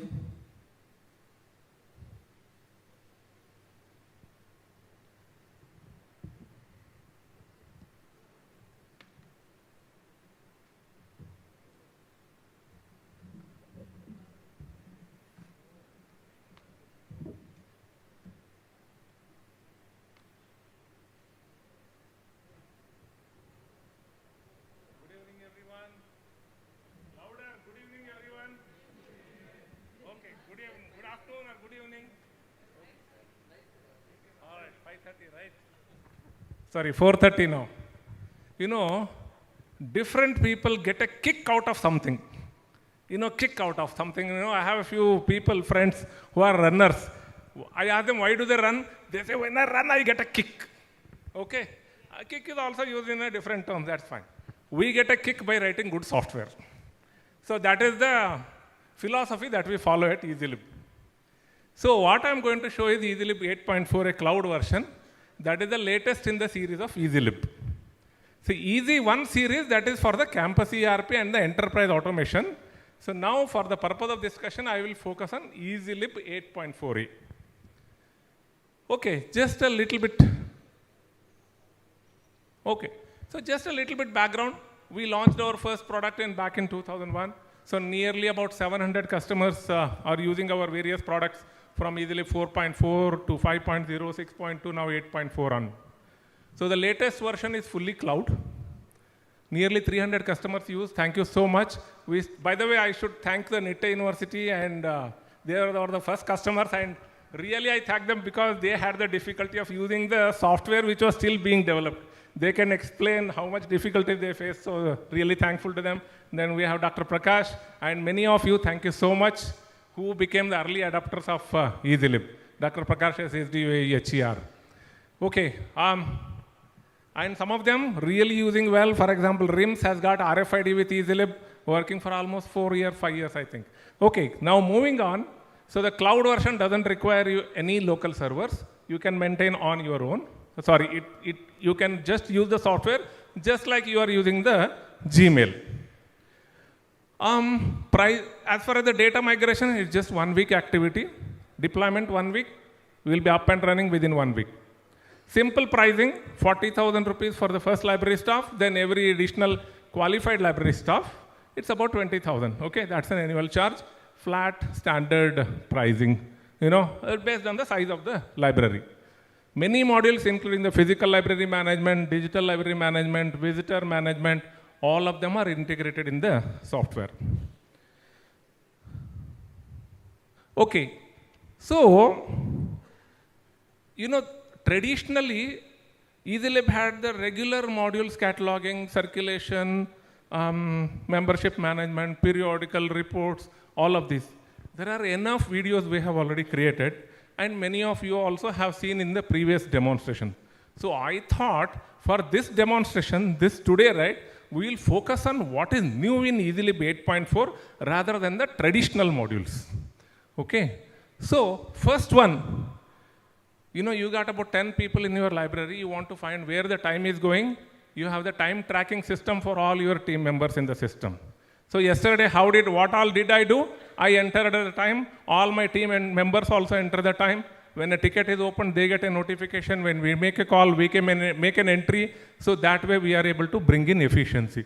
So all the system is available for you also. You can maintain the time of all your staff, where the time is going, how the things are being utilized. That is the timesheet management system. That is a part of EasyLib 8.4. Web OPAC, fully customizable. You can configure it on your own. So lots of images, you can plug and play. You can play it around. If you mess it up, we'll help you out. So this is the second slide of this Web OPAC.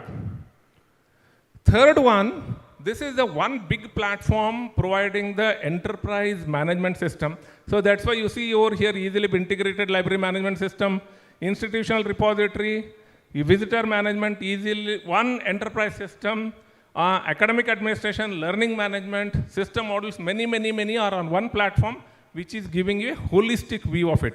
So truly, if you want to move from library to library and information center, wherein the librarian will become the chief information officer of your entire organization, EasyOne can help you. EasyOne and EasyLib. Okay, so now, for your library, you want to do something, you can take up the ownership of entire journal publications at your organization. How many ever journals you want to publish from your university or college? EasyLib 8.4 version clearly helps you define the journals, frequency, topics, work with the different authors, collaboration, all that you can do over here within EasyLib 8.4. So the next one, each of your students, you can give the ability to open a ticket. So there you are providing the, customized service. There is a learning management integration possible in EasyLib. You can do that. You can integrate with the university syllabus to give a better feature to the students, wherein library closely works with the university's syllabus to make sure that everything is available within the library platform. That's a new enhancement. Then we have got a GRC that stands for Governance Risk Compliance. That's an important activity for any organization. It may not have come to the library yet, but I am seeing a trend where many tenders that we see worldwide, right, already are having the GRC component. That is why we added all these modules to the EasyLib over here. So this is another GRC compliance. Okay, next, all the assets within your organization are in the library, including the computers, chairs, whatever you have got apart from the books, you can track within EasyLib.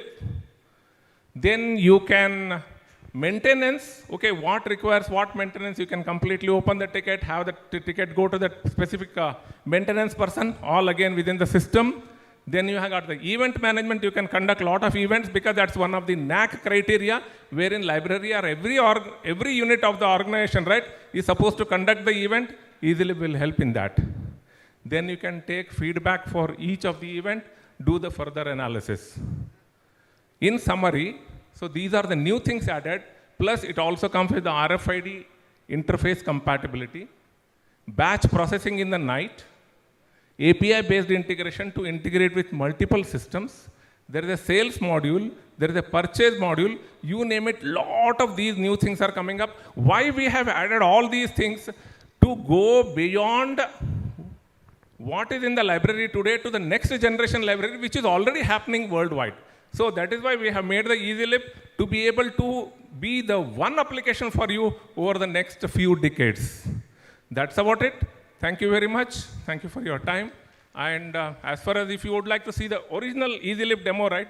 I know I didn't have enough time, so I did not go in detail, but I would request you to go to youtube.com/@EasyLibDemo. That is our channel. We have loaded nearly 200 videos. I'll also be happy to share the links to all of you. Thank you so much. Thanks to the organizers. Thank you, sir. Thank you, sir. Thank you very much, sir. Yeah, sure. Happy to take any questions.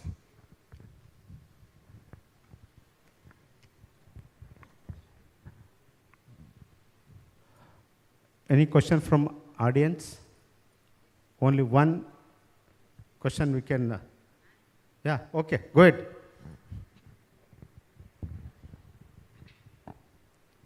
Good evening, one and all. I have a question for publishers. Because I, as an assistant librarian, I'm working here past 6 years. I come across with open access, issues with open access, publishing, and author processing charges. These are all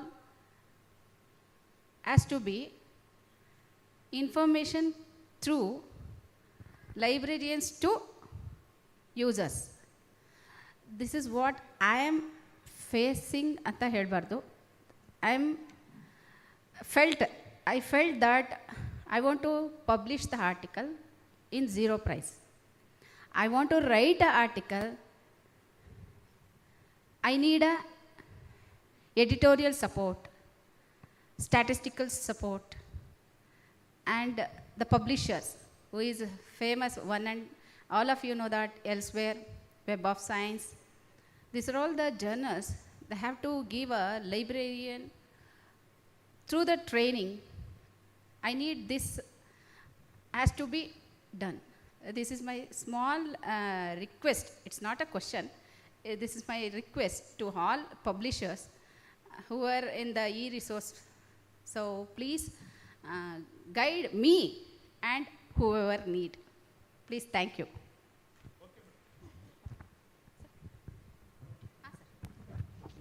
Now I request this session chairperson to hand over the momentum to the project presenters.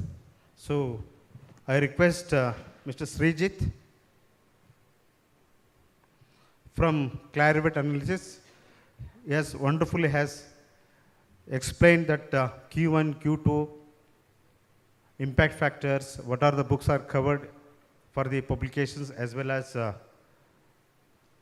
covers e-books and e-journals.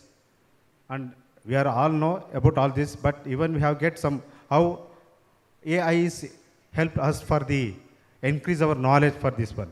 So, Mr. Srijit. Now, Mr. Vinod, 1 second, sir.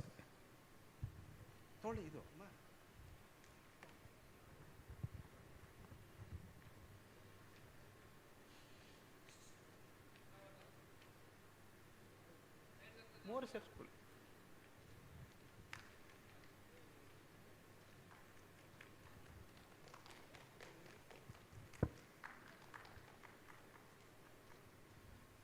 Now, Vinod from Water Clovers, he explains flagship and what are the core e-books are required instead of print versions. So really he is presented very well. So we acquired knowledge on that one. So Mr. Vinod.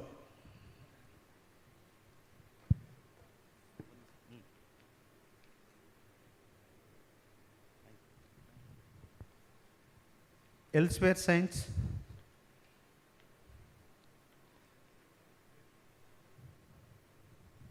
Next, Violet. Yeah.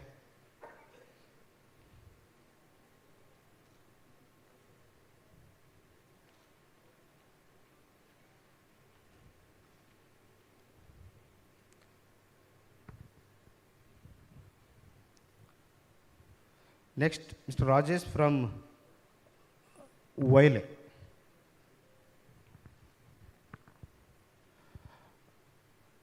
Now I request, Madam, come.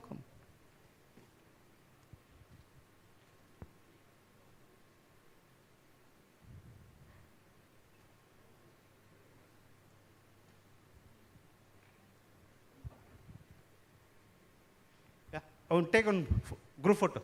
Sorry. Deshpande. One Deshpande. Next.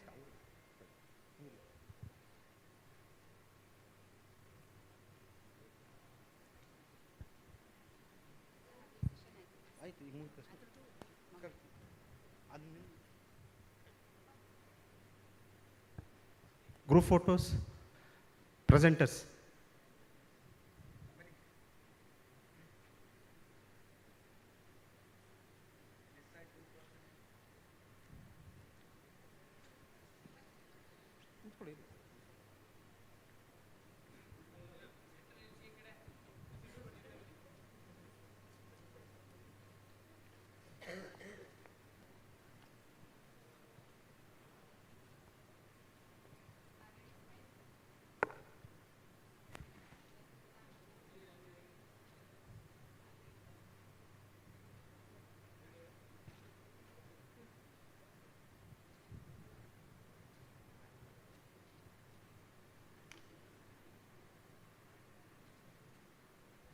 Okay, thank you for all the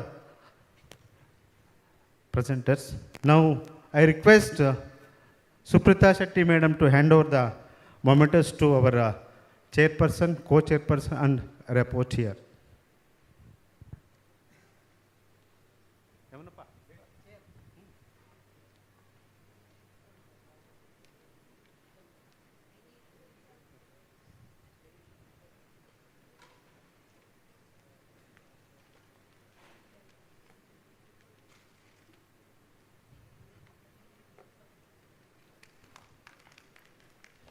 Now co-chair, Dr. Shobha.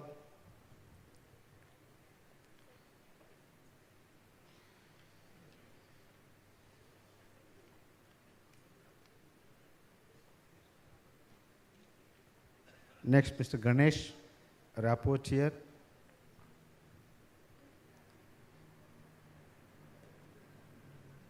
One moment.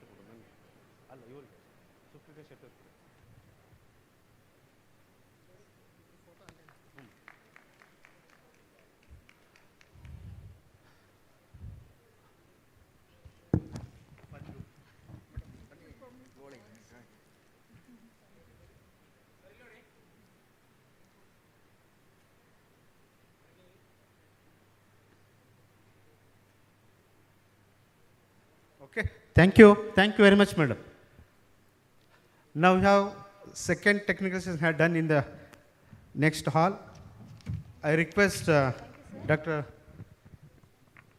Prasanna Kumar, chairperson of this technical session 2, and Mr. Dinesh, Madam Sharmila Harish. Now I request Mr. Venkatesh, paper presenter.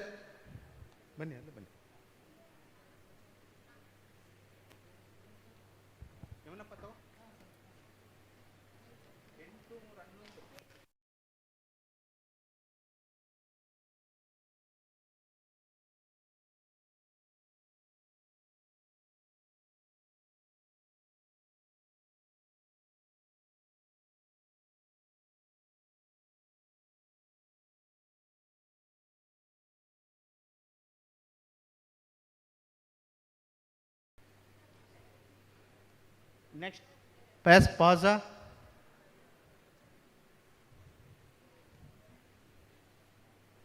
Fayez Pasha.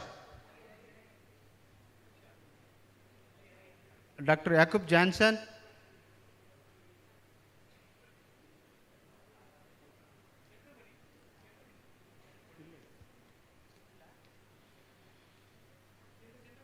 Kavita Biradar.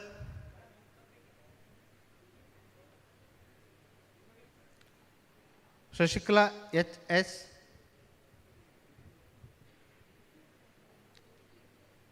Dr. Prakash.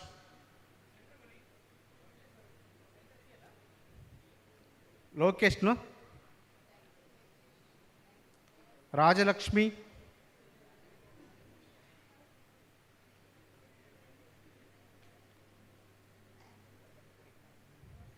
Oh, Kumar. Oh.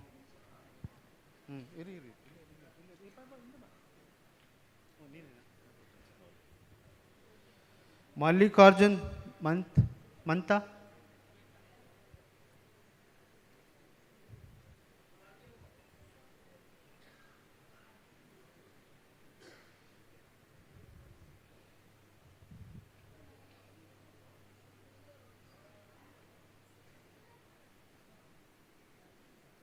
ಯಾರು ಒಂದು ನಿಮಿಷ Yakub Johnson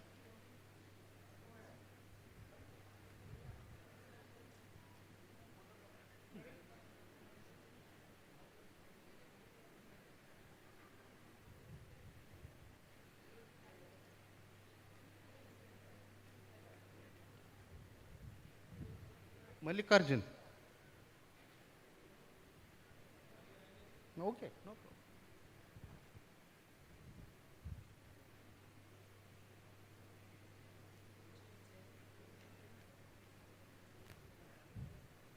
Now we can have one group photo, please.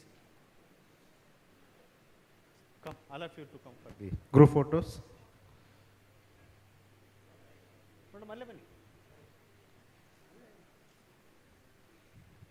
Pramila, be here.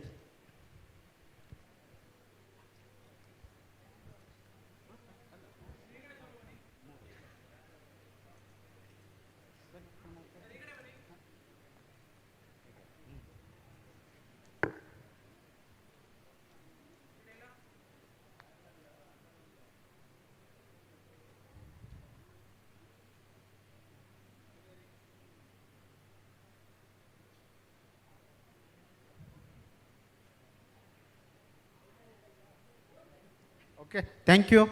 Now be here only all our chairperson, co-chair and rapporteur. I request Pramila, a co-organizer of this conference, for hand over that momentous to them. Please come.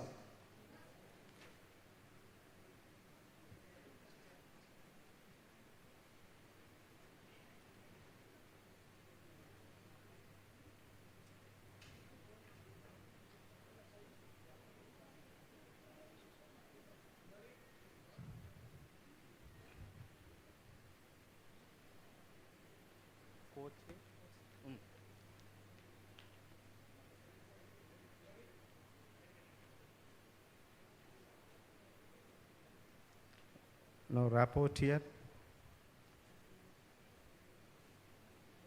We go for group photo. Yeah, madam.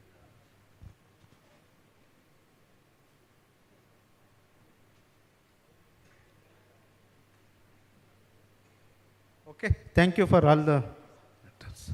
Now we have tea break, only 10 minutes. So I request all of you to have tea and come back. Now at the time is, we have another 2 sessions. Yes. So now it's 4:50. All are requested to assemble here by 5. So we will close all the 2 sessions within 5:30. Then we start for the general body meeting. Then we go for the dinner. Okay? Now please come, or else we can.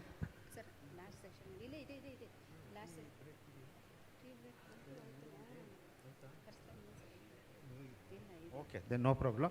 Now we'll start for the third session.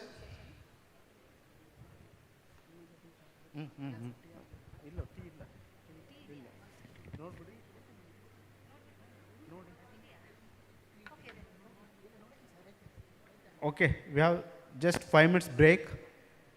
5 minutes break.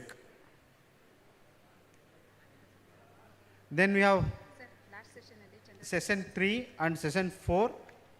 So I request that session chair Dr. Yakub Johnson, co-chair Mallesh, reporter Mr. Navin KS be here within 5 minutes in this hall.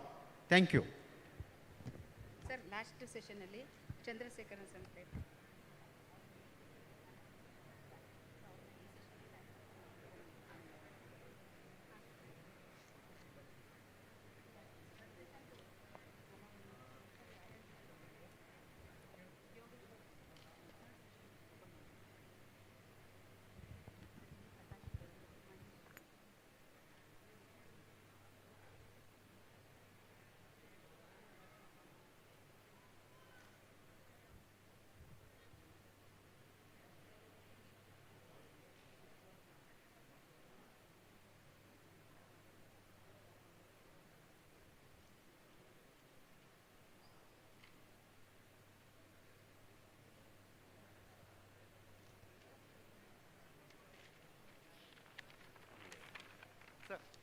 ಬನ್ನಿ.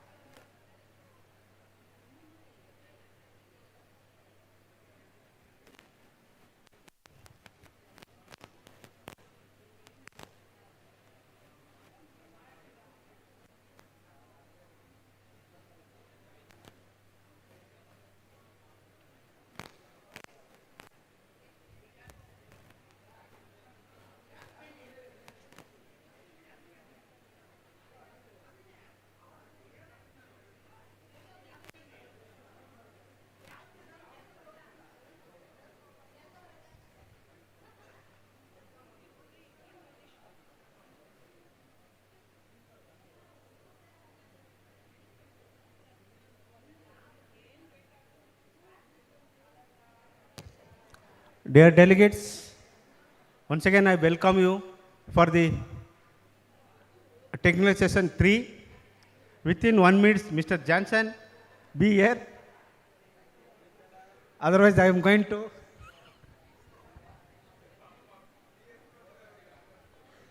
The chairperson for the technical session 3, Dr. Johnson, please take over the session.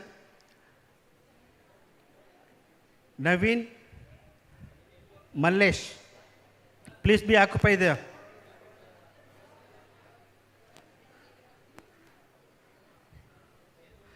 So I request chairperson and the co-chair to finish this session 3 within 20 minutes, not more than to that. So please provide the time slots based on the number of presenters. I request you to complete the session within 20 minutes. Now it starts.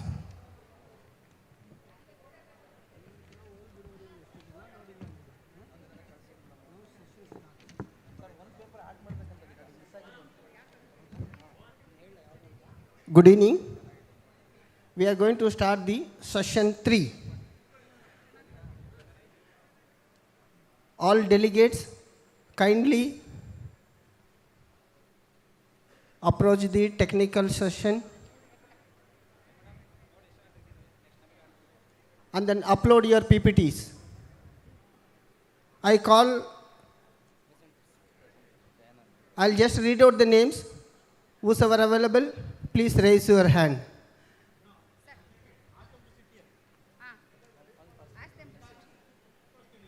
Okay. I'll read out the names. For session 3, the paper presenters are to come and sit at the front row. Mr. Jayananda, Dr. Umesh Nayak. Then Dr. Swami Nayaka, Meghananda C. and Dr. Umesh Nayak.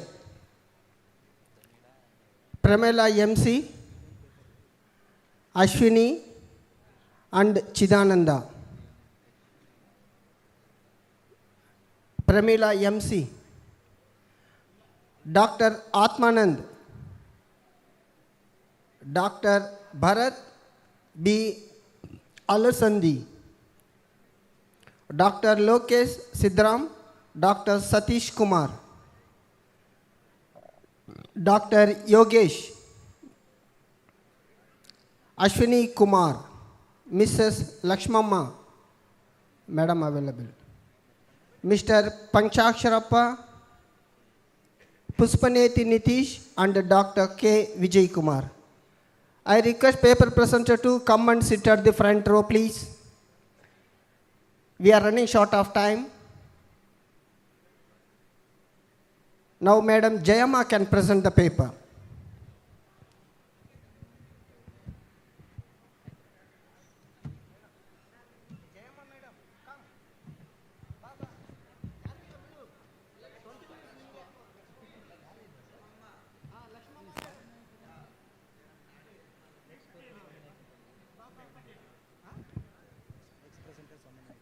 Next presenter, Dr. Swami Nayak. Please come on. Kodagu Institute of Medical Sciences, Dr. Swami Nayaka, Chief Librarian. Please come and take the seat. Okay? Dr. Swami Nayaka. Madam Pramila, please come and sit at the front row. Yogesh, St. John's Medical, wherever you may be. Don't bend yourself. Please come.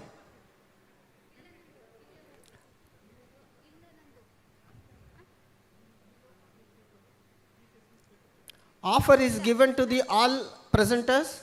First come, first served basis.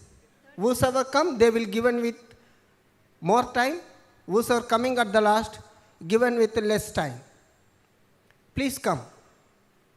This is a golden opportunity to stand on such a stage, social media.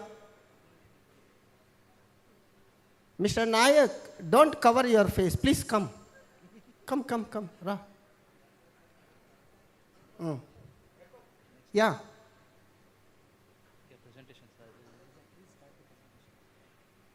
Shall we start, sir? Okay. Madam, you can present.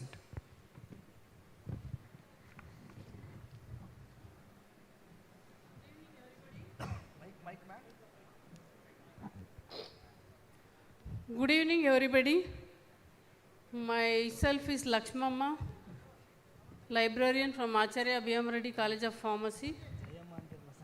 My title is The Best Practices to be Adopted in the Health Science Libraries and Information Centers for Quality Services, a Study.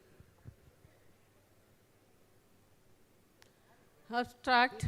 This article explores best practices to be followed in health science libraries. In the present dynamic world, the best practice play a key role in the academic libraries. Madam, go to the introduction, please. Skip the abstract.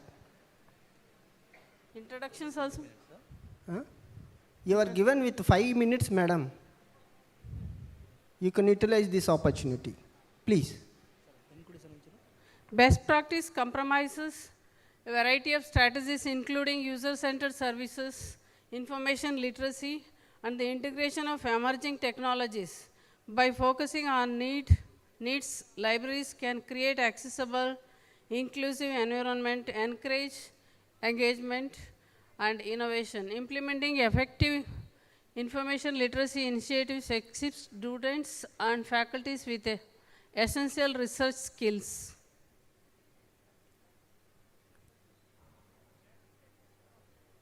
The best practice is method or a technique that people in the field have come to accept better than alternatives because it tend to produce better results. Online Dictionary of Library and Information Science narrates best practices as follows: in the application of theory and real life situation, procedures that when properly applied constantly yield superior result and are therefore used to reference points evaluating effectiveness of alternative methods of accomplishing same task. NAAC recommends best practices. Best practices are available on NAAC website. Assure that regular updating will be made with consultations on contributing institutions. For college and university libraries, NAAC Best has developed the list below are some of the best practices. Computerization, inclusion of sufficient information about the library in college prospectus, compiling student-teacher attendance statistics, locating the same on the notice board, displaying newspaper clippings, career information, internet facility, different groups, information literacy programs, suggestion box, display new arrivals, and circulating list of those academic departments. Role of academic libraries. Academic libraries play a very important role in supporting the educational research and development missions of higher education institutions. They provide access to a vast range of information resources, including journals, books, multimedia, and medical digital database, which students, faculty, and researchers rely on to enhance learning and innovation. Library serves as knowledge hubs, offering quiet spaces, collaborative works areas, and technology-driven environments that foster academic growth and intellectual exploration.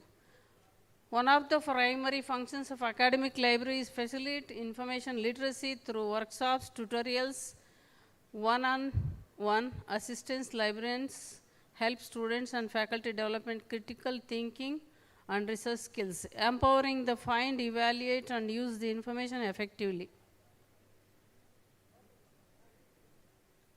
Objective of this study is to examine the different areas where the best practices are implemented in libraries, to promote best practices in health science libraries, to attract the users for effective use of resource, to know the best user-focused initiatives in academic libraries, to suggest the best practices to follow professionals in the functions and activities.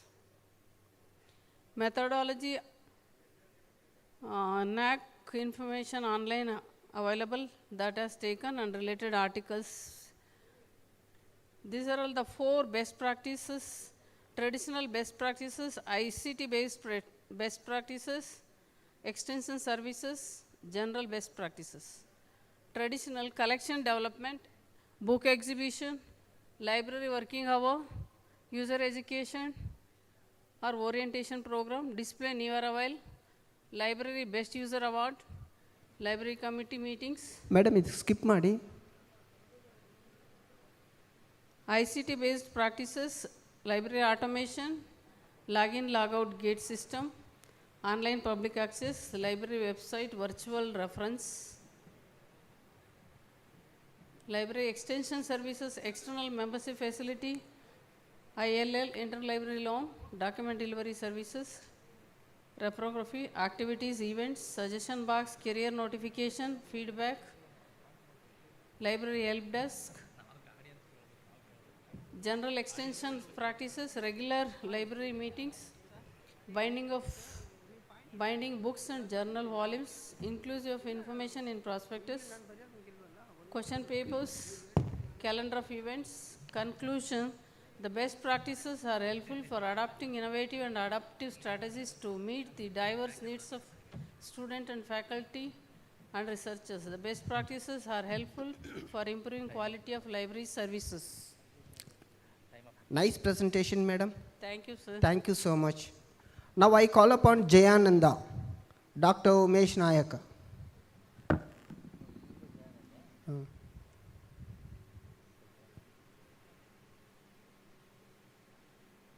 Sir, you are given with 2.5 minutes.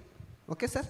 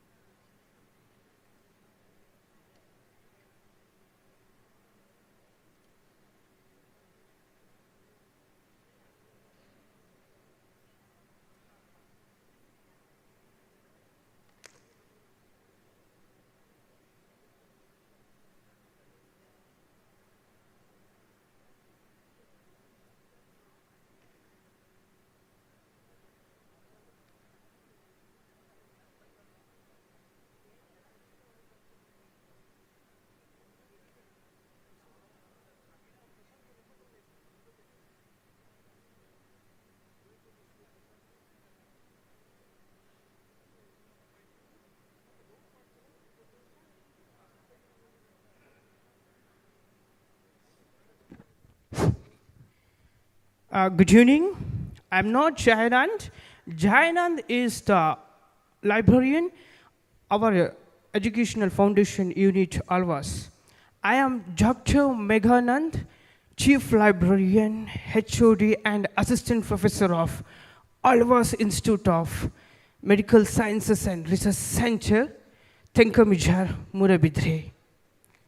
Here is the introduction. The article title is From Bookshelf to Database, the transformative role of librarians in the future of health and medical informatics. Here is a brief introduction. Transformation of libraries. Libraries are shifting from traditional point-based to system digital technological driven environments. Impacts digital technology and medical informatics. Third one, evolving role of health science librarians. Fourth one, supporting for evidence-based practice and research. redefinition of professional identity. Here is the major term of objective of the article: to examine the transformation of librarians from traditional information to digital knowledge, to explore the essential skill and competency required for modern health science librarians, to identify... Excuse me, hello. Keep your mic here. Don't like this. To identify the major challenges faced by librarians in adapting to digital and data-driven environments, to recommend effective strategies for enhancing librarians' role through innovation, collaboration, and continuous professional development.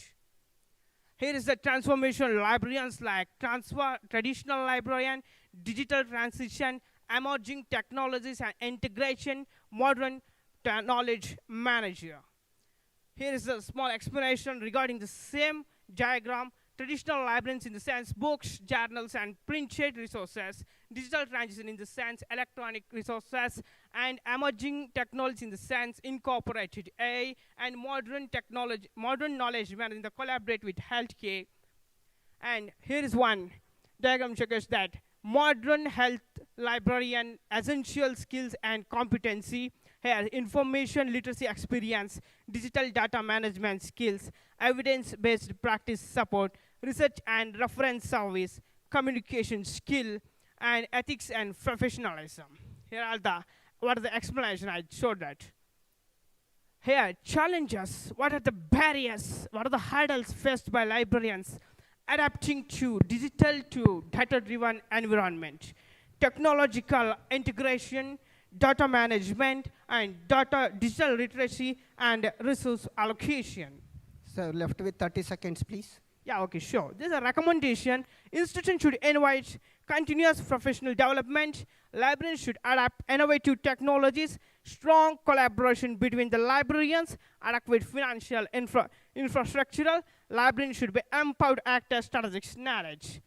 Finally, I conclude this paper as health medical librarians have evolved from traditional information handlers, and librarians now function as essential knowledge manager, supporting evidence-based healthcare by bridging technology, data, and clinical practice. Here, thank you one and all dignitaries. Thank you, brother. Nice presentation. Now I call upon Dr. Yogesh from St. John's Medical College and Research Center, Bangalore.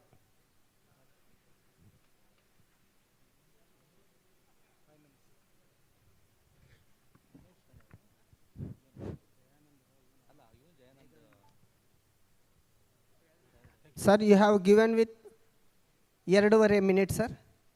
Okay, 2.5 minutes. Thank you, sir. Please complete within that stipulated time. Okay. Good evening, everyone.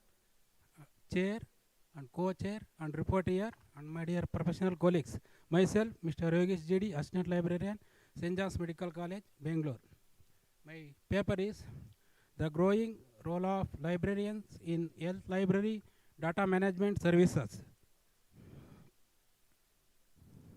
Introduction. The rapid growth of digital research data in health science has significantly transformed the way research is conducted, stored, and shared. As research data sets become increasingly large and complex, effective research data management has become essential to ensure data quality, accessibility, and long-term usability. By contributing expertise, publishing librarians enhance the efficiency, transparency, and overall impact of scientific research. Objectives: to investigate the evolving role of health science librarians, to access librarian support for open access practices, to evaluate librarians' contribution to research data management, evaluating roles of health science librarians, librarians as information guides, research support, data management planning, meeting funding requirements, data organization, metadata, citation and standardization, data preservation, source, storage and long-term access, data analysis and visualization tool, selection and support. research and academic support services, assisted literature reviews. Librarians help identify, evaluate, and summarize relevant scholarly literature using advanced research tools and database. Data repository libraries manage FAIR compliant repositories and support metadata citation, data citation, and long-term access. Digital scholarship librarians provide tools and training for data visualization, text meaning, and digital research methods. Research data, observational data, example satellite, sensor, experimental data, example lab instruments, practical clouds like simulated data, climate models, computation, physics, survey and behavioral data, social science, economics, administrative and public records, health, census, educations. Source of data, social media, post, messages, videos, mobile devices, photos of GPS data from smartphones, lot devices, smart homes, factories, agriculture, sensor, e-commerce, transaction, behavior patterns, payments, healthcare, patent, records, imaging, genomics, challenges and opportunities. Conclude. Health science librarians play a critical role in research data management by supporting data planning, organization, preservation, and dissemination. Despite challenges, their expanding responsibility significantly enhance research quality, accessibility, and academic predictability by developing experts in data management, open access practices, and digital scholarship. Health science librarians strengthen institutional research capacity and promote responsibility data use. Nice Thank presentation, you. sir. Thank Thank you you so very much. Now I call upon Meghananda.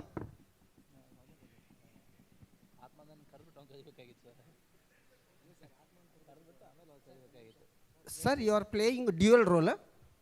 Jayanand, Atmanand. Yeah. Okay. All the best. 2.5 minutes, boss. Yeah. Thank you.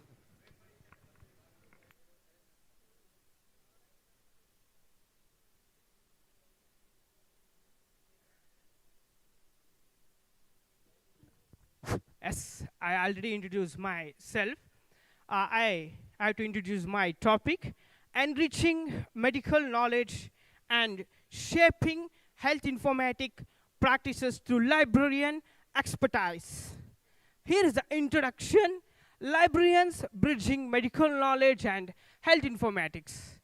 Medical knowledge, health informatics, it follow evaluation of information system, role of librarians in healthcare, impact and outcomes is enhanced clinical decisions, improved patients' care, and strengthened medical research and bridging knowledge of practice.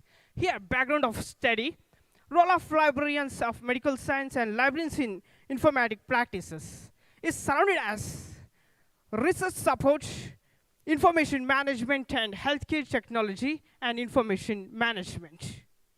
Here's a methodology.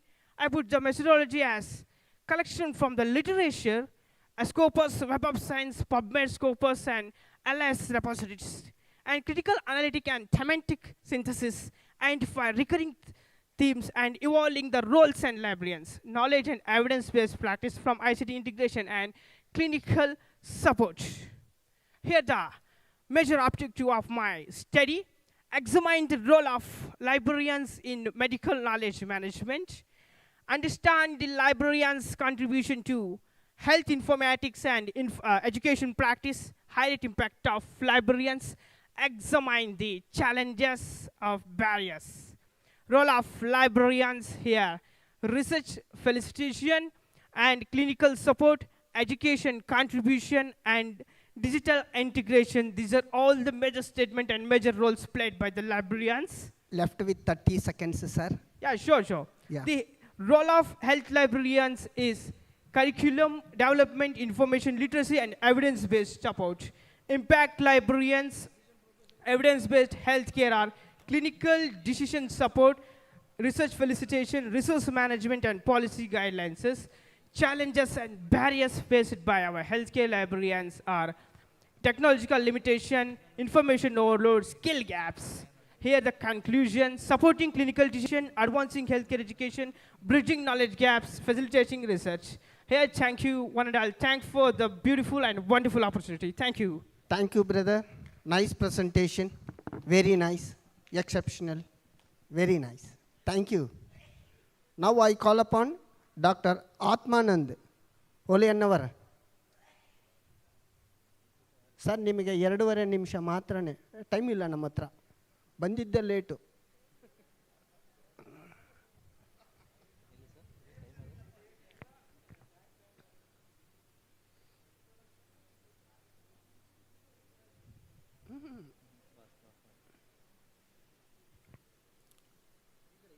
Your time starts now, sir.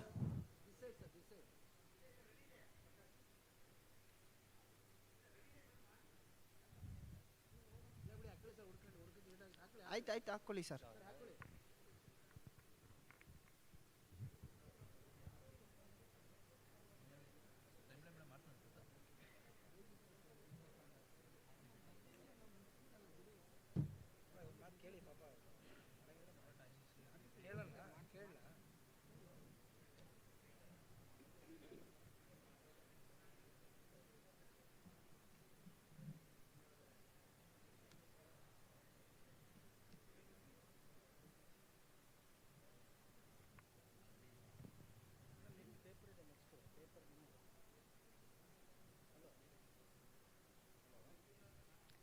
Anybody willing to present the paper?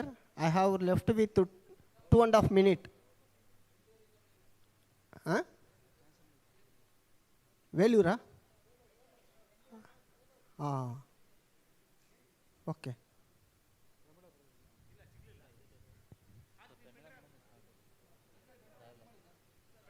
ಆಗಿದ್ದಾರೆ, pen drive ಹಾಕಿದ್ದಾರೆ.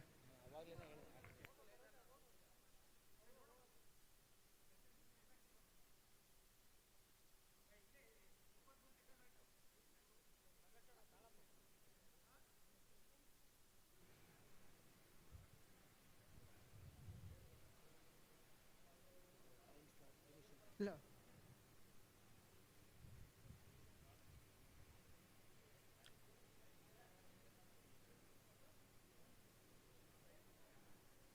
Swami Nayaka, where are you? Still not visible. Run away.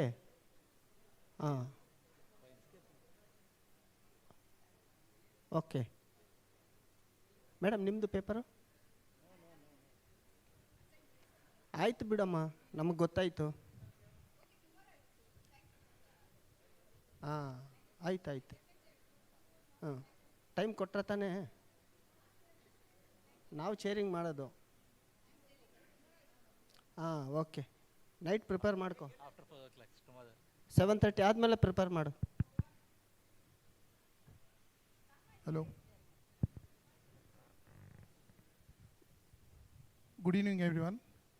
Myself, Dr. Atmanand, librarian, GH College, Haveri, along with my co-author, Dr. Bharat Alsandi, SSS Mirji College, Belgaum. My topic is Health Informatics, Role of Health Science Librarians. The healthcare information revolution. Librarians and libraries worldwide are at the center of the technology revolution, require new approaches and responsibility in health science. What is the health informatics? There is a definition, purpose, and the scope. Interdisciplinary studies of design, development, adoption, and application of IT-based innovation in healthcare, delivery, management, and planning. Purpose: to improve effectiveness of healthcare services by ensuring medical data is exceptional in quality. Scope involves information science, computer science, management, and behavioral science domains. The evolving role of health science librarians. Traditional role, new challenges, information experts, technological specialists, educational partners. New designations reflect challenging roles. Clinical informatist, research data informatist, health informed specialist. Challenges facing with health science librarian: shrinking budgets, curriculum changes, professional balance, user acceptations. Essential skills for health informatics: information science, intersections, clinical science. Core competences: theoretical and applied knowledge in biomedical information system, management of digital information and electronic health records, deep understanding of healthcare technology, flexibility and creativity, problem solving. From traditional to digital healthcare information, traditional literature, digital resource, electronic health records, health data science. Sir, left with Opportunity 30 for seconds, sir. librarians, Please hurry up, teaching sir. and training, research support and clinical interaction. The path forward. There is an expand knowledge, embrace technology and redefine roles. Recommendation is health science librarians must increase their task, personal skills and goals to remain relevant in the challenging healthcare environment. Thank you. Nice presentation, sir. Thank you so much.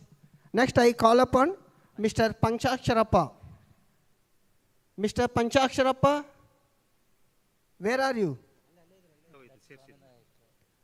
Now, I call Mr. Chandrasekhar and Azaraya Jabakumar, CMC Vellur, librarian, deputy librarian.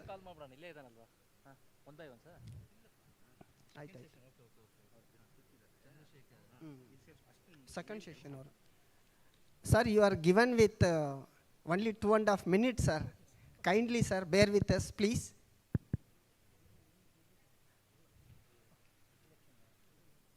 Good evening, one and all. I am Chandrasekharan from Christian Medical College, Vellur, librarian. Sir, on the slide, skip pannunga. Okay. Go to the objectives. This is my paper. Okay, carry on. Yeah. Take.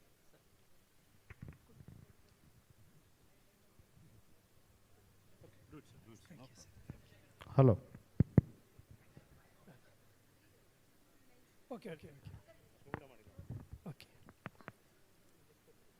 My paper is criterion for specialized and training courses in health science informatics librarianship.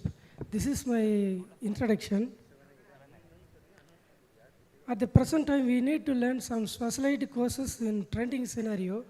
These courses must be learned and kept in touch not only to develop, but also at least to survive. If we will not be updated, we will be outdated. These are the leading free resources. A librarian can get the information and a free certificate. Health science informatics librarianship introduction is given below. Machine learning in libraries take place at a time, very vital role. These are the blockchain technology in libraries the librarian can use. If the librarian will know the creation of the 6 creations such as dynamic website, mobile application, wallet, exchange, and own cryptography and NFT and own blockchain. If the blockchain technology contains the 6 topics, and if the librarian have the adequate IT knowledge, can create some open source library management system like Koha and Bibliothèque and so on. If the librarian learn the specialized courses, he can get the following alternate designations. Thank you.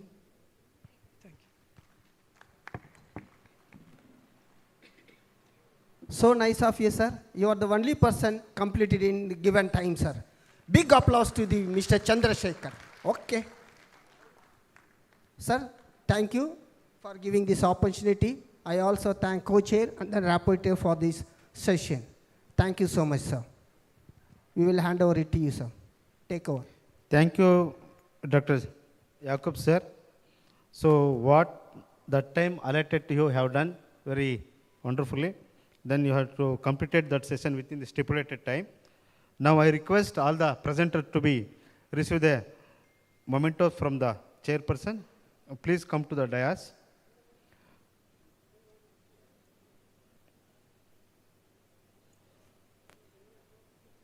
Jayanand.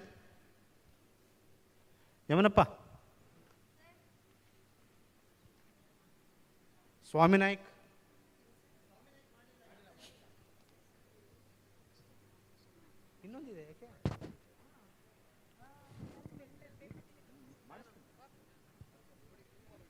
Please come.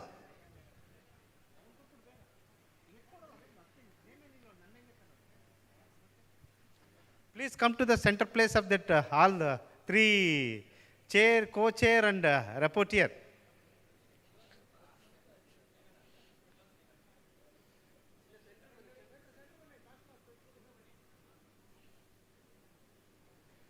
Next, Meghanand. ಅವ್ರಿಗೆ ಇನ್ನೊಂದು ಕೊಟ್ಬಿಡಿ. ಅವ್ರಿಗೆ ಮೇಘಾನಂದ್ ಕೊಟ್ಬಿಡಿ.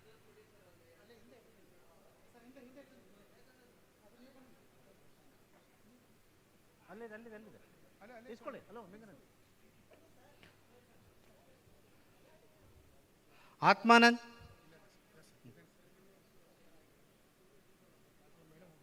Okay. Madam Lakshmamma. Excuse me, sir. Be here only. We will take one. Atmanand.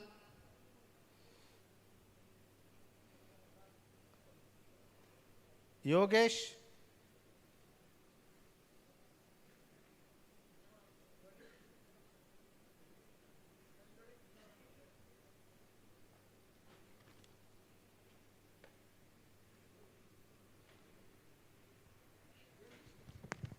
Chandrasekharan.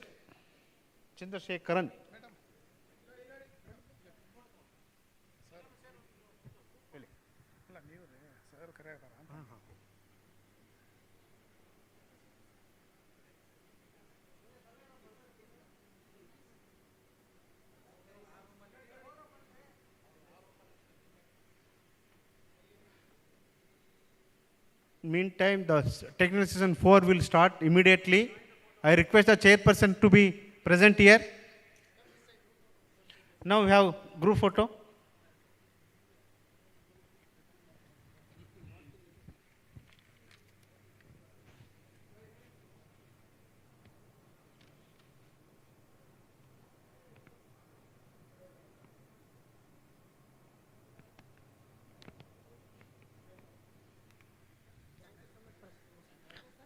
Ravi D. Shivnekar, please come to hand over the memento to chairpersons and co-chair.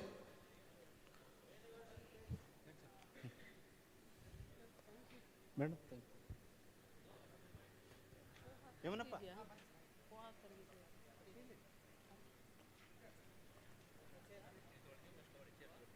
chair kodi.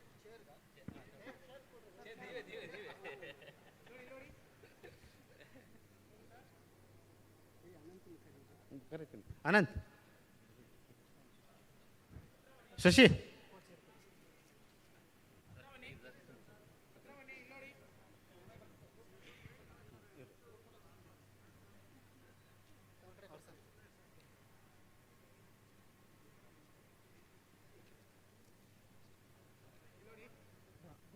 ಇನ್ನೊಂದು ತಗೋ ಇನ್ನೊಂದು check Ravi ಏನು ಕರೀದು ರವಿ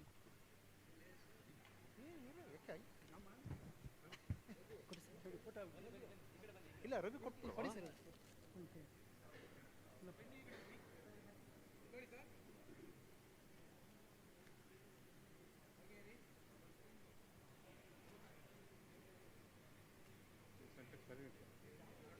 ಆಯ್ತಾ? Okay. Thank you. Now move on to the technical session 4. Dr. Umesh.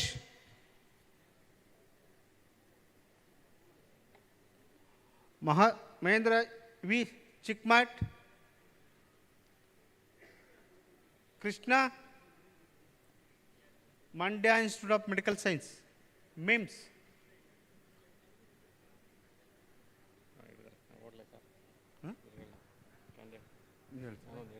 ಬನ್ನಿ ಇವರಿಲ್ಲ ಒಂದು ನಿಮಿಷ ಯಾರನ್ನ ಹಾಕೋದು ಇವರೇ ಕೇಳಿ ಸರ್ ಪ್ರಸನ್ನ ಕೊಡಿಸಿ ಇವ್ರನ್ನ ಕೊಡಿಸಿ ಸರ್ ಅವ್ರೇನು ಹೆಸರು ನರಸಿಂಹಪ್ಪ ಚೇರ್ ಮಾಡೋಣ ಚೇರ್ ಇವರೇ ಮಾಡೋದು ಚೇರ್ ಇವರಾ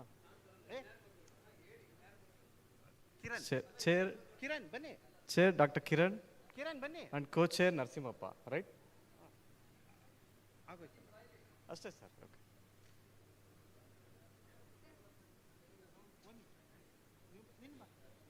ಬಾ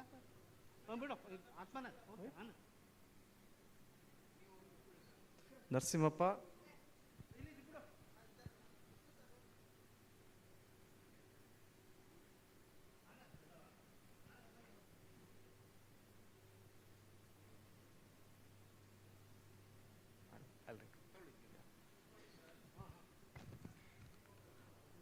Now I'll read out presenter's name. Manjunath, can you raise hand? Okay, Manjunath is available. Soumya Adaki and Prasanna Kumar BM. Anyone? Okay, he is presenting, he is here. And Sharad B presenting, okay. Avinash Patil and Prasanna Kumar, who is there? That is also there. And Tamil Selvan. Okay, is available. And Lata Kedagi, okay, she's not here, please note down. And Asrafail and Zulfikir Ahmad Khan.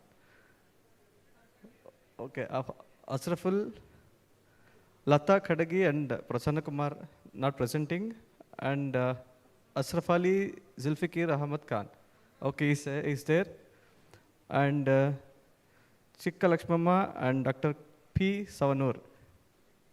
Okay, is there. And Mahesh Mulya and Hemalata. Okay. Okay, I'm handing over to chair and co-chair and rapporteur to go ahead. Thank you, sir.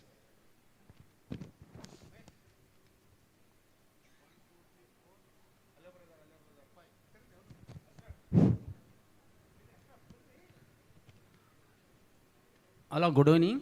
Welcome to the technical session 4. So there are 5 papers are there in this session. Six papers are there in this session. So I request all the presenters sit in the front row. So I'll call upon now Manjunath T. Eligar. No, next Soumya Adake. Okay.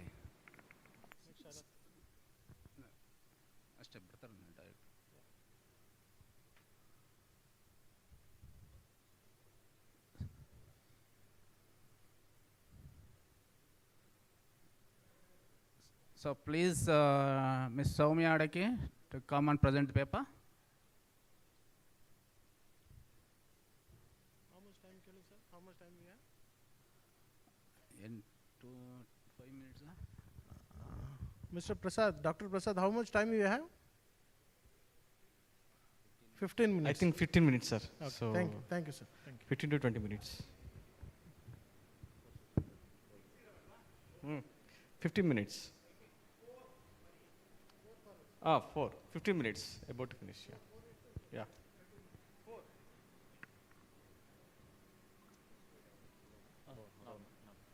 Please take this. Good evening to all. Myself, Manjunath Eligar, working as a librarian in grade 1 at ASSC Medical College, Kalaburgi. This is my topic, the challenges and barriers in marketing of resources and services in health science libraries, an overview. Introduction. A library is a place that organizes and stores information, resources in a systematic way, properly preserve them for future use, and makes them readily available to users whenever they need them without spending more time. Libraries also frequently provide collections of services for their community, including technology, workforce, support, events, in services community engagement and knowledge, educational and information outreach. We can see there are many types of different libraries existing. For example, public libraries, school libraries, special libraries, academic libraries, and etc. And also there are, we can see the different types of resources and services available. Under resources, we can see the print version as well as the electronic version and also database. In services, we can see the SDI, selective dissemination services, current awareness services, indexing, abstracting, translation services, etc. The review of literature. Several scholars have, from the various disciplines, have conducted surveys on the marketing for library resources and services. A few of them I listed here. According to the marketing guru Philip Kotler, marketing is a social and managerial process that enables people and organizations to create, offer, and exchanging valuable products to accomplish what they need and desire. According to the American Marketing Society, marketing is the activity set of institutions and process of for marketing, communicating, delivering, and exchanging offerings that have value for customers, clients, parameters, and society at large scale. And according to the Kilo and Otke, the online revolution has made a lot of resources, materials as easily accessible. Students are no longer aware of the benefits of using library resources and services in comparison to those offered by the information resources. Objectives of the study. These are the major objectives I have formulated for the study purpose. To identify the challenges in marketing of library resources and services, to identify the barriers faced by the library professions in marketing library resources and services. Last one is to suggest strategies and tools to overcome these barriers. The methodology. A literature review was conducted to gather more information on the challenges and barriers in marketing of resources and services provided by the library. Data was collected from the books, technical papers, case reports, review articles, and primary health articles. The next is the results and discussion. These are I have categorized it in like this: marketing concepts, need of marketing principles. There are 7 marketing principles are existing in the marketing at now. The challenges and barriers for promoting the library resources and services. The major key challenges and barriers are as follows: budgetary limitations, absence of skills and training, outdated mindsets, gaps in technology, competitions, complex and intelligible products, awareness and attitudes of users, management and institutional concern. The requirement for marketing, infrastructure requirements of marketing: physical infrastructure, digital infrastructure, web-based infrastructure, and human resource as well as SPAT expertise. The solutions to overcome these challenges, strategies, tools, and techniques, library professionals, activities, and skill required for the library professionals. Conclusions. Nowadays, plenty of libraries are getting ready to enter the market for the library resources and prepare to record an accreditation for each program. The significance of services marketing, its theory and its actual applications, such as the library objectives of promoting Web 2.0 operations while creating a library's brand, should be readily apparent by the library staff. As a result, libraries should carefully plan, create, and implement policies and try to market and advertise their resources. Services should be provided in accordance with the current trends, respect to knowledge and needs of more difficult users, and adapt to their needs. Finally, if resources are not promoted or marketed, a huge amount of investment is wasted and the services provided by the libraries may go unnoticed by the user community. These are my references. Thank you. Thank you, one and all. Thank you, sir. It's a nice presentation. The next presenter is Soumya Adaki.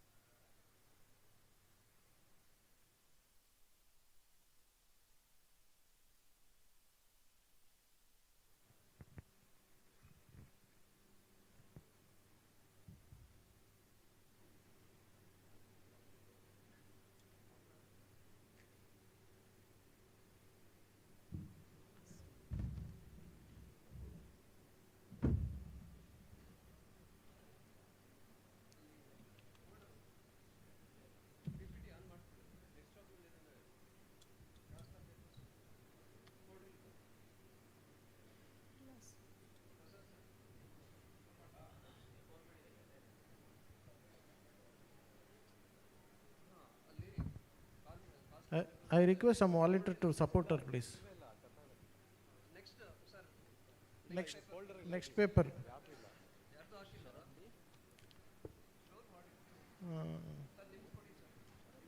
Kiran P. Savanur.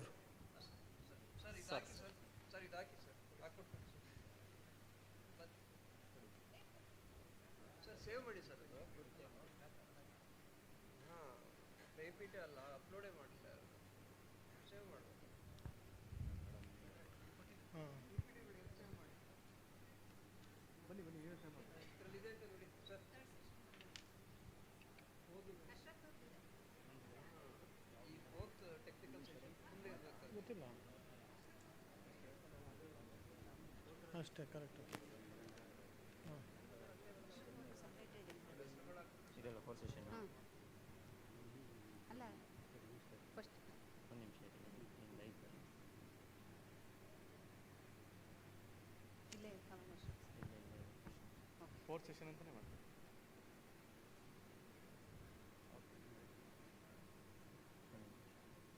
ಎಲ್ಲರಿಗೂ ಇದೆ ನೋಡ್ಬಿಡಿ ಅಂತ. ಸೌಮ್ಯ ಬಂದಿಲ್ಲ. ಯಾವುದು ಎಂಟಿ ಇದೆ ಇದು third question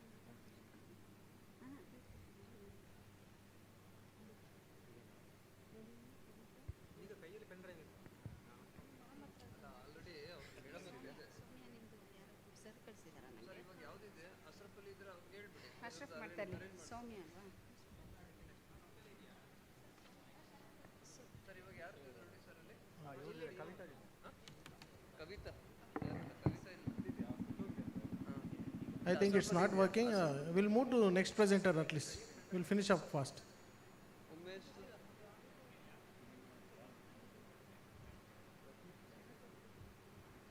Ashraf ಅಲ್ಲಿ ಇದೆಯಾ ಅಲ್ಲಿ?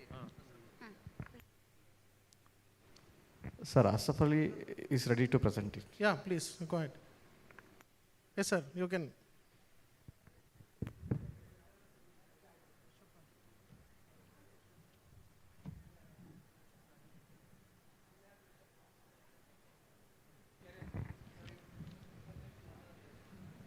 Good evening.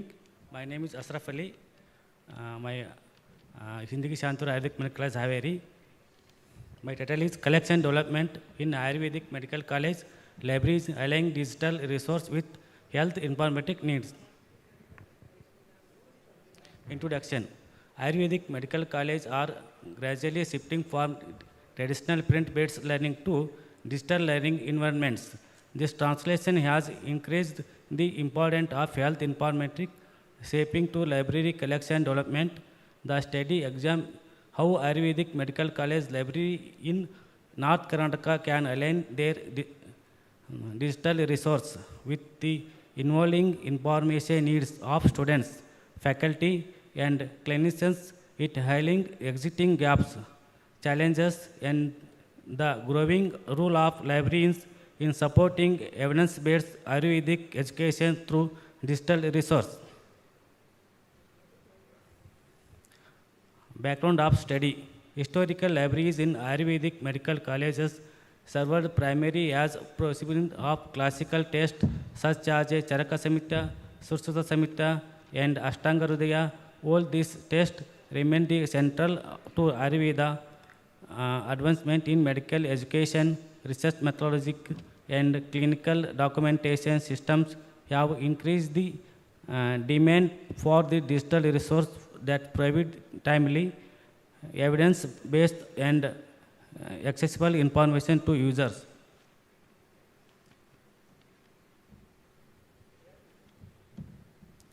Concept of health informatics.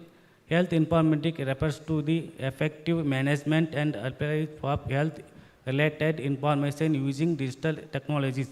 In Ayurvedic education, health informatics support evidence-based practice, interdisciplinary research, digital record maintenance, and clinical decision-making of integration traditional Ayurvedic knowledge with contemporary scientific and medical data systems.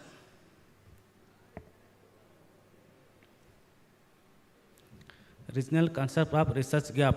Ayurvedic Medical College of North Karnataka often function with limited functional and technological resources, which after the digital collection development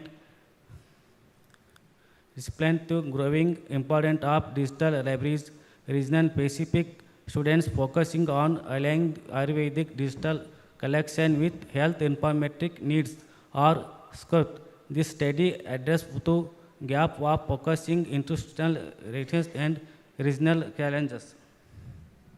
Review of literature. Existing literature in medical membership highlights of increasing dependence on electronic journals, database, and open access resource for the education and research. Studies related to Ayurvedic libraries indicate challenges such as a indexation function and lack of specialization digital database through indexing and Ayurvedic research, and limited training and health information tools. Objective of study.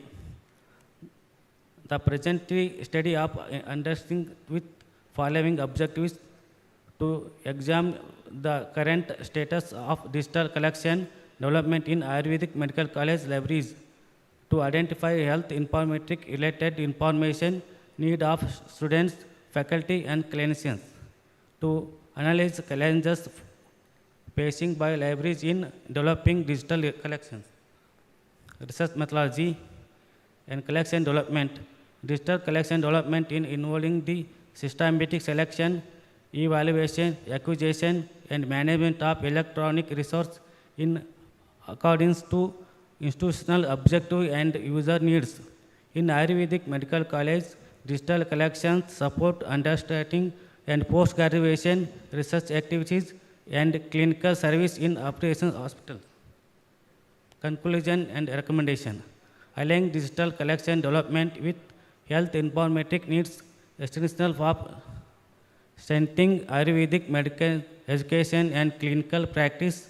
A librarian must deepen this such as digital collection, potential visit, ITC infrastructure, provide continuous professional training, and promote the institutional collaboration, enhance access to quality information, and support evidence-based practice. Thank you. Thank you, Srafali, for your nice presentation. So next presenter is Sharad B. You have given me timings within 15 minutes. You have to finish your 5 minutes. 4 minutes. Okay. You have given 4 minutes time, so you have to finish your presentation within stipulated times.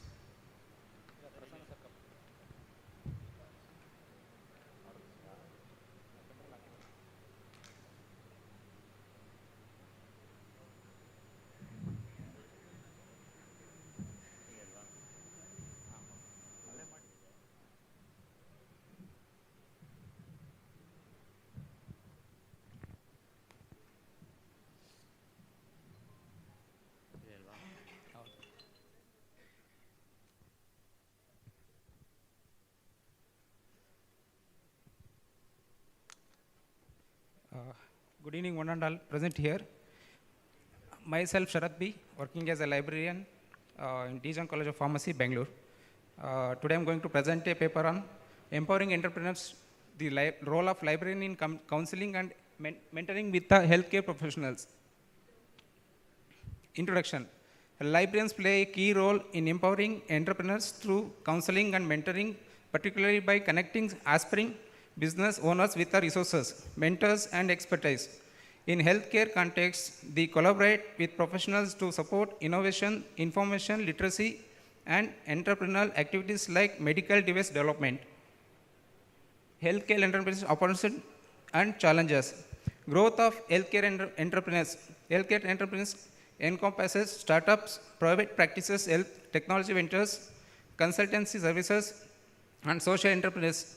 Advances in digital technology and increased demand for patient-centered and care-accelerated innovation led by clinicians, researchers, and allied health professionals. Challenges faced by healthcare professionals. Despite their expertise, healthcare professionals encounter several challenges when pursuing entrepreneurship. limited exposure to business and financial management, difficulty accessing credible market and competitive intelligence, complex regulatory and ethical requirements, inadequate mentoring and support networks. These challenges highlight the needs for interdisciplinary support system, including information and knowledge professionals. The evolving role of librarians. Major role we divided in four things: information counselor, research consultant, educator and mentors, innovation facilitators. Then key roles of librarian in empowering healthcare entrepreneurs. Evidence-based information we have to provide, then only they can go for do in some entrepreneurs. Knowledge translation and management, strategic research and patent search. Now, so many people, they don't know how to search the patent, which are the patent is published or not, they don't know. Then we are the librarians to guide them, which are the patent is available in government. Grant development support, information coaching, impact on healthcare innovation after helping them to provide the information, validating innovation ideas, accelerating product and service development, enhancing credibility. Conclusion: librarians play a pivotal yet under-recognized role, provide structured mentorship and counseling, bridge knowledge and practice gaps, strengthen healthcare innovations ecosystem, foster evidence-driven entrepreneurship. Thank you.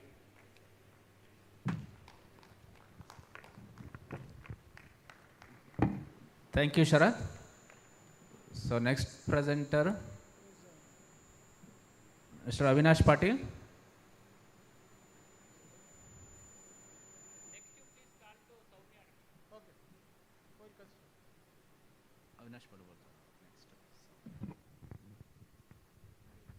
Avinash, you have 4 minutes. Make it precise, please. Chiklashmama is here. Chiklashmama? Okay.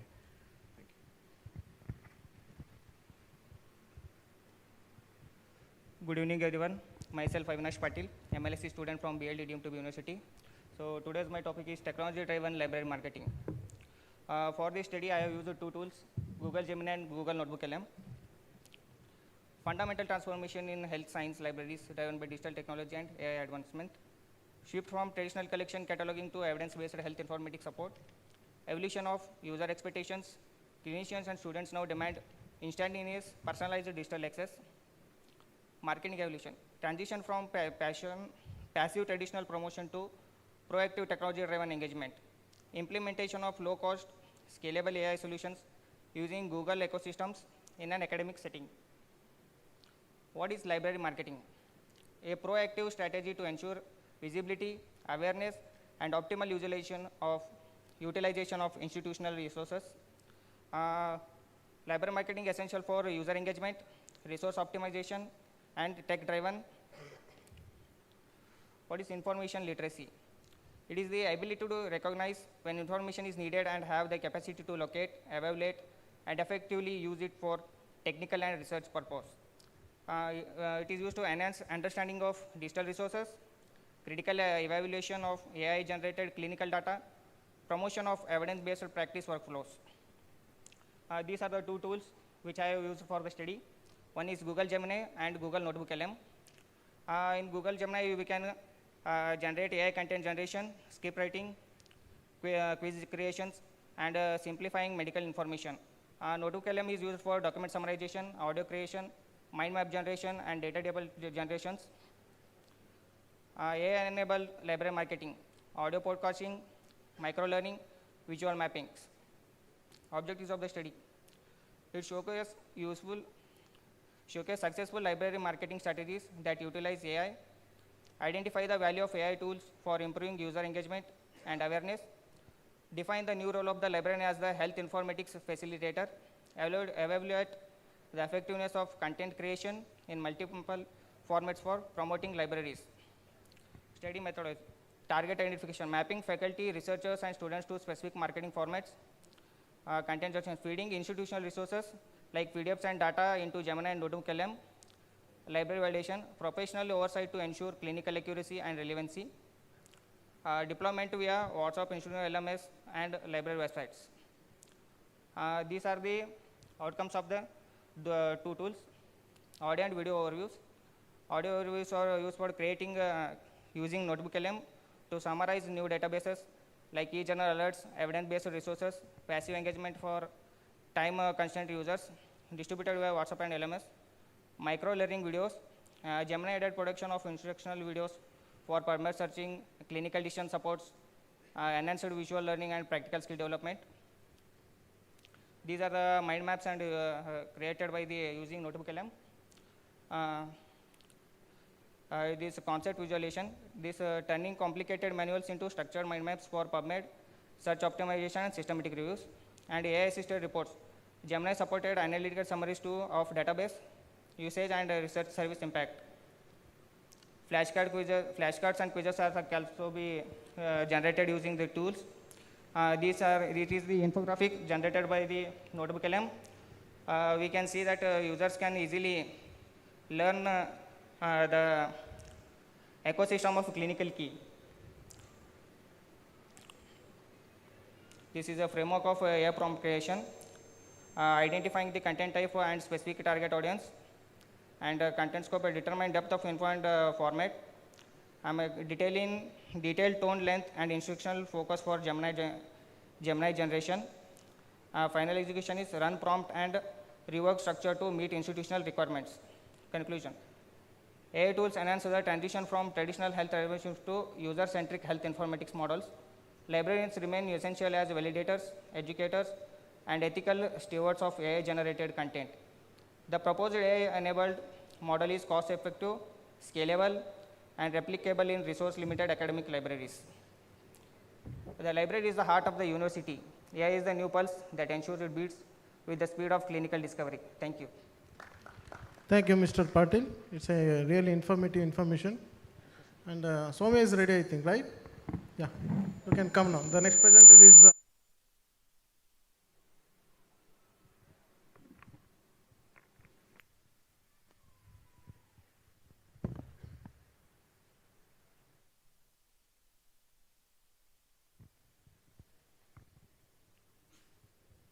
Good evening, everyone. Myself Soumya Adiki, MLIC student, BLD deemed to be University, Vijaypur. Today my topic is Health Librarianship in the Digital Research Era, a case report on DOI generation using Zenodo. Introduction of the study. Massive growth in the ICT usage has transitioned health libraries from custodial service to active research collaborators. Libraries now facilitate digital scholarship, research data management, and open science initiatives. DOIs are essential for permanent identification.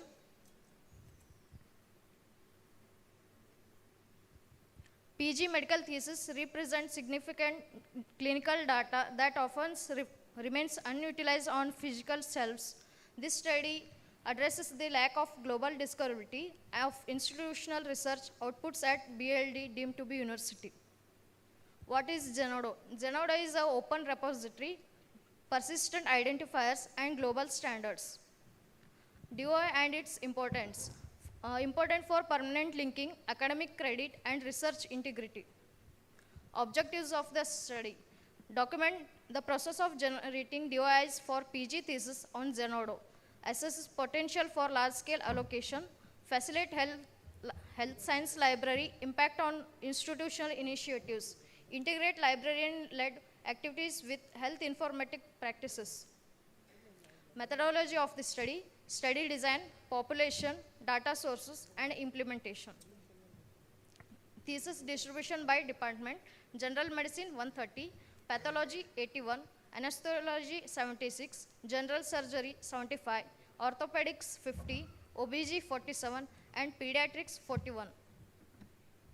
Steps 1 for Zenodo landing page, click sign up for new users, explore future communities, search existing DOI records. Step 2, account creation, sign up with ORC ID, manual sign up, and application details. Step 3, metadata upload, File drag and drop resource details and DOI request. Select no, I need one to trigger Zenoda generation. Step 4, publish DOI page. Verified DOI and real-time tracking of views and downloads indexed in OpenAI, RE and Google Scholar.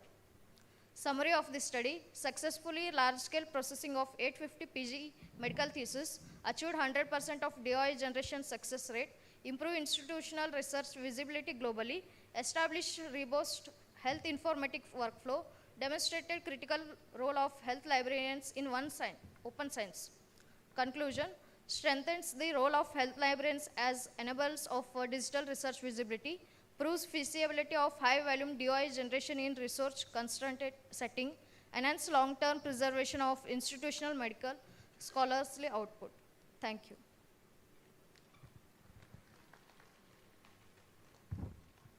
Thank you, Ms. Soumya. It's a good presentation. The next presenter, Lata. Lata is not there. Okay. Mr. Dr. Savanur? Dr. Savanur? Yeah. Next, Hemlata? Okay. First, okay. Next, 1, 2, 3, 4, 5. Out of 9, 5 are present. 1 minute, sir. Yeah. Pending. He is pending. Yeah. What your name, sir? Mahesh. Hemlata, yeah. Mahesh and Hemlata. Yeah. You are from Mandya. The last presenter is Mahesh and Hemlata. Okay. Done. Good evening. I am Mahesh, librarian of NIT Institute of Speech and Hearing, NIT University. My paper title is Management of Assessment Materials in Speech Language Pathology Libraries, a case study in NIT Institute of Speech and Hearing Library. Assessment materials are backbone of speech language pathology education and clinical practice. They help in identifying speech language, voice, fluency, cognition, and swallowing disorders, and in measuring therapy outcomes. Unlike ordinary library resources such as books, textbooks, journals, SLP assessment tools include multi-part kits, manuals, record forms, picture books, toys, cards, charts, and digital tools. These materials are expensive, fragile, and ethically sensitive. The library at NIT Institute of Speech and Hearing support both academic teaching and clinical training. This case study explains how NIST library manages these specialized materials and highlights practical strategy that other speech and hearing libraries can follow. Purpose of the study: the main purpose is to understand how SLP test materials are selected, procured, accessioned and catalogued, stored and preserved, circulated and monitored. It also explores the challenges of handling physical kits and digital assessment and proposes guidelines for librarians working in similar environment. Importance of assessment materials in SLP.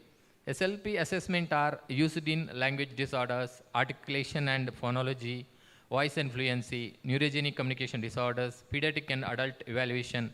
They guide diagnosis, treatment planning and clinical decision making.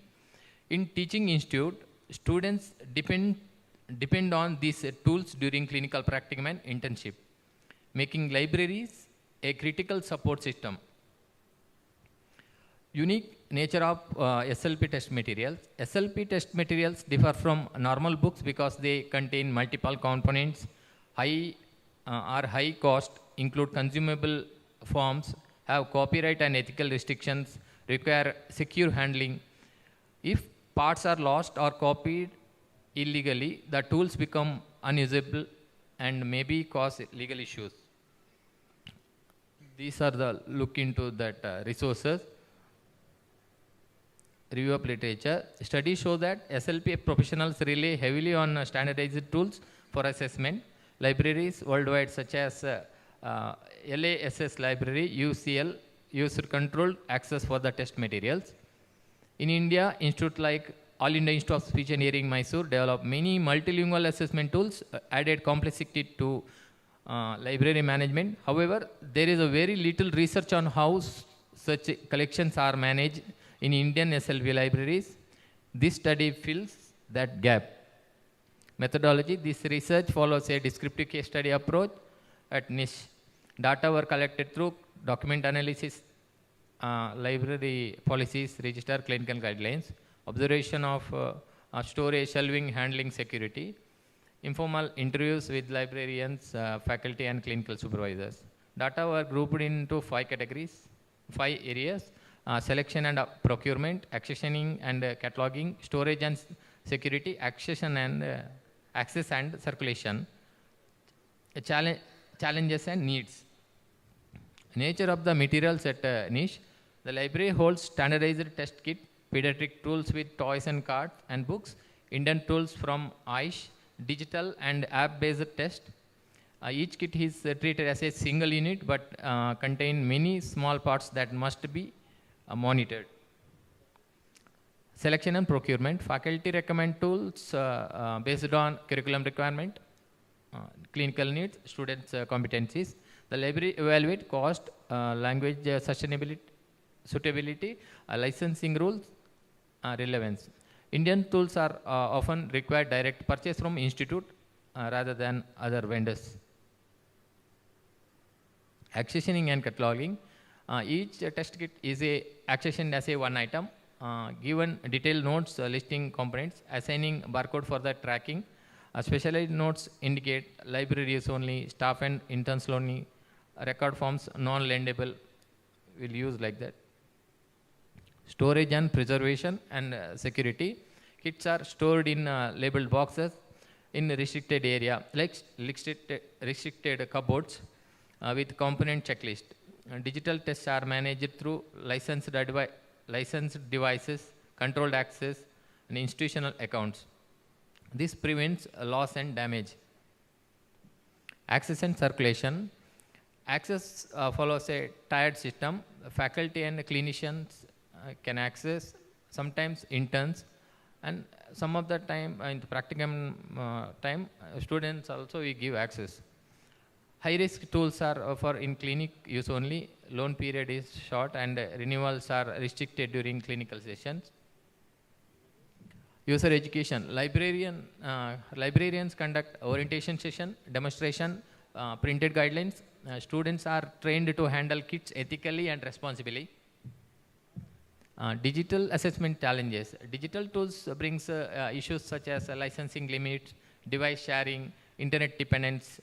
Libraries must work with the IT departments to manage access. Discussion: this case shows that SLP libraries must go beyond book management. Librarians become partner in clinical education, balancing access and protection. Clear policies, detailed cataloging, and controlled circulation are essential. Conclusion: assessment materials are vital to SLP education. The niche case shows that special policies are needed. Collaboration with faculty is essential. Both physical and digital tools must be managed carefully. This model can guide other speech and hearing libraries in India and beyond. Thank you.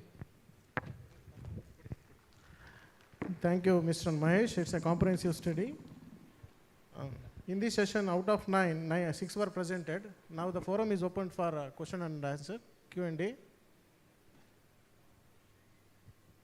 Any question and answer?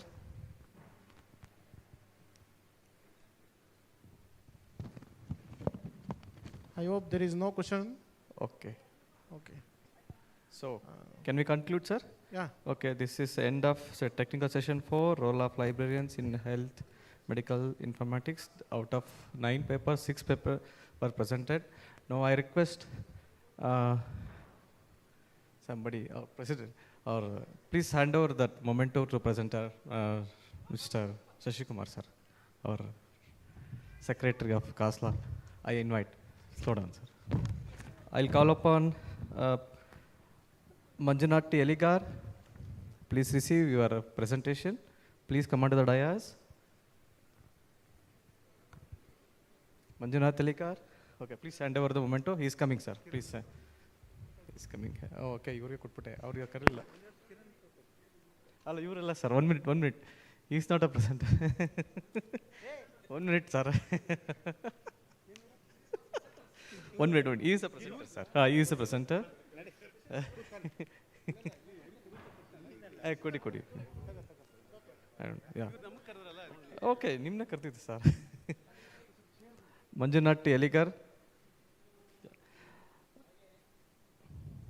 Next, Soumya Adaki, please come onto the dais. Next, presenter Sharath. Sharath. Okay, sir. Okay, fine. Thank you. And Avinash Patil. Presenters. Please provide memento.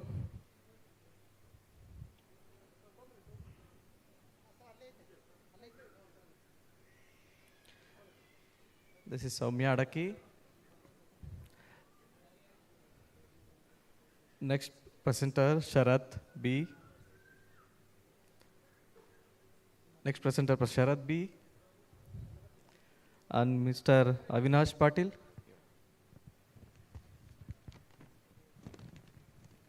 And the next one, Ashraf Ali.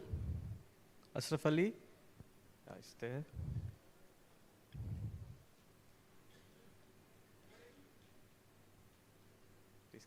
Please come.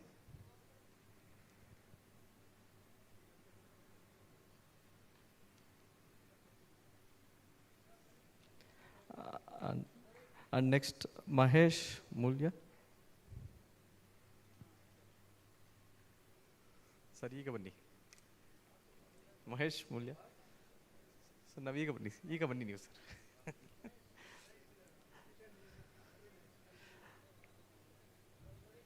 Now I request Shashidhara J to present memento to our co-chair, chair and rapporteur. This is Anand Ashok D, Ramaya University of Health Sciences. Dr. Ashok D, Ramaya University of Health Sciences.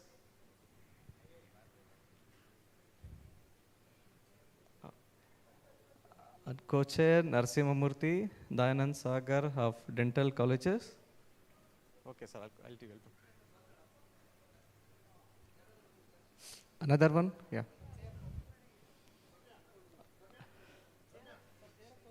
Co-chair.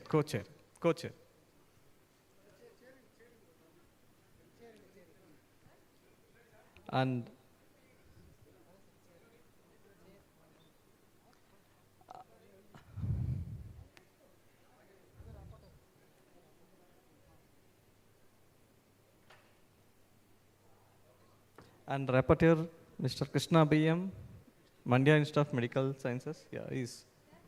Oh, what?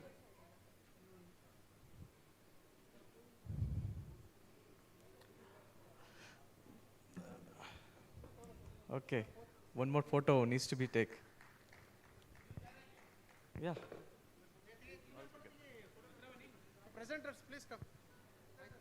All presenters, please come under the dais.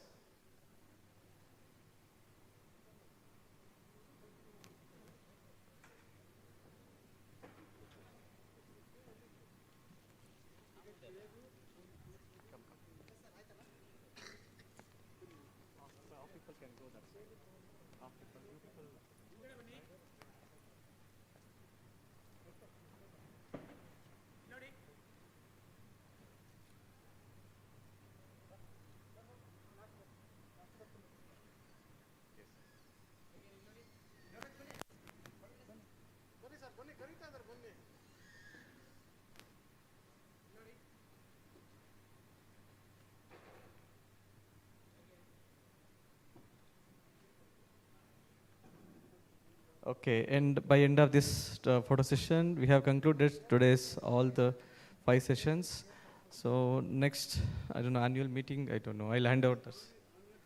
Annual general body meeting, I'm handing over to Dr. Prakash to continue about this. Okay, thank you for handed very good by this session. And also I thanks to Dr. Prasad also. And tomorrow at sharp, as mentioned in the schedule, all of you be in this hall at 9:15 exactly it will start, because nearly we have another more than 12 papers here. So we have to finish this within the stipulated time.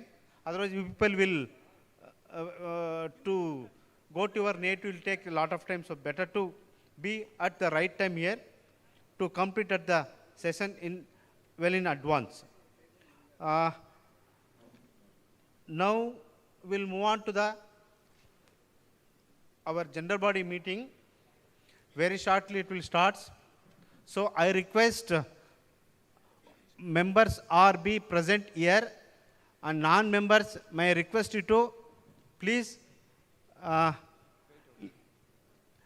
leave this premises. Kindly request you to please. Now all the members are come to the forward.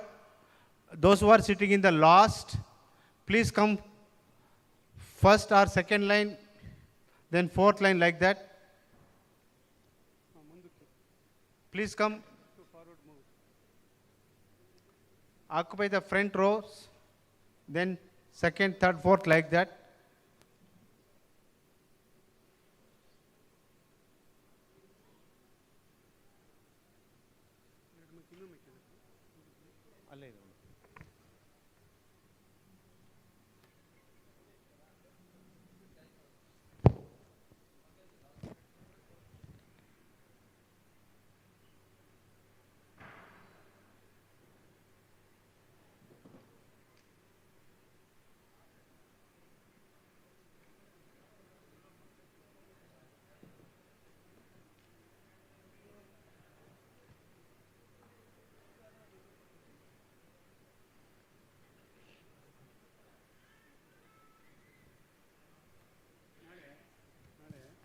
Savita ಒಂದೆರಡು invitation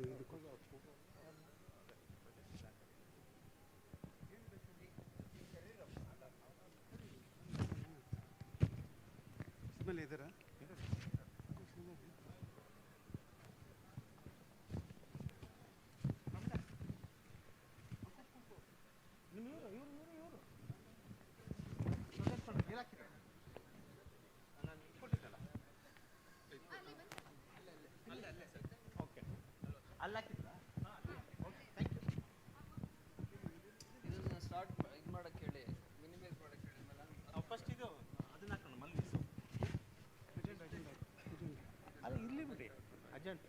agenda ಹಾಕಿಲ್ಲ ಅದು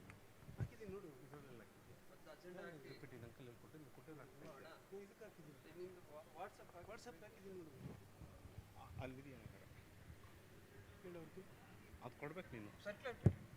ಹೋಗಿದೆ ಎಲ್ಲರೂ ಹೋಗಿದೆ.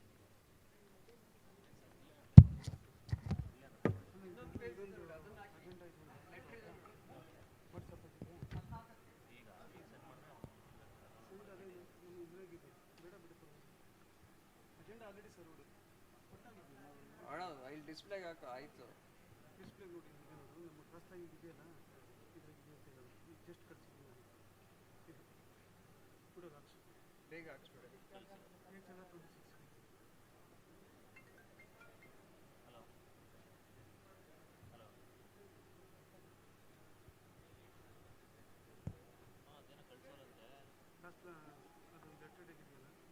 ಅದೊಂದು letter ಇದೆಯಲ್ಲ, Pramila Pramila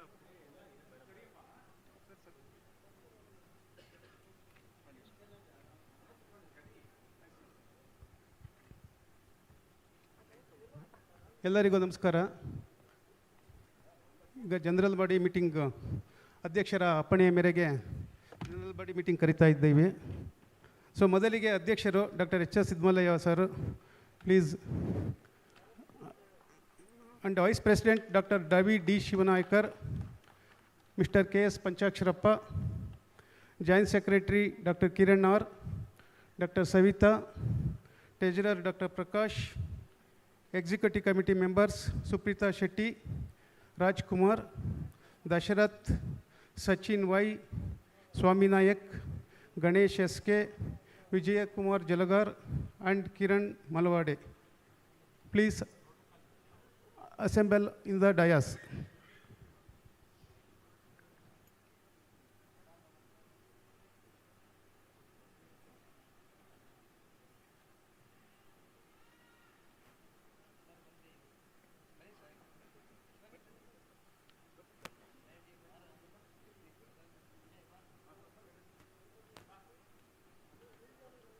Over to President of KHSLA.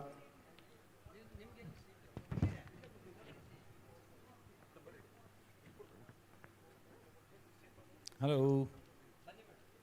Hello.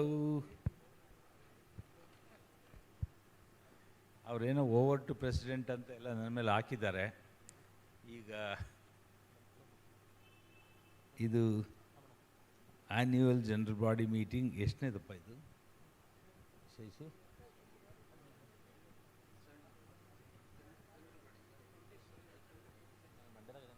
24th general body meeting.